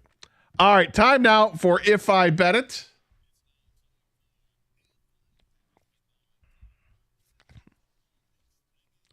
Game day. All right, the last time, because I wasn't here last week for the betting, but prior to that, I was 4-2 on the week. I'm 36-30-3 on the season, 6-6 making my locks. Only have NFL games to worry about. Let's get to it. My first game, Cincinnati at home against the Vikings. Bengals are giving up 3 points in this game. I like where the Bengals are at. They're finding something right now with Jake Browning. The offense is working. Mixon looks better. The defense looks better. Plus, Minnesota's going with, third string. Nick Mullins. Nick Mullins. Is he third or fourth string? Fourth string Maybe quarterback? Jared Hall, fourth. Yeah. I mean, it's just, it shouldn't, since he's playing at home, since he's playing for something, they're really looking for some kind of beacon of light to win this game, stay in a playoff hunt. Obviously, Minnesota is too, but Minnesota's just shockingly low on the quarterback. It's my shoot the boot lock of the week. I like Cincy -3 against the Vikings. San Francisco taking the show on the road to Arizona, the land of AZ. San Francisco is giving up 12 points in this game. It just seems like the 49ers are taking care of teams. Doesn't matter. Double-digit wins all over the place. Arizona's offense, I mean, is there an offense there? Kyler Murray runs around, throws it deep, gets picked off or whatever. I've been so disappointed with Kyler Murray as a pro. San Francisco's the real deal. I like them giving up 12 points in this game. It's a big total, but I like it. And lastly, Kang, Cleveland is giving up 3 points against the Bears. Cleveland playing at home. This is another team that's playing for the playoff lives. Joe Flacco is, a steady guy. Is he great? No, but he's better than a lot of the options out there right now, and he's getting the job done. Cleveland's defense is legit. And Chicago, look, they beat the Lions. They're feeling pretty good about it, but I don't think they can win 2 games in a row. And taking this one on the road to Cleveland, I just don't see it. I like the Browns -3. Now, each week, you love a pick, you hate a pick. You only got 3 picks to look at this week, and I'm going to get some love and some hate. What do you got? It's got to be all to you. And there are only 3 games, and I got to pick one and the other. So I'm going to go with the one I do love. I don't really like big numbers normally, but I agree with the San Fran -12 at Arizona. Kyler Murray might try to do his best to keep this thing within the number, but I doubt it. San Fran's just rolling too much right now. I think they destroy the Cardinals. So I love that pick. The one I don't like is I'm taking Chicago plus the 3 points. Here's why. Joe Flacco, not mobile. Jared Goff, not mobile. Chicago knows what to do with these quarterbacks that aren't mobile. I think Chicago does enough, and if they don't, the 3 points is going to help a lot. I'll take the 3 in Chicago. Fair enough. All right, there you have it. If I bet it, I bet football games. I'm not opposed to saying that. We'll see what happens, but take it all with a grain of salt, right? What I've done has been marginally These are for entertainment entertainment purposes. I've been marginally only, right? better than 500 this year, 36, 30, and 3. So anyway, we'll see what happens. Finish up some calls and some texts talking about the Lions gearing up for the Broncos tomorrow night right here in your home for Lions football, 97.1 The Ticket.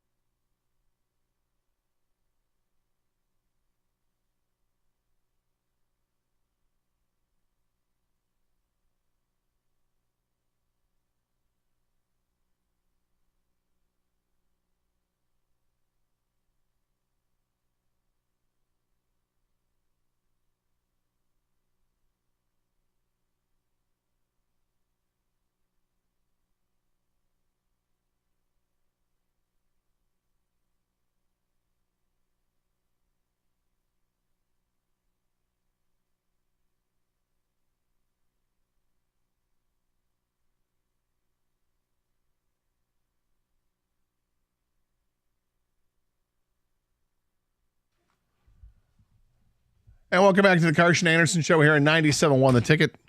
Calls and texts at 248-539-9797. I got one more text I wanted to get to. Scott, there is concern because all of you and most of the experts, that's in quotations, practically guaranteed a win against the Packers on Thanksgiving. There's concern about Goff because of the weak arm, the turnovers, and lack of a killer instinct that led to the Rams wanting to dump him. That's from Tim in Fraser. Not sure why the Rams dumped him. I think the way that Goff has played since he's become a Detroit Lion is kind of confirmed that they gave up on him too soon, and there was probably some kind of rift between he and Sean McVay. Something was going on there. And I'm glad for it, actually, because I like Jared Goff and what he's done with the Lions. I don't know if he's the long-term answer beyond next year. I don't know. That's going to be determined by how this team plays the rest of this season, how they do in the playoffs, and what happens next year. At least in my mind, I'm not looking to extend him right away. I don't have to. I think you can wait to the end of the contract and make that decision, or at least halfway through next season and make that determination. Does he belong here or not? I'll wait. I'm not forced to do that. Now, if you're, I guess, triggered with your concern because someone like myself may have been very chesty about their chances against the Packers on Thanksgiving Day. I think Doug was too. Yeah, I was very chesty. And I was deflated from the first play of the game when, Jordan Love hooks up with Christian Watson for a 52-yard gain or whatever it was. I was like, did that just happen on the first play of the game? That game actually sucked so bad. Now that you're making me think and relive it. that game was awful. Terrible. Yeah, it was awful. No question about it. I understand the concerns people have. And I understand the concerns people have about Goff. Where I push back is where people will say, well, Goff sucks. Goff's not good enough. Yeah, he is. He is absolutely good enough. But like a lot of players in this league, he's going to need some help around him. Is he good enough to lead an offense and get them to 35 points a game? If the offensive line is healthy, I think that they can approach that. But the offensive line hasn't been healthy all season long. We've rarely seen it as it was set up to be. Thus, the 8 or 9 different offensive line configurations to start a game we've seen this year. Do I think Goff has a weak arm? No, I don't. What I think Goff doesn't do well is throw the pass beyond 40 yards. If you're looking for him to connect all the time on deep balls to Jameson Williams, it's not going to happen.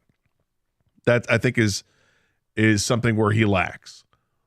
But I think he more than makes up for it with his accuracy and his arm strength when it comes to completing passes inside of 25 yards. I think he knows how to hit players in stride when they're crossing the field so they can turn a 12-yard gain into a 40-yard gain. We've seen that a number of times. I mean, ask Amon-Ra St. Brown if he thinks Jared Goff has a weak arm. I don't think the arm is weak. I think there's a hole in his game, a couple holes in his game. One is, sure, you want to say throwing the ball beyond 40 yards? I'm not going to fight you on that. And I think the biggest hole in his game is that he's immobile. But it's the other attributes that make him a better than average quarterback. In fact, make him a good quarterback. I think between the years, he knows the game. He knows how to read defenses, and I think he acts accordingly. If he's got time to throw, he's going to kill you. He's proven that. He's proven over the years he is a devastatingly good passer when it comes to play action. But he's got to stay upright. The line's got to keep him clean. And when the line keeps him clean, it's all on Jared Goff, and he delivers more often than not. And they're playing indoors. Well, the next 4 games are indoors. Yeah, they're all indoors. So the problem is one of those indoor games is at Dallas, where Dak Prescott is just amazing at home. Like that offense is ridiculous in Dallas, in Jerry World. I do have a prediction real quick on the Lions-Broncos game coming up tomorrow night. It's not a score or a winner or loser. It's I think we see. Do you know the name Gator Kindle Vildor? The defensive back who they acquired from the Bears. I think Jerry Jacobs is going to have a short leash, and if he gets burnt a couple times, I think we see Kindle Vildor replace him. You know, it's funny you mentioned that because I saw something earlier this week where they talked about him after practice, and it does sound like he's going to get plenty of snaps. And the few snaps he was involved in, I think it was like 11 snaps on Sunday's game, he actually made like 3 tackles in the game, and he looked fine. Give him some more snaps. Does that make the defense a little bit better? It might, but he was released for a reason. I guess my hopes aren't terribly high. No, I'm not saying he's the next Deion Sanders or Sauce Gardner, but hopefully we got something there. If he's better than what you have, that's the key right now, Yeah, Exactly. Let's get this call real quick. Jay is next. Every 97 on the ticket. Hey, Jay. Hey, what's going on, boys? Hey. I know you ended the show, but look, all I wanted to say is all these, it's a lot of people panicking, and I am worried a little bit about golf. But what people fail to realize, because we're in Detroit, every good team in the NFL is going through the stretch that we're going through. Like, nobody felt about San Francisco the way they feel now when they lost 3 games in a row. Nobody felt about, it goes through it. Every NFL season is going to go through a little stretch like this where people question their quarterback or question their team. And I just feel like it's not what they look like right now. It's what they look like in 4 weeks. Well, that's the really thing. matters. And I think and thanks for the call, Jay. I think, bringing up the slump factor, I don't think the Niners went through a slump when they lost 3 games in a row. I think what happened to them is the injuries caught up to them. When you play without Deebo Samuel, like I said earlier, I think he's the most underrated player in professional football. When you play without Trent Williams and without others on that defense, you got a banged up McCaffrey for a 3-game stretch. It's tough to win those games. San Francisco is the class of the NFL. They're the number 1 team in the league. Comparing the Lions to Philadelphia is an apt comparison. Because what Philadelphia is struggling with right now, it's you're pulling your hair out if you're a Philly fan. Like, what the hell just happened? How come you're not better than this? Their defense should be a lot better, and they haven't been. Their offense should be a lot better, and they're not.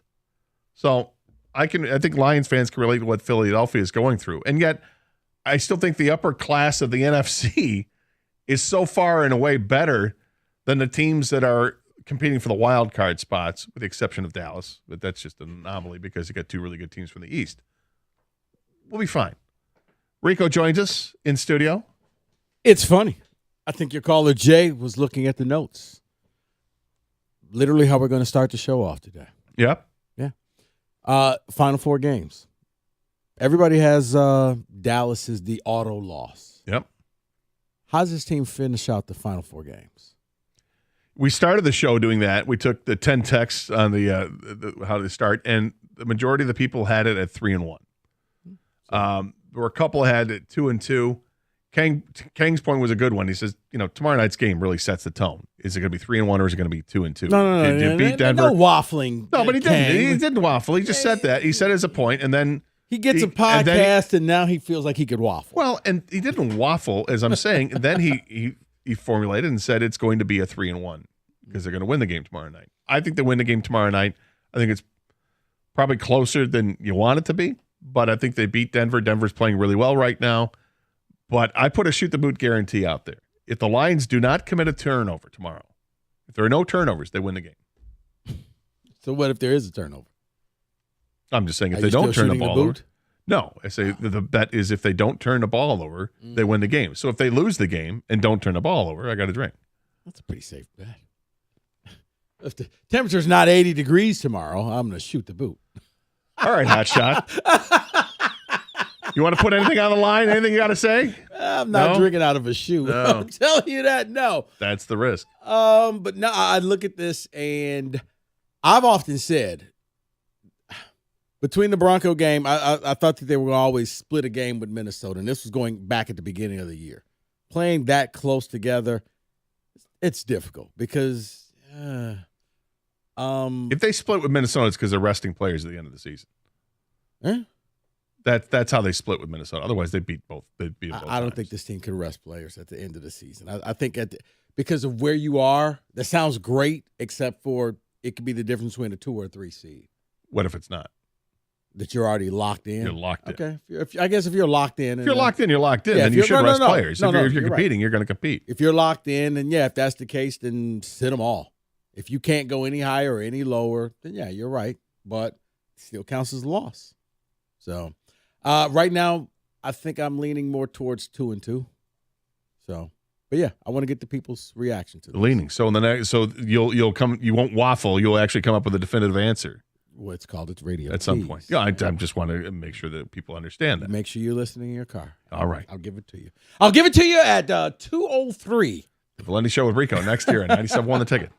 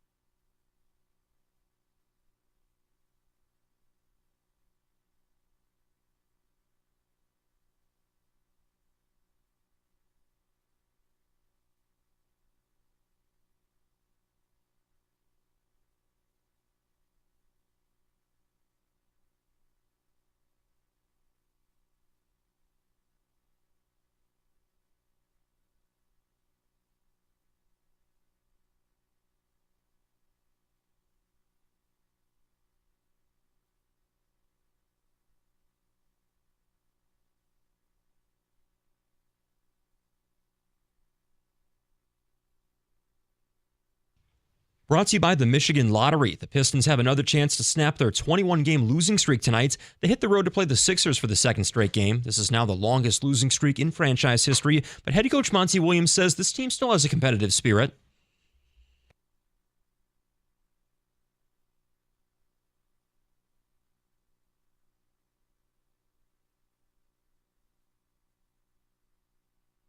The Pistons are now just one of 7 teams in NBA history to have a losing streak of 20 or more games. Tip off tonight in Philly, 7 o'clock, right here on 97.1. There's lots of positive injury news for the Lions ahead of tomorrow night's primetime showdown with Denver. Frank Ragnow and Taylor Decker are listed as questionable on the injury reports, but they did both have full practices yesterday. Detroit, 4.5-point favorites over the Broncos. And also in the NFL this afternoon, the Chargers have fired head coach Brandon Staley and GM Tom Telesco. This, of course, following last night's utterly embarrassing 63-21 loss to the Raiders. This is the third head coach firing so far in the NFL this season. And some big-time upgrades are coming to Comerica Park. The Tigers are putting up the major's second biggest video board, replacing the ballpark sound system, and also installing new TVs around the park. At the ticket update desk, I'm Luke Sloan for more. They're going to actually update the TVs? It's happening, Rico. Finally? The 2006 TVs are gone. The TVs that were around when I was 6. Right, so we're going to get HD. We're moving into the 21st century here. Look at us.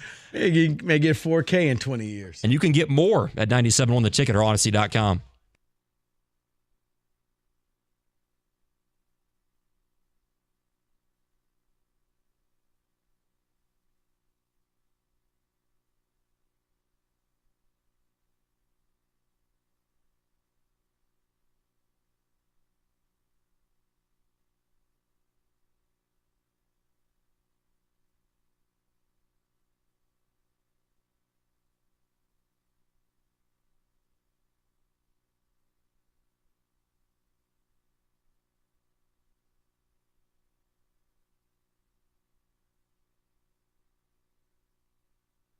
All right.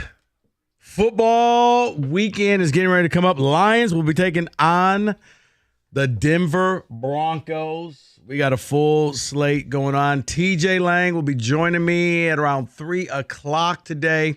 We got the Prop Bet Casino. We got the picks. We got Who Said It. It is going to be a fun show for today. Plus, heck, we may even start looking around to see where Ben Johnson is going to go, because if you watched last night's game, and I don't know why you stuck around to the very end, but yeah. I think one team has their coach for the future, and another team is now looking for a coach.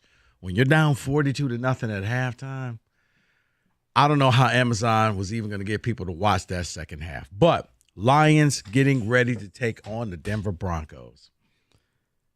I got a simple question for you, Detroit. For all you Lions fans out there, this is going to be a little bit of a choose-your-own adventure. They got 4 games left. Now, some people think that this is just merely a speed bump. This team's going to bounce back. This team's going to be ready for the playoffs, and they're going to go as far as Jared Goff will take them. Some are not feeling that same way. So the question I asked you is this. How does this team finish the final 4 games? What's the record going to be?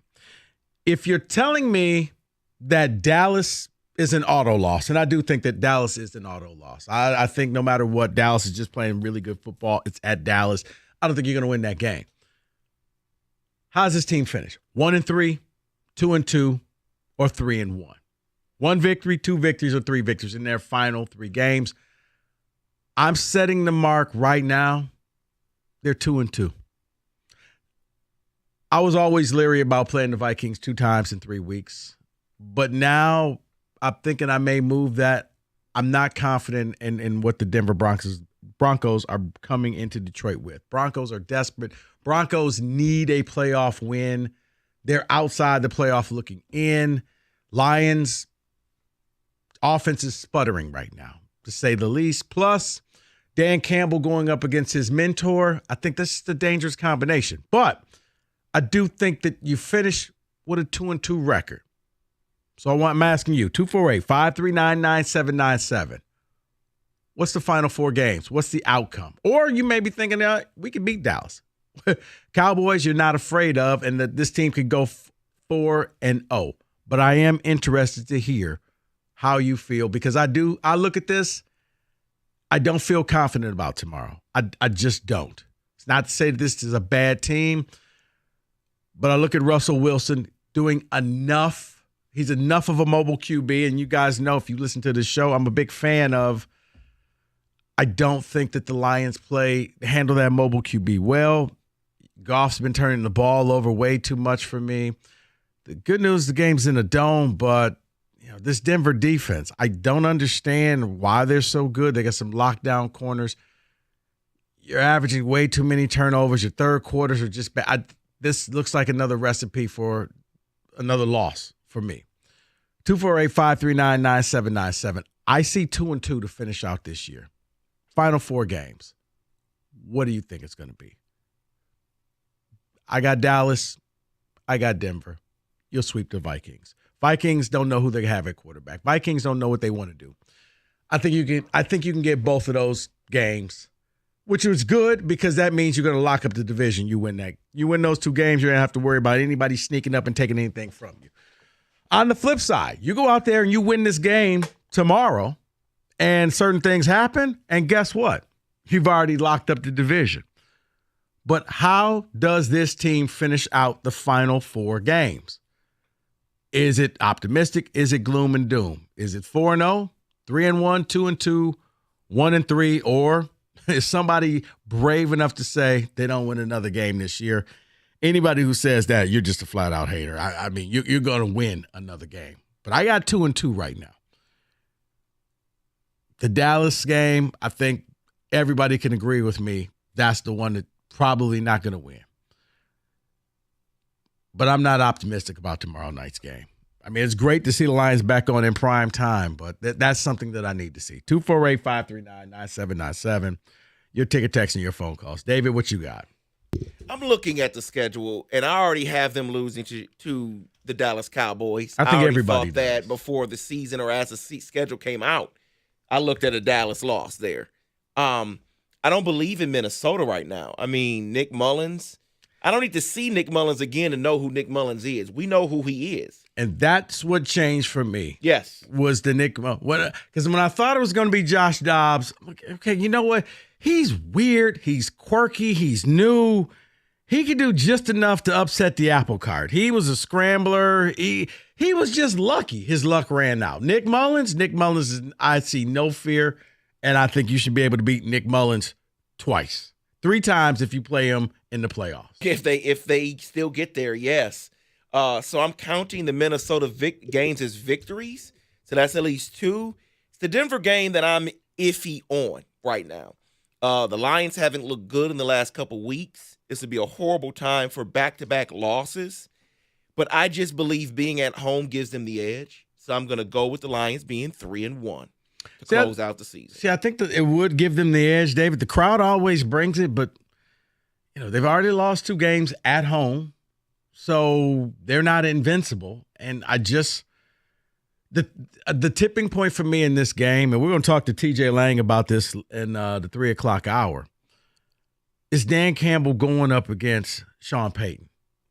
When Dan Campbell first got this job, everybody remembers the biting the kneecaps line, and everybody remembers all that weird stuff. But Dan Campbell gave Sean Payton so many compliments and he gave him his flowers that day. That's where he learned everything from. And it's always that weird relationship when you're going up against your mentor where, are you going to try to do too much? Does this game become personal for Dan? And I just think that this is a game that the Broncos have the coaching advantage. I think this is a game where you're going to see too much Dan Gamble, that he's going to try to come up with some play just to look over at the sideline and be like, see, you never taught me that. And Peyton's going to be like, yeah, but I knew you were going to do that. When you go up against your mentor, it's really never this great thing. The mentor normally wins, more so in college. I mean, especially like when you look at like Nick Saban. All of his assistants go up against him. Other than Jimbo, it's an utter disaster. Kirby got one. Now, it was for a national title. It was a big one. It was a big one. It was for a national title, but that wasn't a full complement of players that Nick Saban had either. J-Mo, if you remember, was not playing in that game. That's the tipping point for me, is the fact that of all the coaches, This the guy that taught Dan Campbell everything that he knows. This is the guy that Dan Campbell compliments all the time and says if it wasn't for him, he wouldn't be here. I wonder if this game becomes personal for him. And even if he tries to say it's not, it is. Because whenever you go up again, it's like when you're going someplace, David, and you know your ex-girlfriend is going to be there, you want to look a little better. Yeah, you dress a little differently. You dress a little different. You want to smell a little bit better. You got to go out and get some new shoes. You got to make sure you win that night. Okay? And then you act like it's no big deal. No. I always dress this way. Is that new cologne? Nah. Same old stuff. That's just Ivory soap. This wasn't a week for the haircut, but I'm getting a haircut. Right. Didn't you just get your haircut 3 days ago? Don't worry about it. I think the same's going to be for this, where Dan's going to try to come in here to show I need to win this game, but I think Sean Payton will have the coaching advantage in this game. And I feel a little bit more comfortable right now with Russ over Jared Goff. I wouldn't have said that. I can't believe I'm saying these words. At the beginning of the year, no. Right now, yeah, I do feel more comfortable with Russell Wilson than Jared Goff. Russ will do whatever it takes. Goff, when he tries to ad-lib, that's when the disaster happens. 248-539-9797. Choose your own adventure. How does this season end for the Lions? How many games do they win out of the next 4? 248-539-9797. I see your phone calls. We got your ticket text. We'll get to all of those next. 97.1.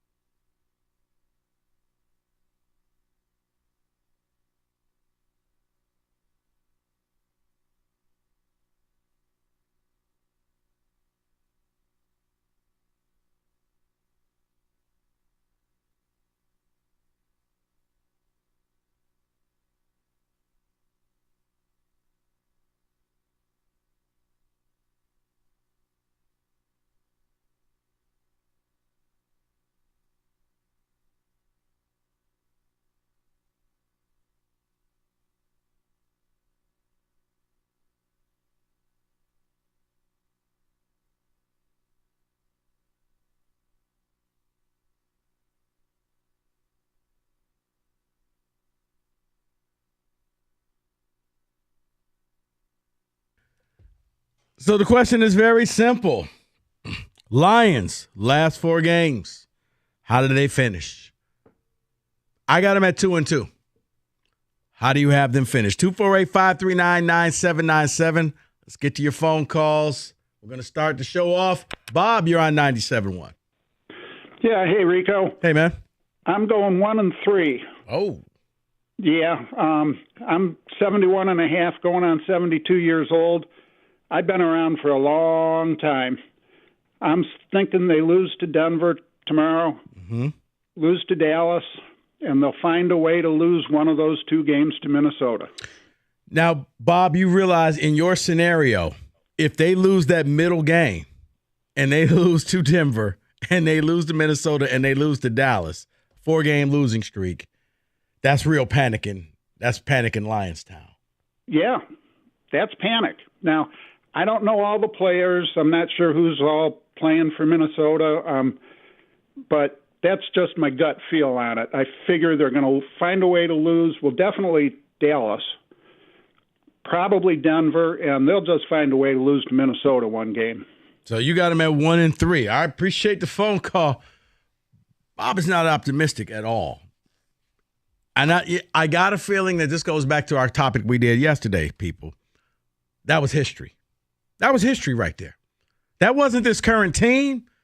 Bob is looking back at every year he thought that this was going to be different. It wasn't. So he said, screw it. I'm buying on the other side. I'm saying that they will find a way to limp to the finish line. David, I couldn't imagine them losing 4 out of their last 5 games. This would rival, 2016, when all they had to do was win 1 game? If they do what Bob said, I don't know if they win the division. Yeah, I'm pretty sure he has a distant cousin named SOL. He sounds real familiar with SOL there. Wow. 248-539-9797. I'm not mad at you, Bob. Whatever you pick, you got to justify. I'm saying you at least go 2-2. I think you're going to lose tomorrow. I think you're going to lose against Dallas. You'll beat Nick Mullins and the Vikings. You'll beat them twice. Let's go back to the phone lines. Rick, you're on 97.1. Hey, guys. Thanks for taking my call. What's going on? So I think the Lions are truly good enough to beat any team in the league, so I'm not going to count them out against Dallas just yet. I know Dallas is good. Maybe we lose that one, but here's my thoughts. I think 4-0 is actually possible. I think 3-1 is realistic. I think 2-2 is the bare minimum. Anything less than 2-2, you're going to hear more guys come out like Bob saying, "Oh, I knew this team wasn't going to do it," and we're going to hear people screaming SOL. So I think 2-2 is the bare minimum. Okay, so Rick, I'm going to say this. You got to take the kids' Christmas money and put it on one of the 4 scenarios. Where's your money going? Ooh, that's a good question. I think the most realistic is 2-2. 2-2? This is still the NFL. Anything can happen any given Sunday. We're good enough to beat anyone, but I think 2-2 is the most realistic scenario. I'm with you. I appreciate the phone call, Rick. I just, just get people off the fence. Where you putting your kids' Christmas money? Either you double it or the kids, you gift wrapping walnuts and oranges because that's about all you could afford. 248-539-9797. You'll have a really fun Christmas for your kids, or it'll be like the Hatchet household where David pretty much has his kids out there working on Christmas. Hey, they're getting stuff. They're getting gifts this year? They're getting stuff. Okay. All This year, every year. It's a shovel, kids. Goes with the lawnmower I got you last year.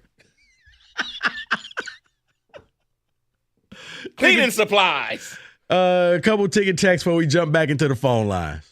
0-4. I watched the Lions last Super Bowl in 57.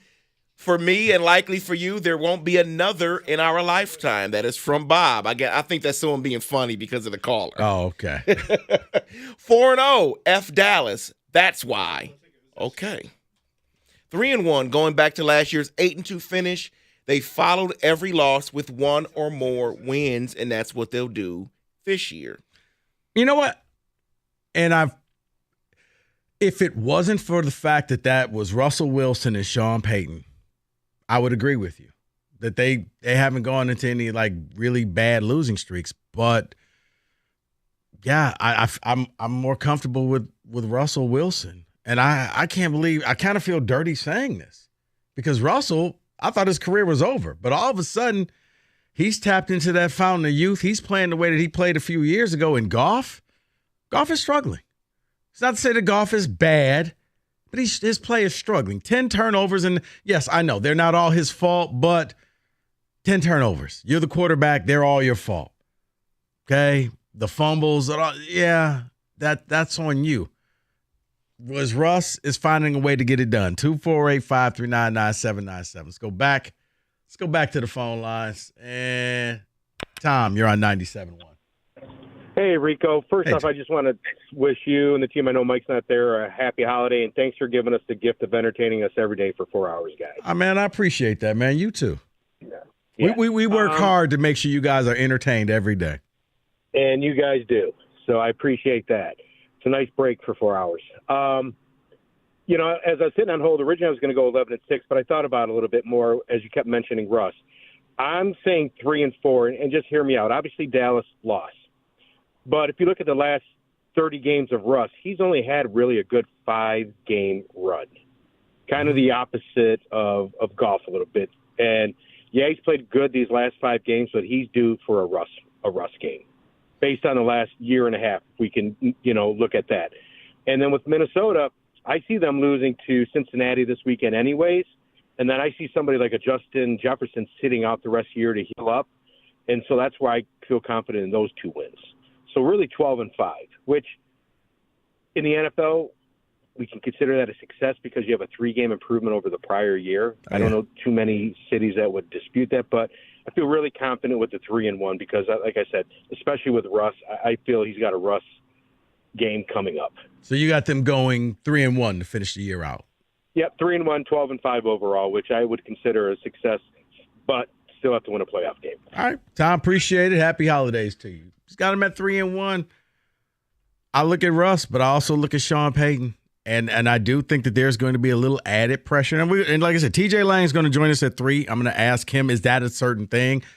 I'm just a lay person, but I do think that when you go up against, it's like when you go up against your former team. Why was I saying last week, man, just give the ball to David Montgomery because you know he's going to want to beat his former team.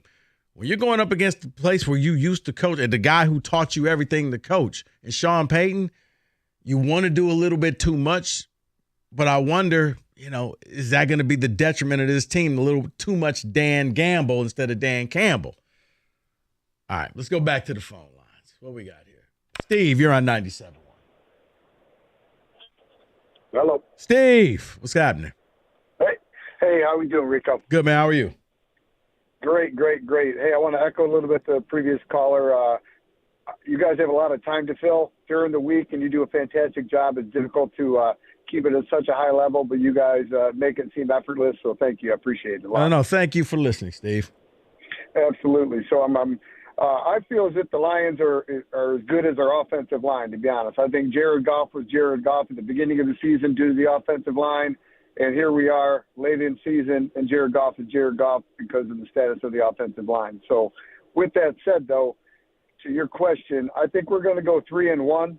I do think we're going to win tomorrow. I don't think Jared will have, the mistakes that he's had. But our offensive line is that's going to dictate how well we do in the playoffs. I do think we'll win the division. I think we'll host a playoff game. And I literally light a candle and say a prayer that we can win one. I really do. Appreciate the phone call, Steve. Okay. So sounds like a lot of people are optimistic except for our first caller, Bob. But I do wonder, who you got more faith in? Russell Wilson? Russell was done. Let Russ cook. No, Russ was cooked. And then all of a sudden, Russ has gotten better in the last couple games.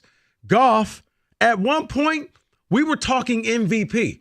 You guys realize that this year, we were talking Lions #1 overall seed, and Jared Goff was a possible MVP candidate.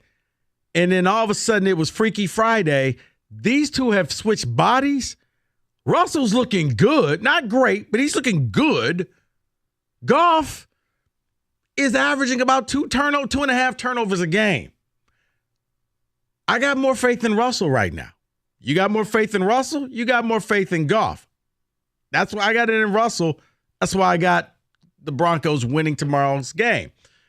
Hence, I got the Lions finishing at 2-2 for their final 4 games. I think they lose to Denver. I think they lose to Dallas. I think they sweep Minnesota, but that's good because that means that you have now clinched the division, something you haven't done since Kenny was born back in the 90s.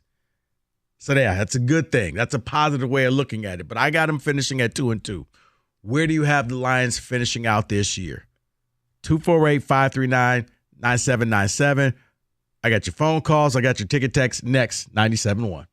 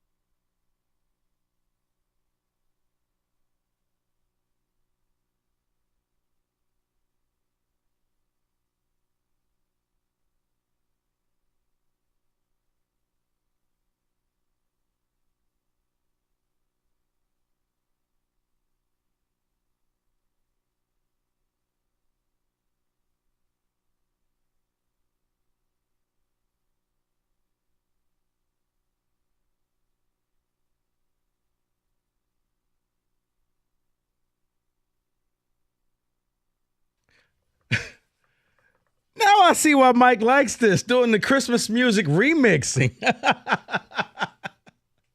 When you play having a big one, and they're having a great Christmas time. Wow, I guess you are. I now see why he likes this more. And that does always fit. 248-539-9797. A couple things we're talking about. One, Lions playing the Denver Broncos tomorrow. Prime time. Game's going to be on Channel 2, also the NFL Network. Who do you trust more in this game? Jared Goff? Russell Wilson? Sounds silly. At the beginning of the year, it was Jared Goff all the way. In the middle of the year, it was Jared Goff all the way. Lately, I actually trust Russell Wilson a little bit more. Russell, in his last 5 games or so, he's been playing some pretty good football. Whereas Goff, I mean, you guys know the turnovers. 10 turnovers, last 4 games. Not looking good. So I kind of trust Russ a little bit more. And finally, the other topic is, how does this team finish out the final 4 games? Do they go 4-0? They run the table. I got them losing to Dallas. I think a lot of people have them losing to Dallas. And I don't think that's not saying a lot. Dallas is playing some really good football right now, and it's on the road. And it's not going to be a place that the Lions fans are going to be able to take over either, because Cowboy fans are nuts. They're crazy. They believe they're going to win every year. So you're not taking that place over like you took over L.A., like you took over Tampa. That's not going to happen. I think this is going to be more of those environments like it was in Baltimore, where you'll find some Lions fans, but it won't be what you saw at the other places.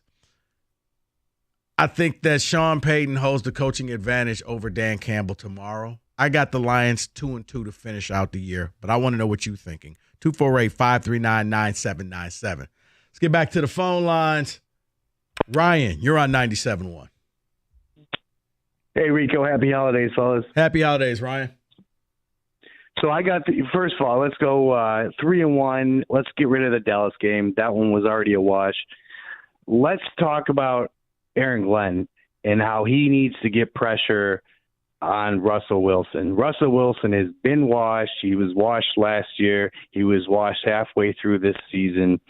If we don't get pressure on that quarterback, and I'm not talking about,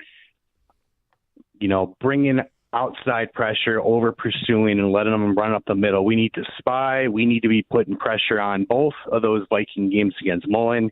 I think we go 3-1 easy. You know what? Here's the thing, Ryan. I'll give you the Vikings game, but it's like last week against the Bears. I talked about it on the Lions pregame show. This is one game where I'm going to disagree with you. I think the worst thing you could do is blitz Russell Wilson, because that now opens up running lanes for him to scramble. The best way to beat the mobile QB is to just keep them right there in the pocket and slowly constrict the pocket. When you start blitzing, that means that there's going to be lanes, and if they can avoid the blitz, that's when they pick you apart. And in the second quarter last week, the Lions were just kind of containing Justin Fields. But when all of a sudden they started bringing that extra pressure, that's the mobile QB's time to shine. So I agree. Against Nick Mullins, bring the house. Both times we played Justin Fields, we had him dead to rights, and he runs right up the middle. You need to have someone spying that quarterback. Now, listen, I don't think we need to spy Russell Wilson, but I think that we need to bring at least some pressure on an outside blitz, a nickel blitz, something like that, to throw him off his game. He's an old man now. Let's get this right. We need to put the pressure down on this guy. Okay. I mean, I appreciate the call and happy holidays to you. I just think when it comes to guys like Fields and Wilson, when you force them to run straight back, and that's when you end up with that 10-yard sack, because they got nowhere to go. They can't run to the left. They can't run to the right. When you bring the pressure off the edge and they step up, or you bring that blitz and they step up and they see the lane, they take off running, that's when you get burnt with quarterbacks like that. No. Nick Mullins, and absolutely. Bring the house. Make his life uncomfortable. Okay, he's not that good of a quarterback. He's really not. Wilson's been around long enough. I think he'll expose you. He won't run the way that Fields. I mean, I got his rushing yards in the prop bet casino coming up. I think there's a certain number. If you can keep him under this number rushing, you got a better chance at winning this game. 248-539-9797. Dave, a couple ticket texts before we go back to the phone lines. The Lions will be 3-1. That is from Mark in Westland. Someone else says, I have PTLD, which is post-traumatic Lions disorder. They will be 1-3. Mark in Shelby says, if we win tomorrow, 3-1. If we lose tomorrow, 1-3. Wow, that's a complete difference. So tomorrow, but I do think a lot of people look at tomorrow as that linchpin game. You lose tomorrow, and it's back to Wojo's Panic in Lionstown. They win tomorrow, and I think everything goes back to, see, you guys were just making this stuff up. I just look at, I think Sean Payton will have the coaching advantage over Dan Campbell. I think that Campbell will try to do something a little too cute to beat his mentor. It happens. It's human nature. He wants to beat him, especially at his house, at the crib. He wants to do it. But I'm going to give Peyton the advantage over that. Let's get another phone call in. Drew, you're on 97.1. What's up, Rico? What's happening, Drew? Oh, man, I tell you, you know how to start the show, don't you? Come out here, stir in the pot a little bit, talking about who's more reliable, Russell or Goff. Oh, man, you really got me fired up. Okay, well, listen, let's check this out. Frisco had a little losing streak in the middle of the season. Purdy wasn't playing so good. They had a few guys hurt. Didn't have their full team. They lost a couple games. Mm-hmm. Can the Lions have that? Is that maybe what we're in right now? Maybe this game tomorrow starts us on the swing up again. Okay, because here's how I look at it. If they get this game tomorrow, and it starts to build up this momentum, because now they've got their offensive line straightened out, right? Everybody's going to be playing tomorrow, minus Vaitai. Obviously, he's done for the season, but I mean, we've got our solid line going tonight or tomorrow. So I think that's where it starts. If Goff has his line, he usually plays pretty well. And it all starts right there. But if they get this game tomorrow, it starts the momentum swing back up. And I think, and I'm going to go against everybody's thinking that Dallas game is an L. If they get these next two games looking good and Goff's back and solid and they got their full complement of offensive line members, I think they can shock everybody and beat Dallas, which I'm saying 3-1. But if they can win that Dallas game, they should go 4-0 out and get the second seed, which would really be vital for that second game in the playoffs if they get past the first one. Drew, what do you think, Rick? I want to know, and I know we're going to get to this in a few weeks, but why so confident against Dallas? Because if they have I'm saying if they have their full team, their offensive line, if they have their offensive line in that game, because I think in the NFL, when everybody puts weight on one side, it falls the other way sometimes. Well, I mean, I wouldn't count on Ragnar. If they're for real, they'll be at least close in that game. It won't be a blowout, and they'll have a chance to win that game. Okay. All right. I appreciate the phone call. I see it a little differently. I think Dallas has just way too many weapons. They're going to bring the heat on defense. That's what it is. It isn't about, to me, if the offensive – I mean, of course, it's important if the offensive line's healthy for the Lions. I don't see the defense for the Lions stopping Dak and company. I don't see the offensive line stopping Micah Parsons. That too. Healthy or not, right? I mean, David, when I watch him, he's one of those guys where you're just like, how did everybody pass on him again? Like, if he does not get injured and have some like horrific Joe Theismann type of injury, he's first ballot Hall of Famer. I mean, he's a disruptive force. You have to know where he's at all times. There's not that many people in the league where on any given play, you need to know exactly. You got to circle him. No, he's on the left. He's on the right. He's coming up the middle. That's Micah Parsons. That's why I'm not feeling that great about Dallas. We'll get to that in a few weeks. But right now, you got Denver. I think Russ holds the edge over Goff. I do. And I'm talking about Russ right now. Russ has been playing some of the best football he's played in a long time. It's not great, but he's playing smart. He's getting it done. Goff, I don't know why, but the turnovers are hurting you. The third quarters are hurting you. There's a lot going on. How about we get a little prop bet casino in here? And there was a prop bet casino record that took place last week. I'll tell you all of that next. 97-1. Hey, let's talk about the Chevy dealer in the area that's been leading the way. It's Hamilton Chevrolet in Warren. Andrew Pavlik and his sales staff, they want to be your Chevy dealer. Look, I was just talking with Andrew earlier this morning. They got a ton of great inventory right now. New 2024 Chevrolets sitting on the lot, and they're going to help you get into one of those. They're going to find you every discount, rebate, and incentive to save your money. So you need to head down to 14 Mile and Mound. Go see Andrew or any of his wonderful sales staff. Tell them you need to get into one of these new 2024 cars. As a matter of fact, tell them you want that Rico deal. That December Rico deal, a new 2024 Chevy Blazer LT. I had them reduce the price for you guys because it's Christmas and I'm trying to save you some money. $269 a month for 24 months. Yeah, you heard me right. $269 a month for 24 months. You walk in with $995 down. You drive away with 10,000 miles a year. You know what I say. The best deals are found at 14 Mile and Mound. Stopping to see my guys at Hamilton Chevrolet. Tell them Rico sent you. They'll take care of you. Make Hamilton Chevrolet your Chevy dealer. Visit HamiltonChevy.com. It's HamiltonChevy.com. Chevrolet, find new roads.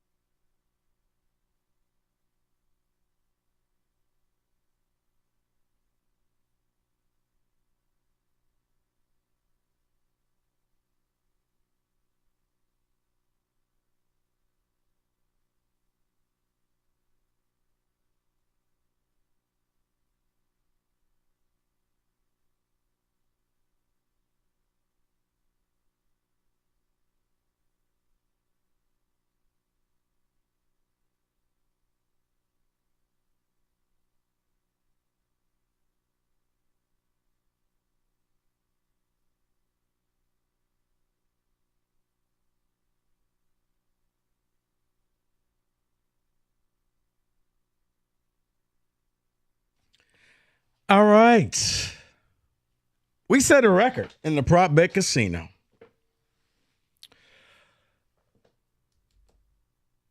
Let's get it started, David.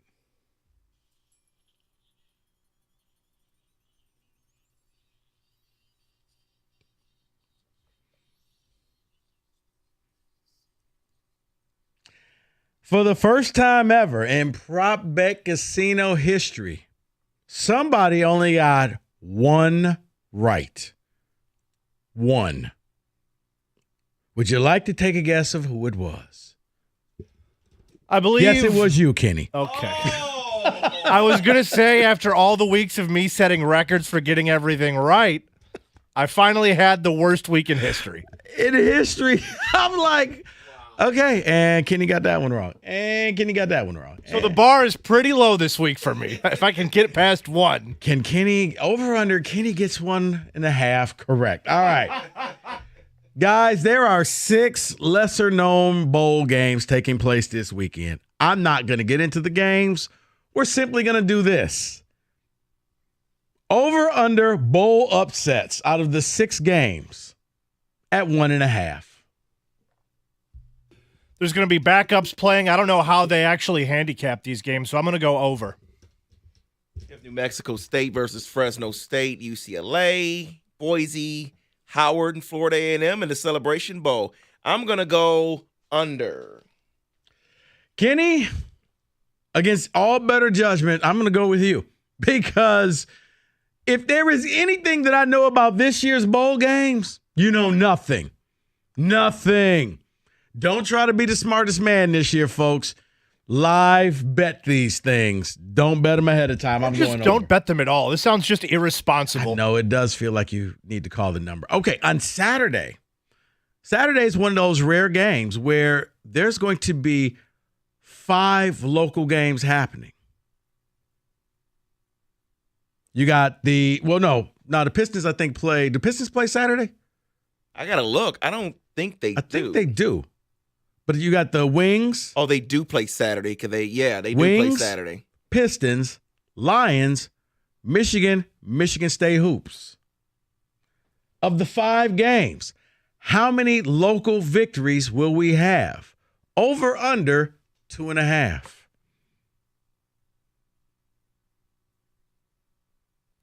I was Lions, Wings, not Pistons. the Pistons. Losing streak. Yeah. Come on, you got to root for it. MSU. Hoops, and Michigan hoops against Eastern Michigan. Double loss. I'll say under, too. Against Eastern. Kenny See, that's Detroit. That's the tough one.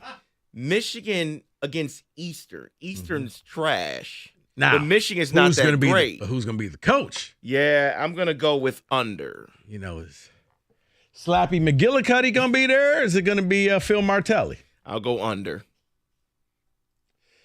David Hayes, Detroit. I love Detroit. I have the Wings and the Lions winning. I'm going over. I think the Detroit could do it. National Detroit Day. MSU taking on number 6 Baylor. Their halftime score, over under 33.5. Halftime score for Michigan State. I don't know much about Michigan State hoops. All I know is that Mike likes to demolish them on a frequent basis, so I'm going to take the under. They can't shoot threes, man. I'm going to go under. But you're going to be, in that great venue, Little Caesars. It brings such great karma. It's done so well for the Pistons. Yeah, you know what? I may have to join you on this one. Baylor plays good defense, and they can't throw a penny in the ocean. All right, Pistons taking on the Bucks Saturday. Over, under, Giannis total points. Over. Don't even want to hear it. Over. He doesn't want to know. He's going over. Can't possibly do worse than last week. Give me the over. David, you want to hear the number? I think I'm with Kenny. I just want to go over already. Okay. Well, for those who are playing out in the crowd, over under 39.5. Yeah, over. Yeah, that's fine. Yep, over. All right. Yeah, I'm going over as well. Michigan State shooting guard Tyson Walker, total points against Baylor, or the Lions halftime score. So Tyson Walker's total points versus the Lions' halftime score. Just for my sanity, I'm going to go with the Lions' halftime score. The offense is the strength of this team. They better be scoring some points by halftime. Wow. I think I'm going to go with Tyson Walker points here. Yeah, David, I'm going to do the same. Tyson normally plays big time in big time games, and the Lions' halftime points, I don't think they get more than 17. Agreed. So. Here's a weekly staple. Jared Goff turnovers. Over under. Kenny, you just want a number now? You want a number? No, or you want to go for it? I'll hear the number, all right? Over under 1.5. You got to think he cleans it up. You got to think you he gotta doesn't think get two. so, but in the last 4 weeks, it's like betting against the Pistons. I'm going to go under. Oh. I would like to think under because I'm thinking he's at home. But I believe their last home game was against the Green Bay Packers, and he turned the ball over. So I'm going to go over. David, I'm going over as well. I think you're going to get a fumble. I think you're going to get a interception. You'll get 2. J-Mo touchdowns. Over under 0.5. So basically, will J-Mo score a touchdown? I think they're going to be utilizing the run attack a lot more than they did last week. So I think that takes J-Mo maybe a little bit out of it, as in less reps to go around. I'm going to say under. All right, Kenny, I understand why you're saying that, but I'm going to go over because of the injury report. Reynolds with a back injury. I think he plays, but he's not his usual self. So which means they'll have to play J-Mo more, so over. I'm going to go under with Kenny. I look at the corners they got. Surtain, yeah, they're going to try to lock them down. If you're going to beat them, you're going to have to beat them by running. Russell Wilson rushing yards. Over under 20.5. I think he's a very mobile quarterback. I think he once was a great running quarterback.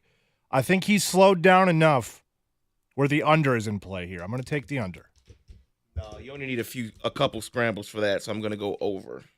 David, I'm with you. I think that if he rushes about 6 times, picks up 4 yards each time, yeah, he'll be good for that. Amara St. Brown receiving yards or Jahmyr Gibbs rushing yards. If the Lions have any hope of winning this game, Amon-Ra has to have a big day. So I'm going to go Amon-Ra. Well, it's interesting you say that, Kenny, because if they have any hope in this game, I think Gibbs also has to have a great game. So I'm going to go Gibbs here. David, I'm joining you, and I'm leaving Schlep Rock alone here. I'm going Jahmyr Gibbs. Sam Laporta receiving yards. Over under 47.5. I'll go over. I'll take the over there. Yeah, they all had a bad game last week. I will go over here. I am going to go under. I think he gets some. I think he gets around in about 38 yards, but I don't think he hits the 47.5. Here's one. Will the Giants win?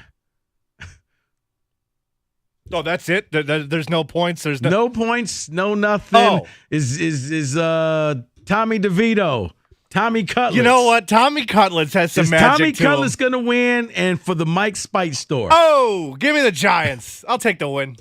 You got to do it right, Kenny. Oh. No. You want who? I want Tommy Cutlets. All right. I'm sorry, Tommy Cutlets. You're going on the road. I think you're going to get cooked in New Orleans. Yeah, for Big G, I would like to take the G-Man, but yeah, I think that Tommy Cutlets' run comes to an end. More passing touchdowns. Dak Prescott and the Bills, Brock Purdy against the Cardinals. Brock Purdy, all the weapons, privilege. Wow. Whatever. I'm going Dak. I think he has to have that in order to beat the Bills this week. I'm going Dak as well. I think they will run the ball against the Cardinals. And finally, Jalen Hurts rushing touchdowns over under 0.5 Monday night against Seattle. I'll go over. That's a pretty safe over for me. On the road, crowd, doesn't matter. Over. I'm going over as well. That is your prop bet casino 97.1.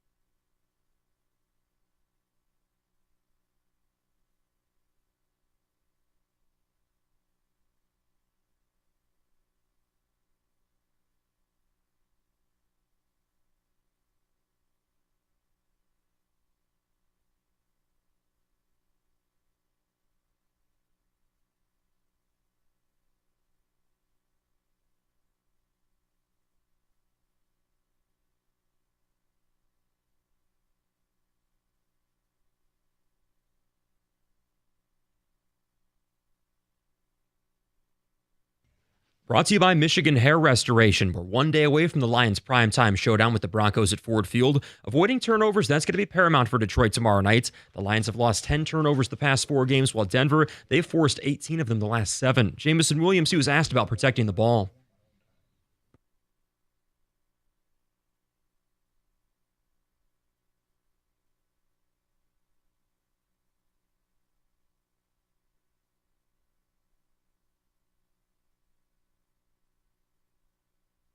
There's also lots of positive injury news for Detroit. Frank Ragnow and Taylor Decker, they're listed as officially questionable on the injury report, but they both did have full practices yesterday in Allen Park. The Lions 4.5-point favorites.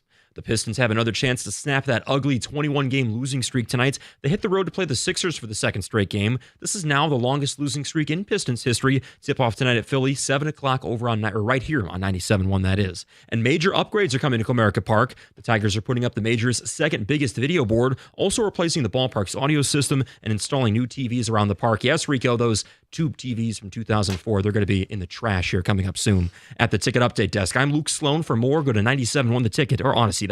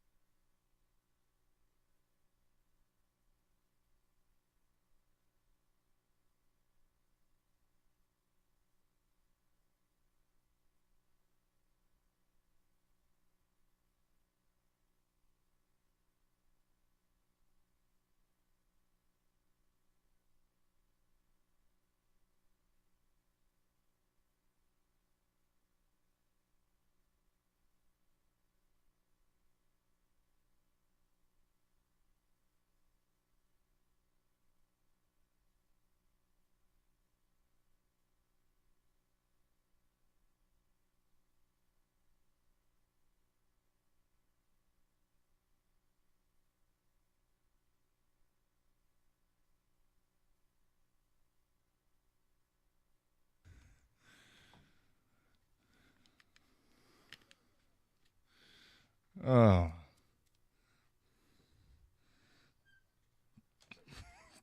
The little kid's got the toy for the day, huh? It's the remix.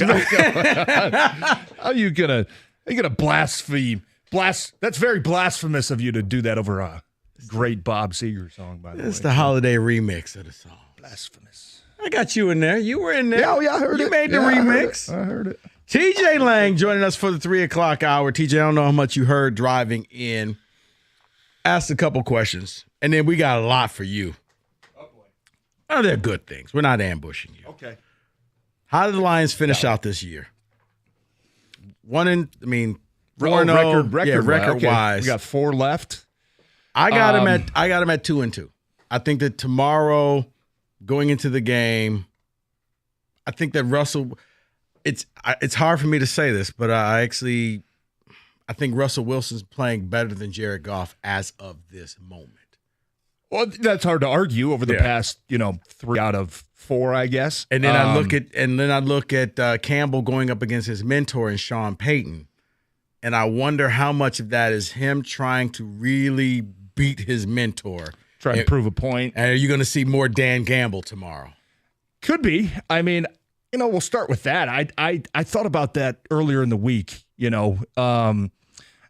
I think more often though, when you get a guy like Dan Campbell didn't leave Sean Payton's staff, with ill intentions or get fired or anything. No, right. Not trying to prove a point to the guy. He got obviously promoted. It's not proving a point, but TJ, it's like whenever you go back, if you play one of your former teams, you want it a little bit more. You definitely do what you want. Summer's a lot easier when you could meet them at the beach and kind of be like, we beat you. Yeah, you want to prove a point. You use that as motivation. I think Dan did that a couple weeks ago when they went down to New Orleans. And kind of the same thing. He didn't leave on bad, with any bad intent. What I mean? He didn't get fired from there. He left, but there's still some motivation there when you go back. You want to prove that, hey, they're missing me a little bit, type of thing. And Sean Payton, I'm sure that's going to be motivation for Dan Campbell. I think Dan Campbell is just such a consistent guy, though. You know what I mean? Like, he doesn't make it about himself. He doesn't make it about, hey, guys, get one for the skipper. This one's going to mean a lot to me. No, they don't do that. The players know that this probably means a little bit more to Dan Campbell, going against his mentor. But I don't think that that's going to have a huge impact on the game.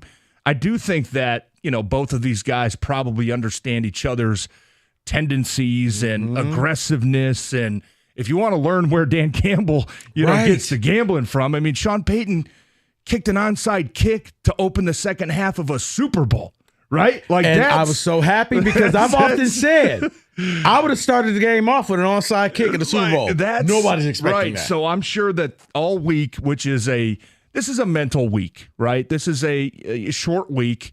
late in the season, you're not getting a bunch of physical work in. You're not, doing one-on-ones and all the dirty grinding stuff you do early in the season with pads on. This is more of a mental preparation week. And I think that I guarantee you that popped up in every meeting this week. Be prepared for, the unscouted looks. Be prepared for something to pop up, because as much as we say, hey, the Lions are kind of at a crossroads, right? Their backs still aren't technically against the wall. This isn't a must-win game when you look at the standings. This is a big game for them. This is a must-win game for the Broncos, though, for where they're at in their division, their playoff I think look. they're ninth right now, outside looking in. But they still have hope. They still have a chance. So I'm sure that, Dan went into every single meeting, offense, defense, everything, special teams. Guys, hey, something is probably going to happen this game where, whether it's an onside kick, whether it's a fake punt, fake field goal, something is probably going to happen. I think that's where, when you talk about Dan and Sean coaching together, it might be a gamble fest. Who can come out, and that's who can double down enough and come out on top, to win this game. But I don't think it makes a huge impact on it. And maybe we're all fools. Maybe they know. Maybe they're doing reverse psychology where it's, hey, he thinks I'm going to fake this. He thinks I'm going to do this. Boom, we're going to do something different. And then it turns out to be a nothing, the entire game. But the first question, I think, honestly, 3-1 over these next 4 games is it's fair, I think. You look at, obviously, the longer this week has went on, the more confident I'm starting to feel about this game tomorrow. I watched the film. I watched Denver. You say this is a completely different team than what they started the season. We know that. I think they were 1-6, I want to say. Yeah, they look like they were done. Or 1-5. And Sean Payton even mentioned the inspiration for, changing the season around, what Detroit and Dan did last year in the last 10 games. He mentioned that, week 6 or week 7 when they were hitting their losing skid. But I feel confident. I do. For some reason, I just do. This is a good team. They haven't played good 3 out of the 4 last games, and it's it's kind of come in bunches right now. Because let's not forget, as bad as last night's game was, Denver had a worse game this year. Right. Now that felt like a long time ago when they let up 70 points to the Dolphins. 70-20. They actually gave up 70. And the Chargers didn't. Right. Yeah. But week that 3. That's a sign of a good coach. It's Sean Payton, because that would have been really easy. You're sitting there 1-5.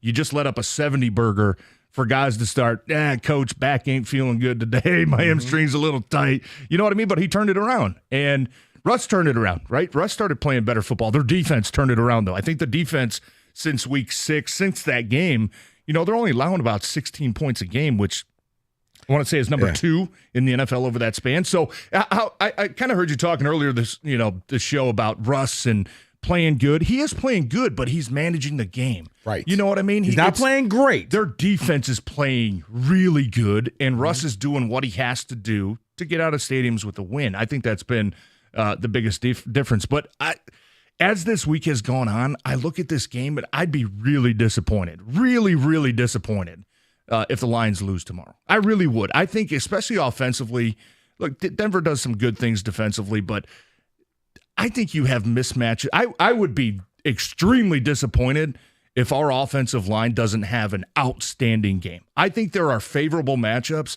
across the entire front 7 for our offensive line against Denver's front. I don't see them they don't have a game changer. They try to confuse you.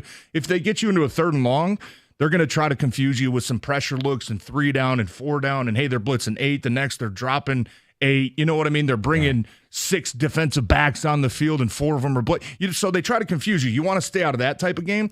But when you look at the run game and you look at the lanes and you look at the creases and you look at our guys versus theirs, I cannot find one matchup in the front 7 for Denver's defense against our offensive line where I'm saying, hey, we got to worry about this guy. We got to double team that guy. We got to know where this guy's at. I don't see that. I think this is a game that our offensive line needs to completely dominate. And when they do, it's proven over time that Jared Goff plays really well when this offensive line plays well. I'd be shocked if our offensive line does not have a great game tomorrow. TJ, there's one concern. There's one matchup that I do want to ask you about that I I see the Lions having a problem with. I'll give you that next, along with your phone calls, your ticket text, 248-539-9797. TJ Lang joining me right here, 97.1.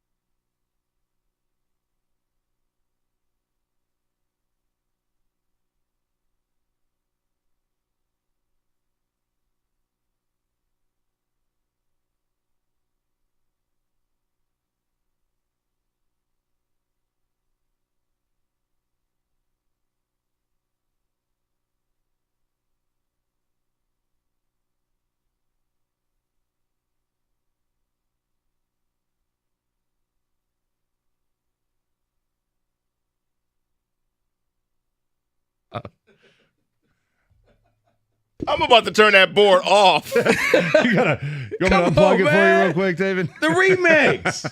It's on beat. I can unplug it for you real quick. All right. TJ Lang joining me. TJ, we talked about, you said that you don't see anybody on the front seven that really should give the Lions any problem. To me, the biggest concern for the Lions, the one matchup that I'm worried about is the Lions. Is turning the ball over. Is giving the Broncos extra opportunities. The 10 turnovers in the last 4 games are problematic because now Denver, they're on the outside looking in. They've won 6 of their last 7 games. They are trying to make the playoffs. If you're giving them extra possessions, I don't care if the game's at home. I don't care if the game's on the road.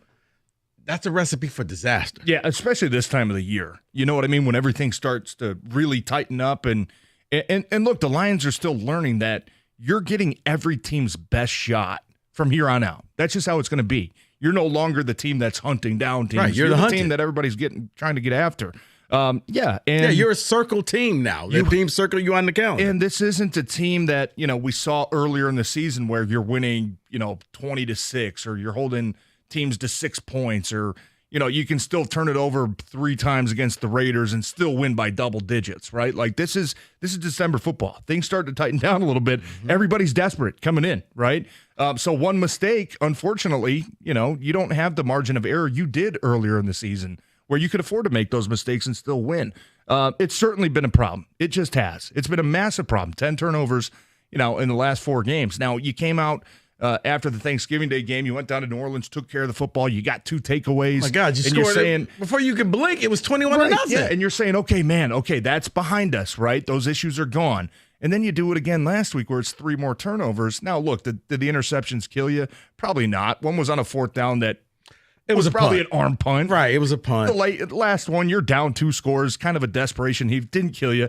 The fumble killed you. The fumble absolutely killed you. That was fumble took you out the game. Right, but you're right though. This team, and that's why I think tomorrow this team can only beat themselves. Right. I look at Denver and I say, as long as you bounce back, as long as you get back to your identity and do what you're good at, do what you've been, your bread and butter. All season long, the run game, the play action game, defense, you know what? Hey, we might allow some chunk plays here and there, but we're going to lock you down in the red zone. We're going to be good on 3rd down. The situational football, that's how you win games. When you're making mistake after mistake after mistake, you can't sustain that anymore. You can't come back from that. And that's why, even last week, you look at the Chicago game, and there were so many just dumb issues that popped up, right? I mean, the first drive, you get the ball, you're driving down, and then you get a tripping penalty, and it's 2nd and forever. I mean, the drive's dead, right? Jahmyr Gibbs drops in the first half what was probably a touchdown, right? Maybe you're going up 2 scores into the second half, getting the ball. You come out of you see St. Brown dropping passes. St. Brown, you're not used to seeing that, and these are coming from your reliable players. And look, I know Aiden Hutchinson doesn't jump off sides much. He doesn't. I mean, you look at his statistics over the last couple of years, it's maybe a couple, right? Like, he's a smart guy, but in that situation, it's just like, it's such a bad mistake. Aiden, it's 4th and 13, not 4th and inches. Were you trying to get it's 4th and 13. And they're not even going to snap the ball, which was very obvious to everybody watching that, okay, they faked, right? Then they motion, and then they faked again, and then they motioned, and then you bite it. It's like, oh my goodness, right? But mistakes. And even after that, you come out, the next play the offense has the ball, you fumble it. Mm-hmm. So now you go from being in a tie game, getting the ball back, to next time you get the ball, you're down 2 scores. Yeah. You know what I mean? So it is a lot of self-inflicted wounds that this team has been, putting on themselves, where it's been hurting them. And look, if they play that way tomorrow, this Denver defense is going to kill you. They are going to swarm you. If you're leaving yourself 3rd and 9s and 3rd and 12s and 3rd and 13s and, false start, now it's 3rd and 14, you're dead against this Denver defense. Right. You are.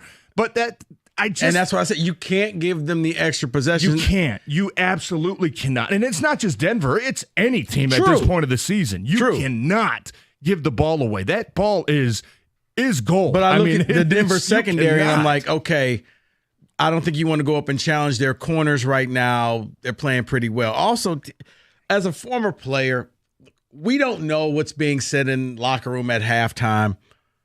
But what happens when this team goes into the locker room and comes out in the third quarter lately where they just fall on their face, where they're not scoring the ball, where they're turning the ball over, where, you had a 13-10 lead and it's like punt, like you're not moving the ball. It's 3 and out. Like, yeah, what's being said at halftime, or are we just making too much of the third quarter woes? I mean, I wish I had an answer. And I think they wish they walk had an in there answer. and find out. I think next time. they wish they had an answer, right? You talk to the players, and even Ben talked this week, and he's like, guys, if we had an answer, we would try to fix it. I don't know what's going on.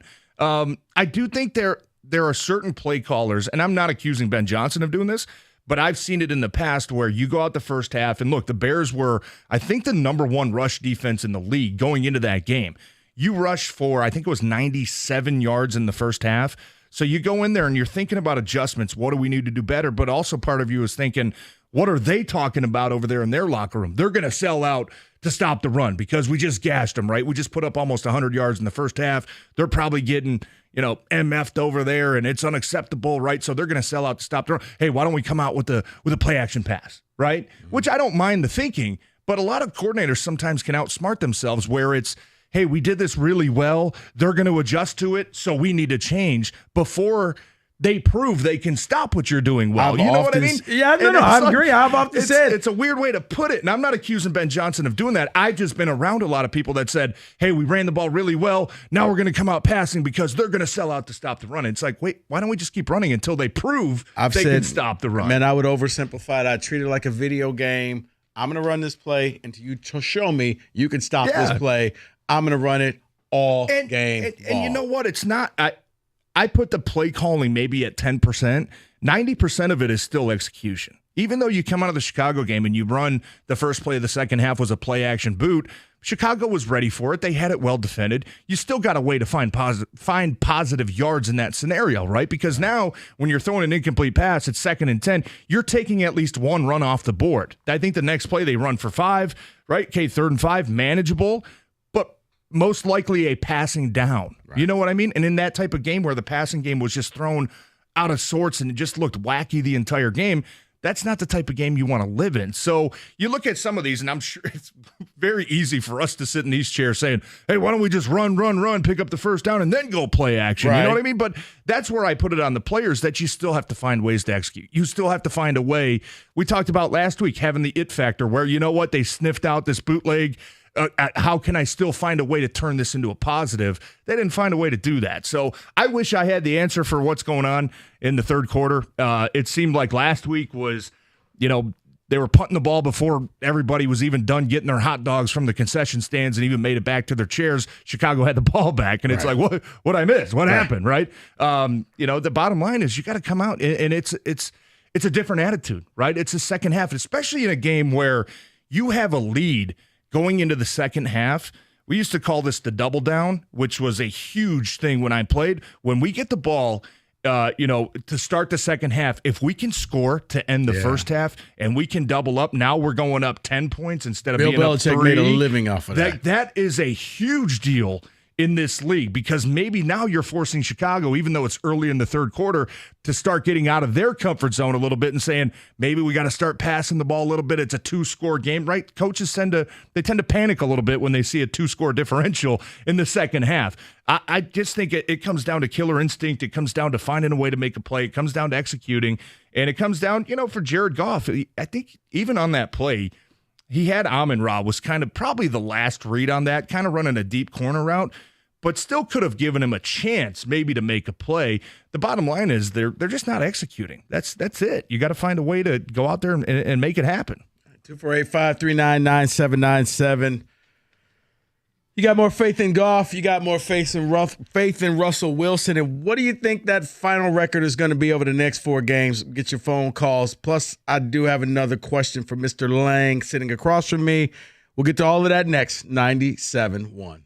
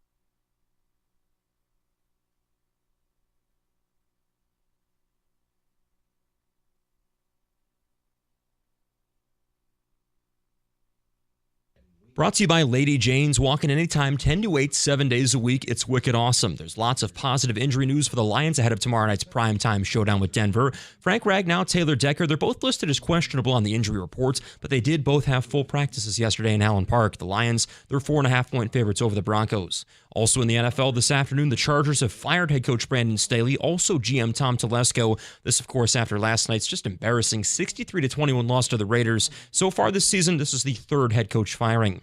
The Pistons have another chance to snap their 21-game losing streak tonight. They hit the road to play the Sixers for the second straight game. This is now the longest losing streak in Pistons history. 7 o'clock tip-off tonight in Philly, right here on 97.1. And former Michigan State wide receiver Tyrell Henry has found a new home. He's transferring to Wisconsin. He had 195 yards, also 3 touchdowns last season in the green and white.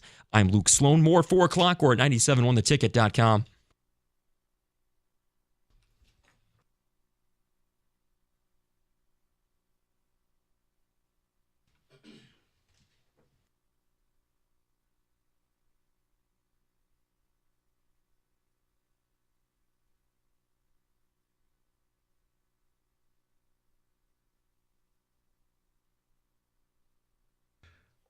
See, I won't do anything. I'm going to respect Nat King Cole. So, I see what you're doing. Yep.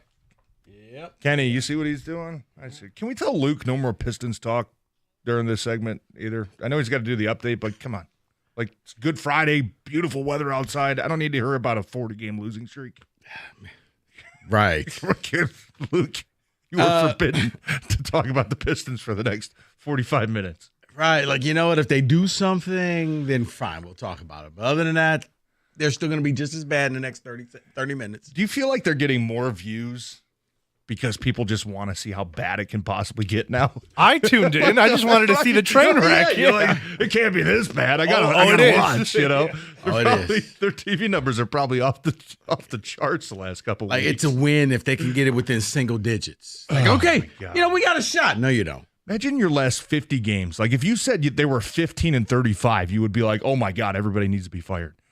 They're 4-46.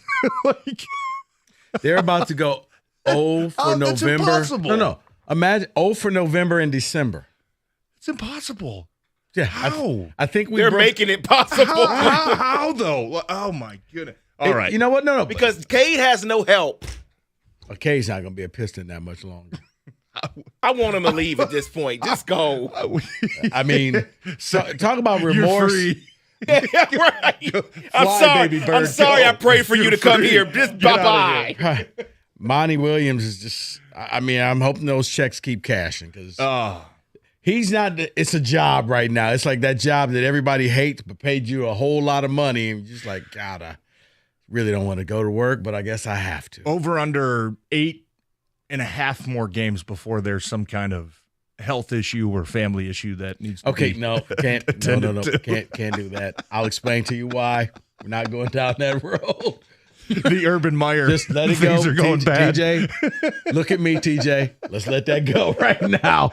Let's let it go. I'm not accusing Monty of doing it. I'm just saying when things get bad, that's the coach's. TJ. No, I do have a question for you, though, TJ. Go. I have a question for you. What am I missing? Based off yesterday or last night blowout loss for the San Diego, Los Angeles Chargers. Fired their coach this morning, fired their GM, and they're now firing assistant coaches. It's crazy today. What goes through the mind of an athlete when you're sitting there on the sidelines knowing that my coach isn't going to be here tomorrow? He won't be here. I'll be here. Right. And you're going through that on the sideline. What goes through your mind? Guilt, I would say, more than anything. Honestly, I mean, it's guilt, you know. And I was here in Detroit when Coach Caldwell, you know, they moved on from him, and you feel responsible as players, you know. Bottom line is it's an execution league. I mean, you got to go out there and play. But I mean, what do you? But at halftime, it's 42-0. I mean, and it's the Raiders. And you know, like this wasn't like the top team in the league is beating you. Division team, and they're bad. You know, the worst part too is Brandon Staley was just on record like last week saying, you know, the team's still buying in. If they weren't, still responding to messages, we'd be getting blown out every game. And then yesterday, you're like, oh boy. I mean, you couldn't have forecasted it much better if you were Brandon Staley. I don't know what took so long, to be honest with you. I mean, they've been so underachieving for a year and a half now. When you look at some of their losses, I don't know. And even the guys, you can usually tell when the players are genuine about, believing in their coach. You can usually read between the lines and say, okay, he's just saying that because he has to. All the guys there, Khalil Mack talked last night, and I think Derwin James and some of their other guys, and it's like, we feel terrible. Like we like Brandon Staley. We're trying. Do you we just pick don't up the know what's phone going or stop on. in his office and just apologize? Like, hey man, this is kind of my fault. I'm sorry. Or do you just shrug your shoulder and be like, that's the business? Yeah, I mean, there's nothing you can really do at that point, right? It's just, hey, I mean, it's a failure. It's a complete failure. And I've been in that position. You feel guilty as a player because bottom line is if you play better, if you execute better, nobody's getting fired. So you heard that. It's TJ Lang's fault why Caldwell got fired. Partly, yeah. I was a player on that team. Could have just We blocked underachieved. somebody, We TJ. underachieved. This ain't Eastern Michigan no more, son. Terrible. Now, there's other points where you can clearly tell what happened with the Raiders earlier this year, where the players were like, thank God, like we couldn't do this anymore. You know what I mean? Like we love Antonio Pierce. You never hear. I think you Pierce never heard is- anything about Josh McDaniels. What they're saying about Antonio Pierce. So if you're Pierce, then you should be getting that coaching job. Raiders should. You know what? We're just going to take that one off the market. Here's our coach. He's our guy. So we just learned two things about TJ. We can blame him for Jim Caldwell. We can also say that he felt that way with Patricia. Get out of here. I wasn't still playing when. Oh, Patricia, okay. I was All there right. 1 year All right. with Patricia. All right. So All right. yeah, but I think that if you're going to compare the two, I think the Patricia end of that era was probably more comparable to the Josh McDaniels era in Vegas rather than the Brandon Staley. Like the players genuinely seemed like they really liked Brandon Staley, and for whatever reason, it just wasn't working. And they've been an extremely disappointing team with all the talent that they have, and that the writing has been on the wall for that one for a long time. And finally, last night was just the ultimate breaking point. I mean, you get embarrassed. I think the like breaking that point at was. I think the home. playoffs last year was that. You knew it was over. Yeah, but last night was the final straw where we can't keep doing this. Yeah, but it was like even Amazon was like, but you kind can of you look give at me anything? Yeah, but you kind of look at today and you're like, about time, almost. You know what I mean? Like nobody was surprised. It was a mercy killing. The same thing nobody was happened at surprised. Michigan State. You know what? Mercy killing. Just go ahead and end this thing now. I don't want to go through the rest of the year. All right. Happens. We got our picks next. TJ, Bizarro World is still going on and on. I can't understand it, but Dave is still winning. So we'll get to our picks next. 97.1.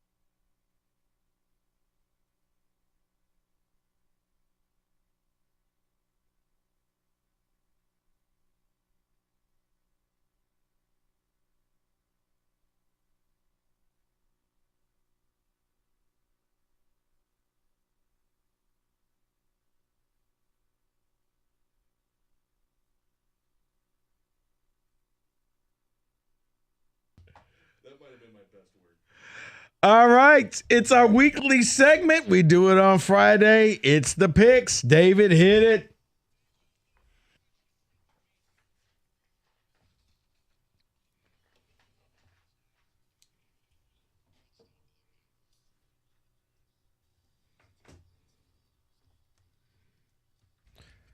That is disturbing. You know.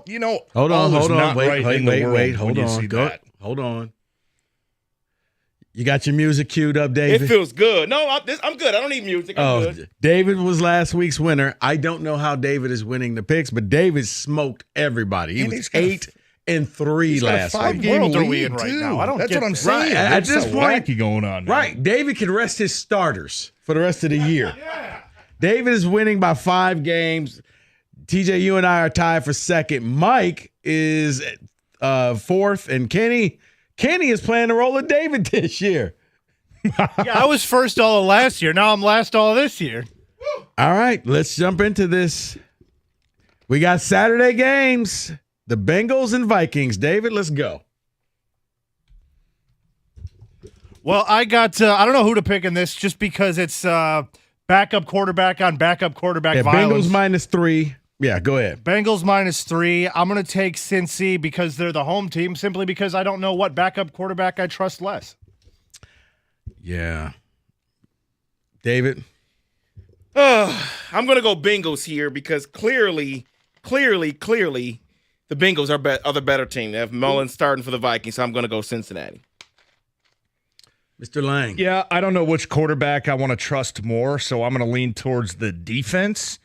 And the Vikings defense has been playing very, very good as of late, and I think that this is a quarterback that they can feast on. I don't know if they win the game. If they win the game, honestly, it might be good news for the Lions because that might put a little bit more urgency into their Saturday night game, knowing the Vikings are creeping up on them. I'm going to take the Vikings to cover, though. I think this is going to be another low-scoring defensive battle with a couple bad quarterbacks, and I could see it.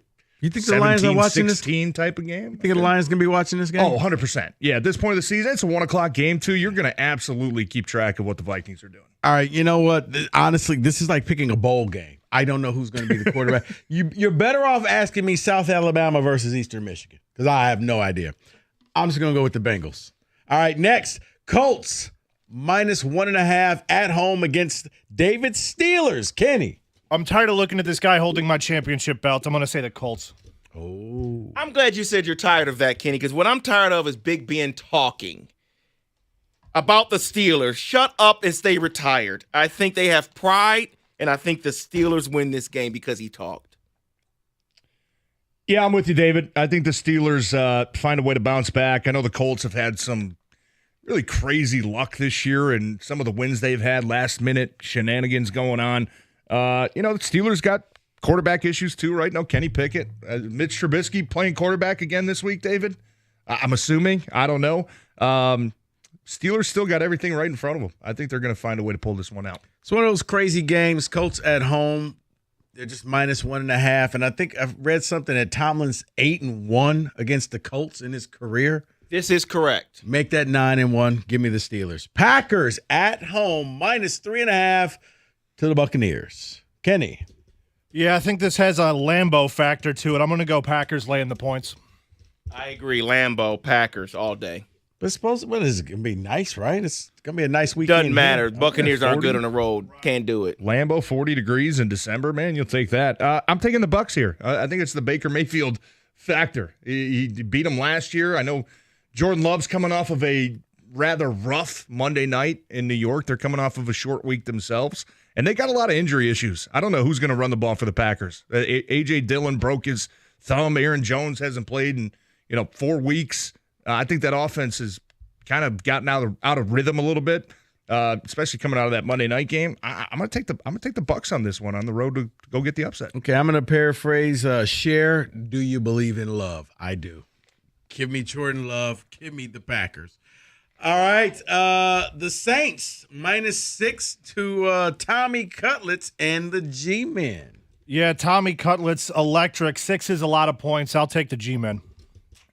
Yeah, the Saints are going to be marching in, burning up those cutlets, so I'm going to go with the Saints. We got some charred cutlets. I'm with you, David. I think the Saints win big in this one. I think the Tommy DeVito fanfare and all the glitz and time to come back down to reality. Okay, Saints. That's a tough place to play. Lions figured that out a couple weeks ago. I'm taking the Saints. I think they're going to win big in this one. I think the Saints are going to win, but 6 points is just way too many. Give me Tommy Cutlets and the G-Men. Mike's going to call you the worst friend in the world, by the way, after he hears that. No. I'm saying the Saints will win. Oh, It's 6 too many points. Yeah, it's just way too many points. I got you. So, no, trust me, he already sent me a we bunch should all of be texts. rooting for the G-Men, by the way. Right, guys? Deep down, don't you? Yeah, you know what? Come on. There was actually a shirt that I wanted to buy. Evan showed me, and I'm like, Mike's never going to wear this. So we're not going to waste our money on it. All right. The Bills hosting the Cowboys. Bills are 2-point favorites. Every time I pick... also, we got the over-under at 50.5. Yeah, I was going to mention that. Every time I pick against Dak, I feel like he burns me. I'll take the Cowboys, and I'll take the under because I don't like Josh Allen all that much. Yeah, but something about this game doesn't make sense. How the Bills are favorite? I know they're at home, but it doesn't make sense. So I have to go Bills, and I have to go over. A little Eagles hangover. I'm taking the Bills, and I'm taking the under. I think this is going to be a classic December Buffalo defensive showdown. Could see this being a 20-17 type of game. With how good Dallas is, they're a bit of a different team on the road now. Right? You get them outside, you get a little weather element that starts to slow them down a little bit. I think the Bills' offense has hit a better pace after they fired Ken Dorsey a few weeks ago. Josh Allen playing much better football. This could be a battle of maybe 2 potential MVP candidates as well. Josh Allen, I know, has kind of rebounded. Dak's having a hell of a year. I'm going to take Josh Allen to come out on top of this one. It's difficult taking the Bills, but I do think David mentioned something. I'm going to change my pick. I am going to take the Bills now because I think the Cowboys may be having a little hangover. They put everything into beating the Eagles. Oh, yeah. That was the NFL version of a rivalry game, which means that next game, they're not going to be up for this game. The classic up, down. Up, down? Yeah. Is that what that was? Give me the Bills. Give me the over. Rams hosting the Commanders in a game that no one really cares about, but the over-under is at 50.5. Yeah, why is this even on here? This is why David is winning, because he puts these types of He's doing games the on Mike here. thing. Air Force. You know? Air Force. The Commanders, really? This is David's world. We're all just living in it. Man, 50.5 is a lot of points, especially in December football. I'm going to go with the under. Funny, you all ripped this game, but 50.5 points is a lot of points. You know Are why? we talking fans in the stands or the points? Oh, Washington fans will probably show up. There'll be fans there in L.A. Commanders have a good offense, so I'm going over. God, I think I'd rather talk about the Cricket Celebration Bowl tomorrow between Florida A&M and Howard. Howard, yeah. Tyson. That's saying something coming from TJ Over, under. TJ's flipping the coin. You know what? I'm only allowed to be the ambassador of one bowl game this season. That is the Quick Lane Bowl in a couple weeks. I'm going to take the over. Screw it. Rams score a lot of points. Puka, Cooper Kupp, they're doing their thing. Give me the over. Don't care. Taking the under because don't care. All right. The Ravens on the road at the Jags. Trevor Lawrence. I don't know what kind of quarterback he's going to be, but the Ravens are 3.5-point road favorites. Yeah, I feel like the Ravens probably should be favored by more, so I'm going to take the Ravens. Yeah, that Jags Stadium is trash. They're looking like trash, so I'm going to go with the Ravens and the black quarterback. Trevor Lawrence. He got all those Kirk Cousins chain. I don't know. Trevor got swag, man. He's got swag. Feels like a tough game to pick. Man, that hook, that 3.5. You know what? I'm gonna take the Ravens. I can't trust Trevor Lawrence right now. Don't know if he's healthy. Flip a coin, lands on the Ravens. Give me Baltimore.